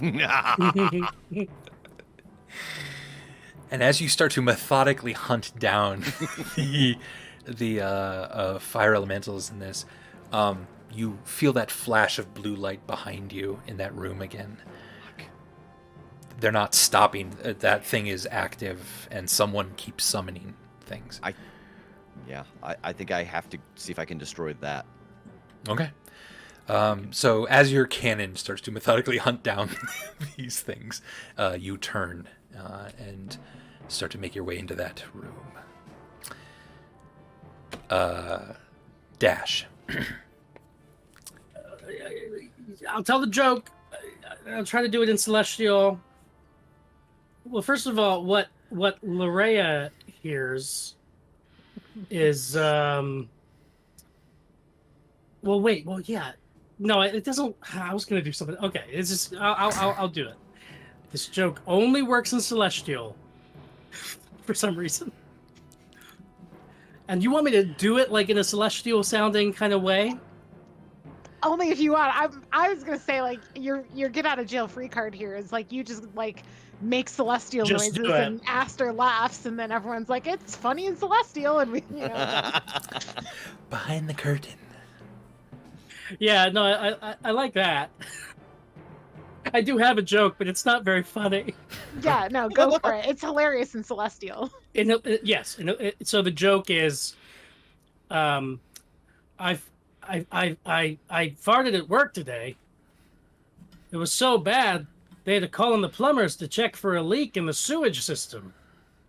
It's But in funny Celestial- because Yes, there's no exactly. word for farting among Yeah. all the angels, and so you There's have to just there's like, a lot of like really interesting like wordplay that has to happen in Celestial. So like that's the common, but it's the perfect fart joke in Celestial. It's butt explosion, which Yeah. sounds also like plumbing issues. And Celestials just Yeah. find it really hilarious because they don't understand the concept of like Yeah, functioning butts. mildew. They're just like smooth, like a Ken doll. Yeah. They don't have Mildew holes. is- That's- yeah. Mildew is ha-haing, but like in celestial, but as a horse. So thanks, Andy. Now, I hope you're inspired. Aster, I'm so proud of you. Okay, don't say that.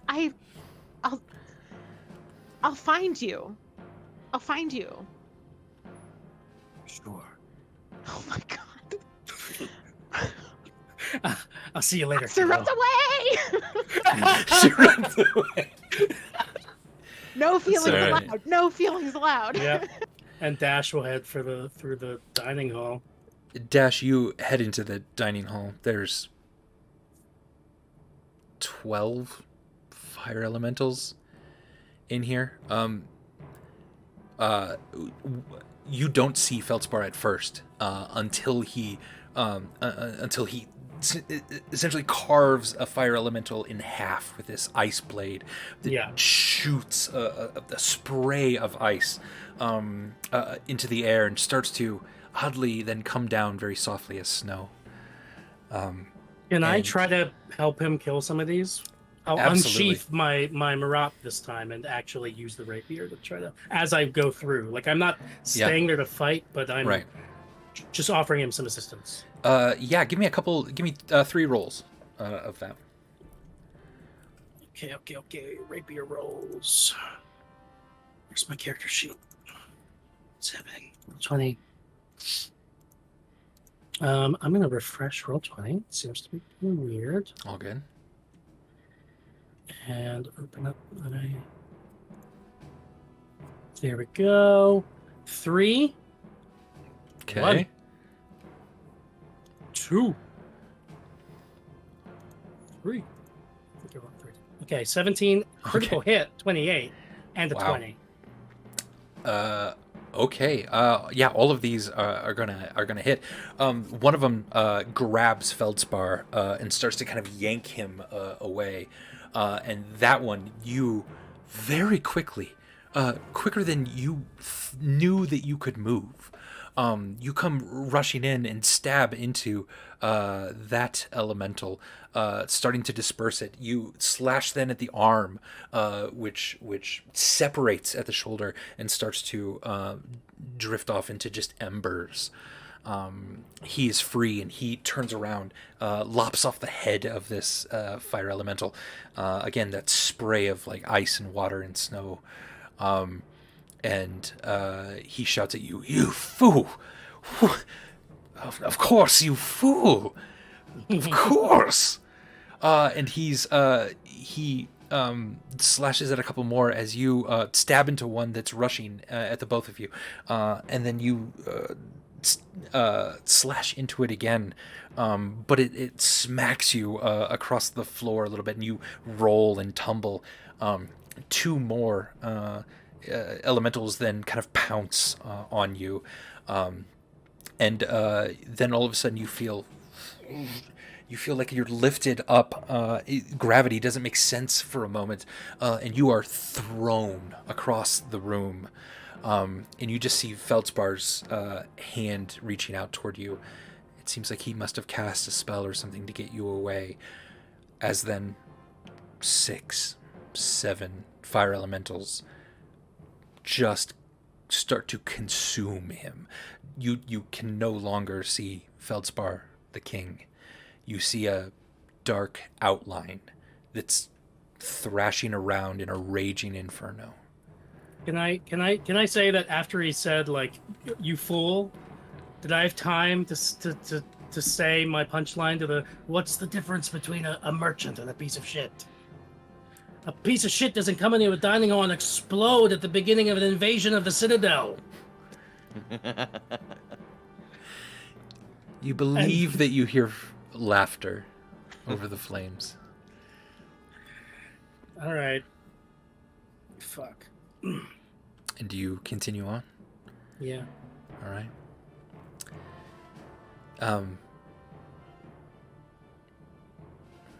In that moment when you were thrown across the room, your ankle couldn't quite support the weight as you landed on it, and it maybe broke, or at least extremely terrible sprain. Mm-hmm.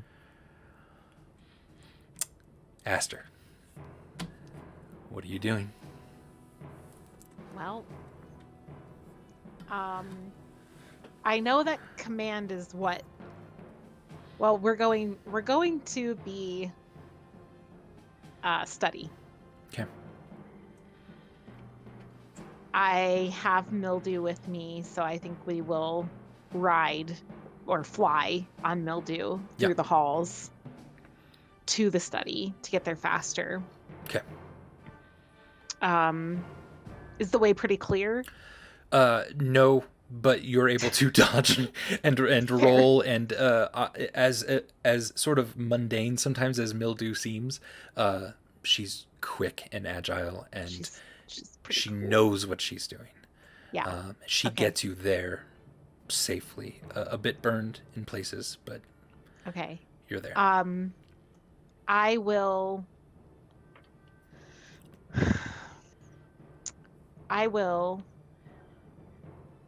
first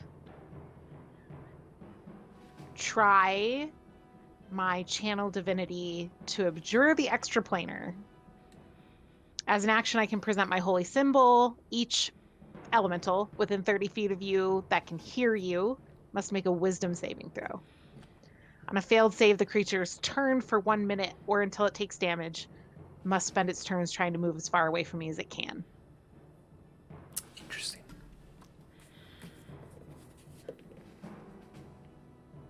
Uh, 19. I think my DC is a 17. You felt that connected with something, didn't affect it. Oh boy. Hey friends, we're sort of live. All my window captures don't want to do anything. It's just our names? Is that what's happening? Yeah. Oh, I see you're creating new Oh man. new things. It wants me to create all new ones. I just see Adam's eyes here on the screen.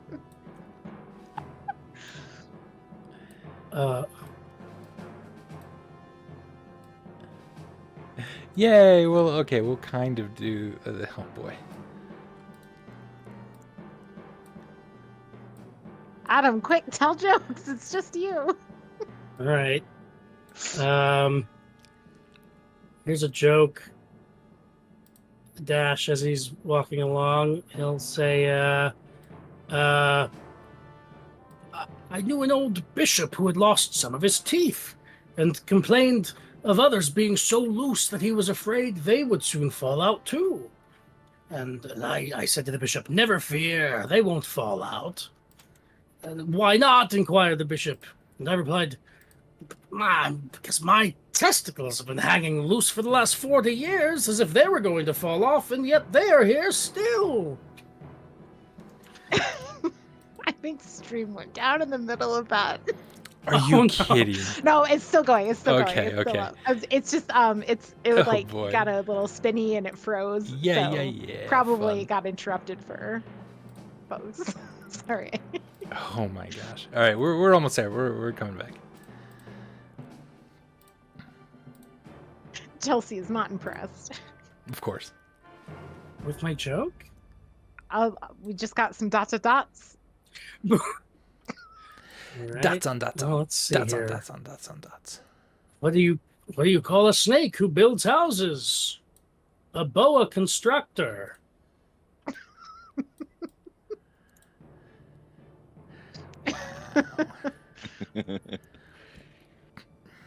And Rev is back. We're reconstructing the overlay as Ooh. on the fly. Okay.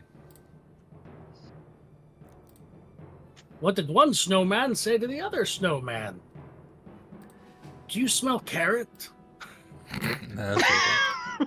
No, so bad. Andy, are you able to answer a game question while you splice things? Because Yes. okay, I'm impressed. When I'm doing that stuff, I can't do anything else. Command is a saving throw. Correct. So my inspiration from Dash means nothing? I would let you apply it. Like as As like like a a cutting negative. words kind of, yeah, okay. Yeah. That's great. You 'Cause, are yeah. a kind of benevolent DM. This is amazing. The sense of emergency in the stream mirroring the emergency in the game. It's great. Yeah, let's just go with this for now. Yeah, this Slap works. together. Yeah, this Well, is this fine. We can works. see everyone. Okay. Okay. All right. So Where Aster were we? was Yes. in the study with Larea. Yes. It's the lead pipe. So I am casting command because the channel divinity failed. Yeah. And I'm trying to target specifically the elemental that has possessed her. Yeah. And I am going to command it to flee. Does it need to understand a language? Or what language are you using? It does need to understand the language. Yeah. What language would you like to use to command this thing? I speak Common, Celestial, and Elvish. Yep. Okay. I will use... I mean, it's an elemental, Correct. so it probably speaks some primordial language that isn't... I will use Celestial. Okay.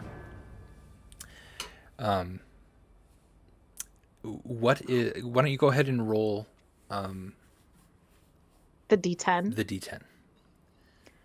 And then we'll see what it has to beat. It's -4. And my DC is a 17. Okay. So it needs to roll a 21. A 21 would still meet, right? Yeah. So it needs to roll 20 or lower. If it meets your saving throw, I think it would beat it. Yeah. Yeah, so it needs to roll a 21 or over. Is that what you said? To beat. Yes. To beat it, Okay. yeah, Yes. yeah. I was thinking to fail, but yeah. Okay. Yeah, to succeed. And it's what, wisdom saving throw? Wisdom saving throw. All right. It needs to roll an 18 or better. Okay. That -4 is doing work. On the die, it's a 16. Oh, okay. Does it understand Celestial? Let's see. Why don't you go ahead and command it to do something, and we'll see if it works. Okay, I'm gonna say. I know command is like a one-word command, right? I'm going to Yeah. use, like, leave her in Celestial. Fun fact. Oh, are we diving into the language of Celestial? Yes, That is a grammatically- complicated grammatical language. Yeah. Grammatically, Hit me. leave Yeah. her body. You possessing freak is one word. Is one word. I can vouch for that. Yeah. So can Mildew, the horse. There's no reason a fire elemental should know Celestial. No. That's not an elective that they know. They don't take that in fire school. And yet, you see Lorea sort of convulse and jerk just a little bit as one of her hands shoots out, her wrist bending backward, and from her wrist, this almost a sparkler fire snake thing weaves through the air. Pauses just a second, and I need you to make a Constitution saving. I was going to say, I'm ready for this. I knew it was coming. Yeah. Right? Like, I was Yes. prepared to expect it. Can I have advantage? I'm always going to bargain with my GMs, and I apologize to all of you. Galway, if you're still here, I'm sorry. Andy, I'm sorry. Andrew, I'm sorry. I love you all. Can I have advantage on this? How is expecting it going to help your body withstand? I have my heavy armor on, and I shield up, and I'm like, fuck off in Celestial, which makes me stronger. Mm-hmm. What do you think? Checks out. A shield did that Channel Divinity to abjure it earlier, and yeah, have put it on not myself. Never mind. the I shield got. that Honan made for you, tempered in a forge, one of the best in the world. Let's say you have advantage. Love it. See, I just threw as many words out there as I could, like shield and Something has to until stick. something hit that you accept. Okay, here comes the Constitution saving throw with advantage. It's a 6. No. It spins around you, and you quick spin around. Something kind of pinches in the sort of small of your back, but you don't see it anymore. Okay. It's gone. I start rifling through the king's desk looking for two things: the Yeah. pendant, the teleportation charm, and the papers that will prove who Lurea is, that I know the king keeps in here. Yeah. Give me an investigation with advantage, as he has shown you at least where generally he keeps the documents before. This is how you learned about Lurea. 15. 15 is good enough. The pendant is mounted on the wall. It's easy to break the glass. Pull that out. You find all of the papers that would need to prove this. Okay. You have in your hand, Aster, a one-way ticket out of here that will save one person. Yep. Are you going to denounce your actual job in protecting the king and give this to Larea? Or are you going to use it for yourself? I don't want to presume. Here's the thing. In all of the worst case scenarios that Aster has run through, between choosing either to save Larea or to save the king and having no idea what they'll do, right? Coming to that point of paralysis because there is no right answer. There's the thing that drives them to that imaginary point of paralysis is that the option exists in front of them for one and the other, right? They have to be unchoosing one person. In this case, Larea is the only person in the room. The only person that Aster can teleport out of here and for sure save is Larea. So if they took a chance and didn't save Larea, they might end up saving nobody. So this is actually not their worst case. It came earlier when they had to choose leaving when the king said go or staying when he said go. So, yeah, Aster will hand over all the papers and take Lorea's hand and hold it really tight, too tight, and just say, you can read these later to understand more, but you are the only heir to the throne.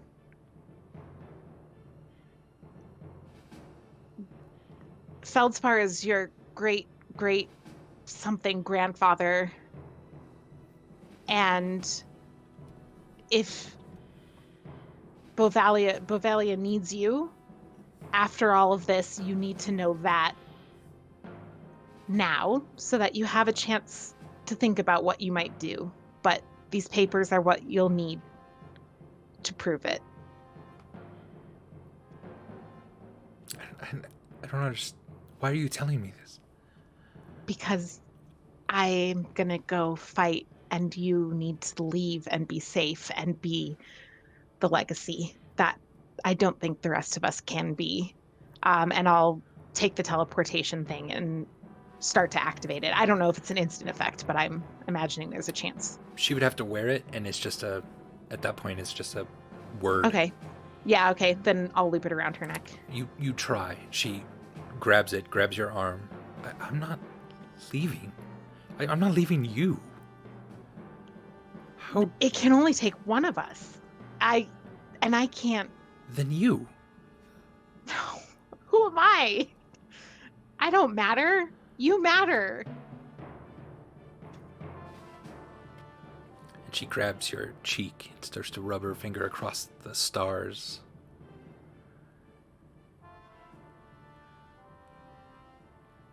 I can't leave without you. I can't.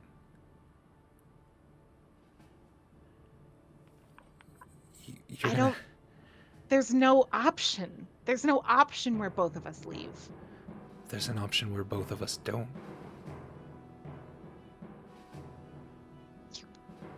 You can't make me pick that option. That's not. Do you not have that choice? You want to save me because I'm some royalty? I've not been royalty more than 30 seconds. I don't want to save you because you're royalty. And why?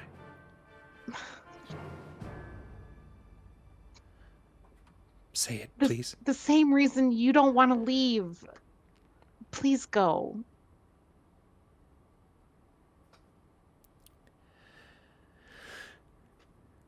She closes her eyes and lets you put the necklace on. Okay. I'll do everything in my power. Okay? Everything in my power to make it out of this and find you. And I'll be there for you after this. You have to. I'll do what I can. I swear. And you know what that means to me. Will you go? She just lowers her head a little bit.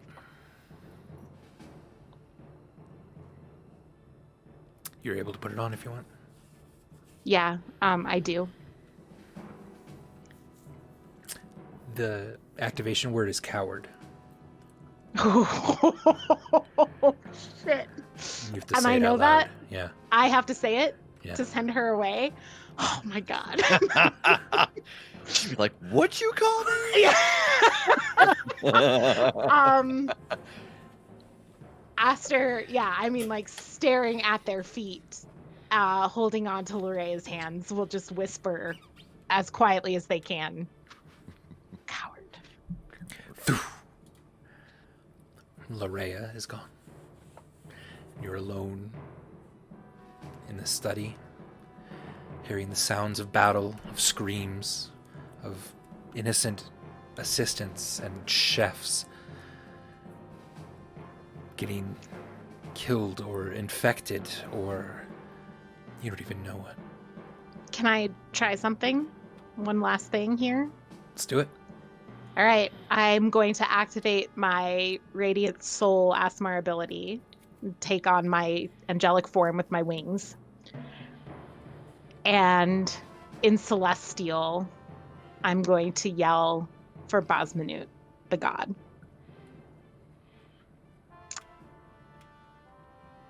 And I'm going to say, "You've taken a champion before, undoubtedly in a desperate hour. Get this," and it's one word, thing that's possessing me, you possessing freak, or whatever I said earlier. You know, it's all just one word in Celestial, just really hammering that in. Out of me. Help me save the city. Doesn't have to be the Citadel, but the city, the people in the city. And let me live to see Lorea again.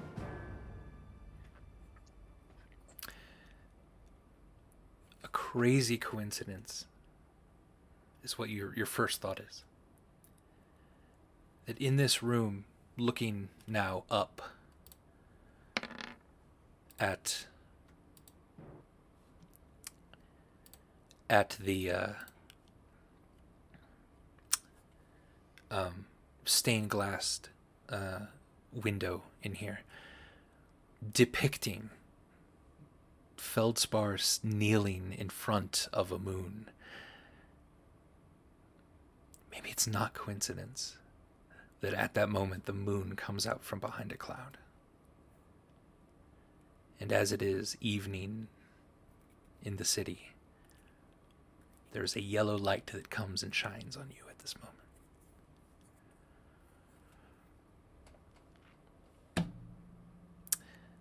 Honan,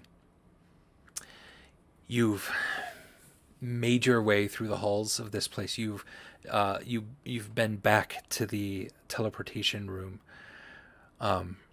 where a flood, an army of these things are coming through. You're being pushed further back. You can sort of make a choice at this moment. In which part of the castle do you want to go out?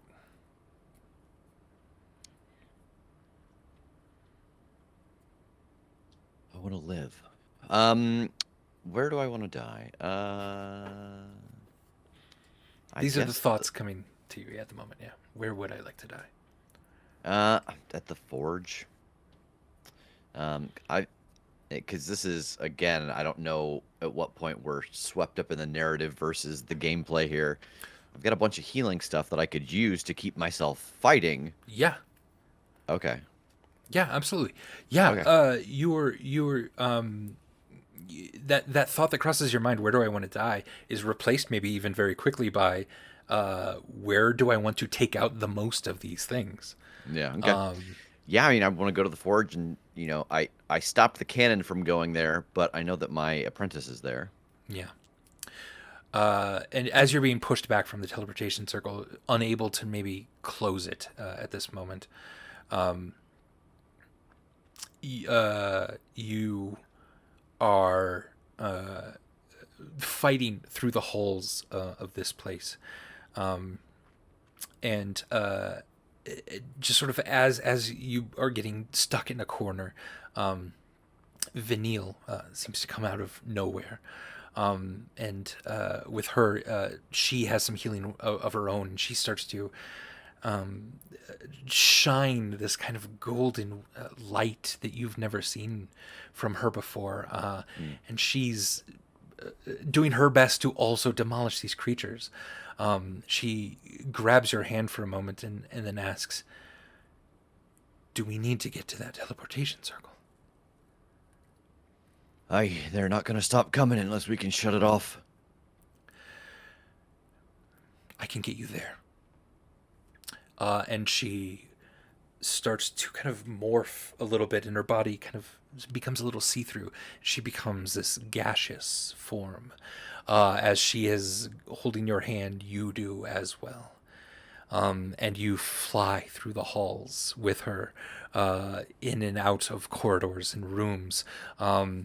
You are able to make it into this room with the teleportation circle. And you hear just kind of a voice next to you in this gaseous form. Are you ready? Do we do this now? I think so. And then you solidify, both of you drop. There's a couple fire elementals at the door, sort of standing guard at this point, and she rushes them. There is another Afriti, another with a very long, dreaded beard, gigantic irons hanging from his beard, and he's the one running the teleportation circle now. If you want to try to fight him, that's fine. Or if you want to try to disable the circle, what would you like I think to do? my first thought would be to, I have fixed these runes for years, so I want to try to shatter one of them now, because I assume that a good broken rune will at least shut it off and require them time to get it running again. Right. Absolutely, yeah. You pull out this warhammer that is specifically used to forge and to create and to maintain these magical things. With just a slight modification, you might be able to destroy this. Yeah, and I think as walking into that room, you've been talking about all this ash and this heat and this melting metal and stuff. I think that as Honan is drawing this hammer, we get a brief glimpse back at the room that Aster saw, and because of all of the ash and the melting, his armor now looks like the armor that is the secret armor that we send out. Yes. How would you like to try to destroy this? Do you want to try to connect on a magical level? Would you like to literally destroy this thing by pounding it hard?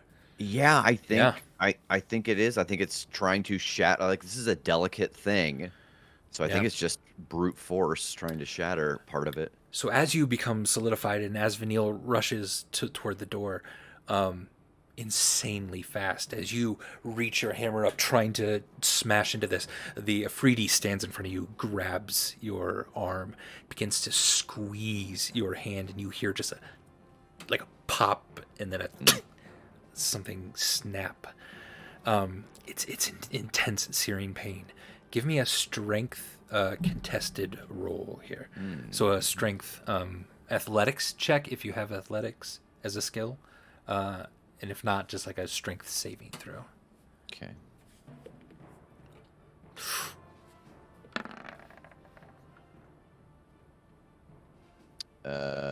20.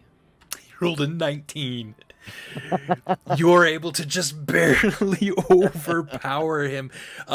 Even with your broken wrist, you're slowly bringing this hammer down on him until he takes half a step back. And with that's enough. That's all you need. You position your leg behind his. like you've taught Feldspar 1,000 times in your duels, never to move that foot in particular, and then you smash and throw him on the ground. It's not enough to hurt him. It is enough to allow you one strike into this. Yeah. So give me one more. Give me one more athletics or strength saving throw with advantage this time as you leap up into the air.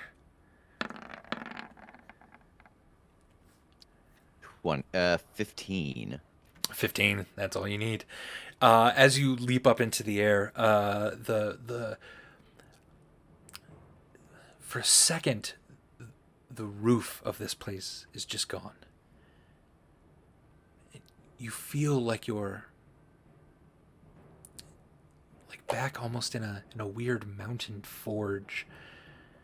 You hear a rushing river next to you. But it's weird. It's the stars themselves begin to burn hotter and brighter. And the energy, the fire of these stars begins to seep down slowly into a small, tiny line of fire energy that is very slowly being imbued into your hammer. As you come crashing down in this actual roof and everything, the fire, the pure energies of creation itself are with you. Immediately, the blue light goes out. There's a hole in the floor that is now several feet deep. Everything else concaving into that point. You hear Vanille sort of scream in pain, and you see many of these things starting to rush in, but you're going to fight. You're going to see what you can do here still. Dash, as you're making your way through the halls, you don't see that gigantic flaming blade swish through the air, barely missing your head, and yet as it goes by you, you feel an intense, searing pain on your head. I'm afraid one of your ears has now been lopped off, and this hulking, almost giant-like figure looks down on you from 15, almost 20 feet tall. And he sort of smiles, seeing how plump and round you are. And he lifts his flaming sword again. What would you like to do?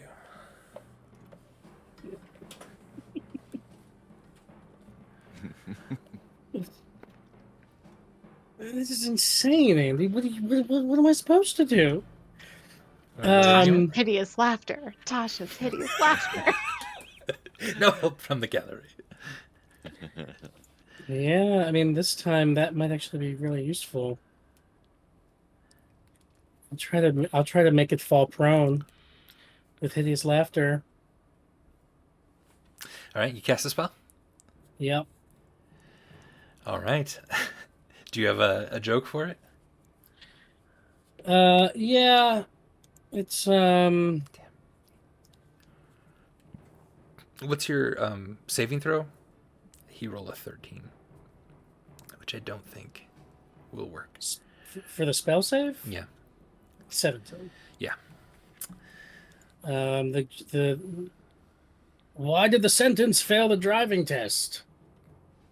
It never came to a full stop. He uncontrollably begins.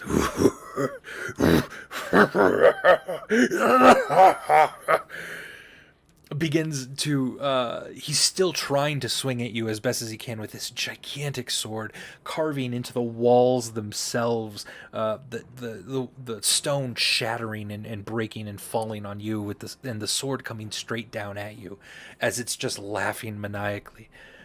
But it lets go of the sword halfway through its stroke and falls backward, laughing and cackling. The sword does hit you, knocks you, and you begin to roll a few more feet in that direction. Your head now incredibly dizzy from this. All you hear is the gigantic laughter of this maniacal fire giant now rolling around you. You are now entering the throne room, and you don't recognize it. The walls are caving in. The stained glass windows that were once beautiful are mostly shattered. You have a giant gash in your head, and your ear is missing. Your leg is probably broken.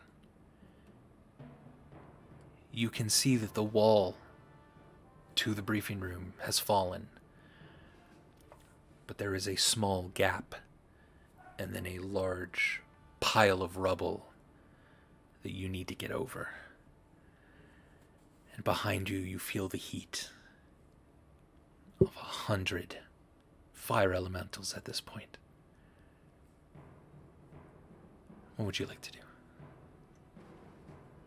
Dash staggers up to that gap, and he summons, tries to summon from deep in him the strength to somehow hop over this rubble. He used to be able to jump so high, and he's gonna try his damnedest to get over this. Give me an athletics check, please, with disadvantage because your leg is broken. Sure.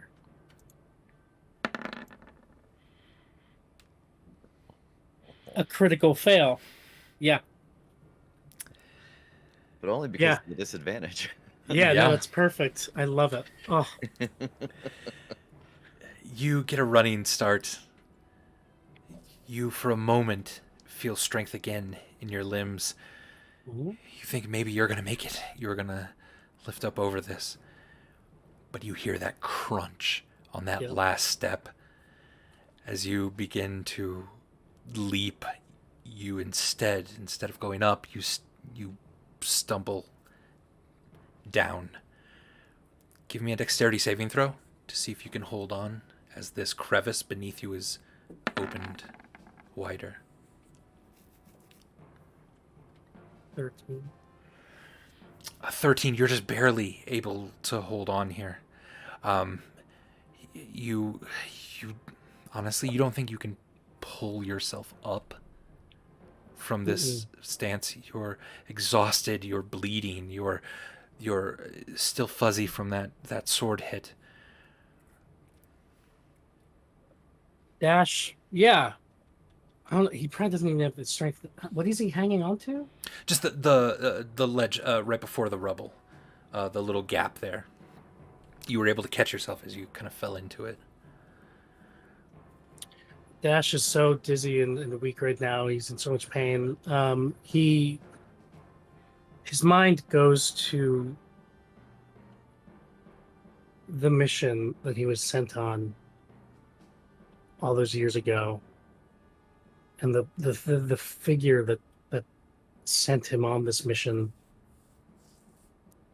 and his connection with that whole other life, that whole other realm, and with his he's connected with that. He's attuning to that, and he'll try to almost subconsciously cast his daily, which he hasn't done in ever for in how many years, 53 years, Misty Step Okay. to try to get to the other side. All right. Using, yeah. Calling upon this other world, this Fey realm where you grew up, where you were taught. Something in you. You hear a sound of a voice you don't recognize, but you think you know who it is. Mm-hmm. Say, fucking leap. And with that, you look up to the space on the top of the rubble. You push off of this rubble, and in the material plane, you would fall. This is a leap you cannot make physically, but magically. You leap up into the air incredibly fast. The momentum of it carries you over the rubble. You land at the top, roll down onto the other side into this briefing room where you started the day. And you see on the wall Feldspar, his collection of rods from other worlds.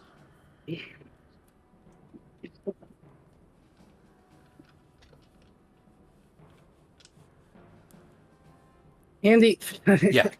throughout his powering through the Citadel, throughout all this, in the haze of his mind, Dash has been trying to call on his years and years and his decades of being in this briefing room, in these part of the royal court, his knowledge of how things work, of the kind of the policies and the protocols and his knowledge of the different people involved, the king, the military advisor, where authority would fall under this circumstance or that circumstance. And he's trying to make his best estimation of basically like what would happen if he does this, and what would happen if he doesn't. Especially as it relates to, because these it seems he's assuming these fire elementals are connected to, they're part of the same force that is marching toward Cliff Mill. Yeah. And just earlier in the day, he was advocating for, this city isn't the only one that needs protection. These other people need to be saved. And I'm I am trying to make sense of, get a sense of what would happen to Bovalia's military forces if he does this. Slash what would happen if he doesn't. Do you understand what I'm asking? Yeah, I understand. So first of all, what we're talking about here, you've been given a magic item from Feldspar, the one you were supposed to steal from him, that he freely gave to you then, because he trusted you more than anyone else to make this decision. What this decision is what Honan has been maintaining this entire time. Yeah. The ability to jump this entire citadel to a different plane of existence. Yeah. It would mean everyone in this citadel is all of a sudden a lot more in danger, as there is no army outside waiting to come in and help you. You don't know exactly where you would end up. Mm-hmm. But it would mean that probably Bovalia is safe from this invasion, as long as they have a bit of a ruler out there somewhere. And at least you know Absalon Frey. You summoned him back, and he escaped the Citadel. And Lorea, who you've had some suspicions about, is out there now as well, if Aster did her part. Mm-hmm. It just means you have to say goodbye to you and your friends ruling Bovalia.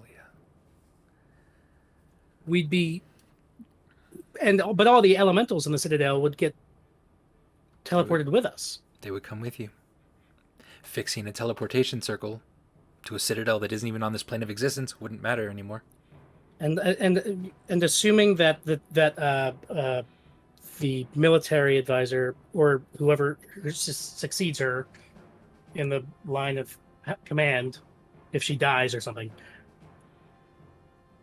they would know, like, Citadel was attacked by fire elementals. Now the Citadel's gone. We have no idea where it is. Does Dash think that would motivate them? That would be what it takes, especially without the king maintaining the peace, that might actually motivate Bovalia to take a stance. You think it's basically our 9/11. Okay. All right. Dash will look at the different rods, and he's holding the ring. Is there what physically does he have to do? The ring itself, it allows you to cast that spell, and as long as you're holding something attuned to that world, you can get there. You can get the whole citadel there. Okay. So Dash is his body is broken. He feels the heat rising in him. He's still, I'm presuming, infected by a fire snake, by an elemental. The fever is starting to get to you. The fever's there. He knows he doesn't know about command or anything. His body is probably going to die anyway. He's been put through the ringer here. And so,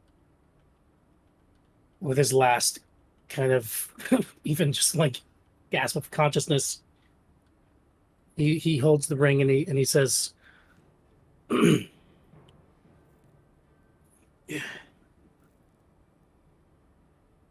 "You wanted the ring. I'll send it to you. But I'm bringing the entire damn Citadel with it." And he will cast Gate and teleport, holding the rod of the Feywild. Okay. And he is trying to get it. If he has any control over this at all, based on what he knows or remembers or doesn't remember, I don't know. But he's trying to teleport this Citadel as close to the stranger as possible. Beckon this. Fucking. Yeah.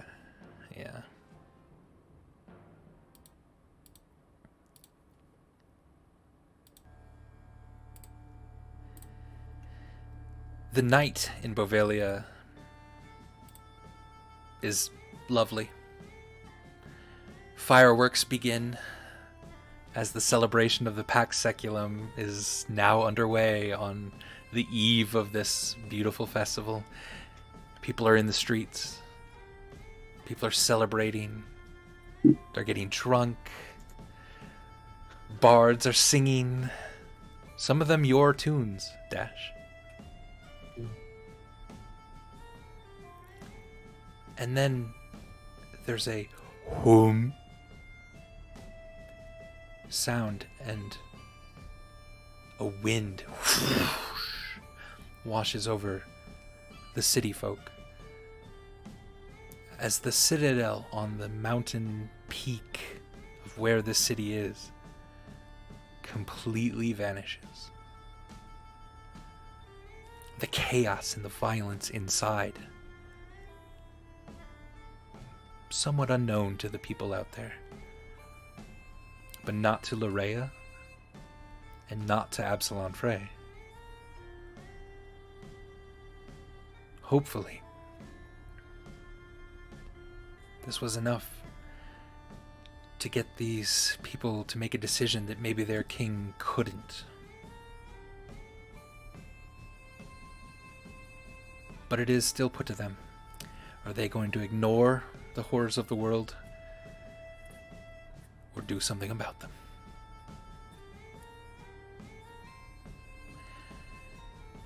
Ladies and gentlemen, that is finally the end of our one shot. I apologize. I didn't think it would go quite this long, but there were so many good moments. Thank you for listening. Thank you all for the players. Rev, you were brilliant. Oh my God, Rev. Yeah.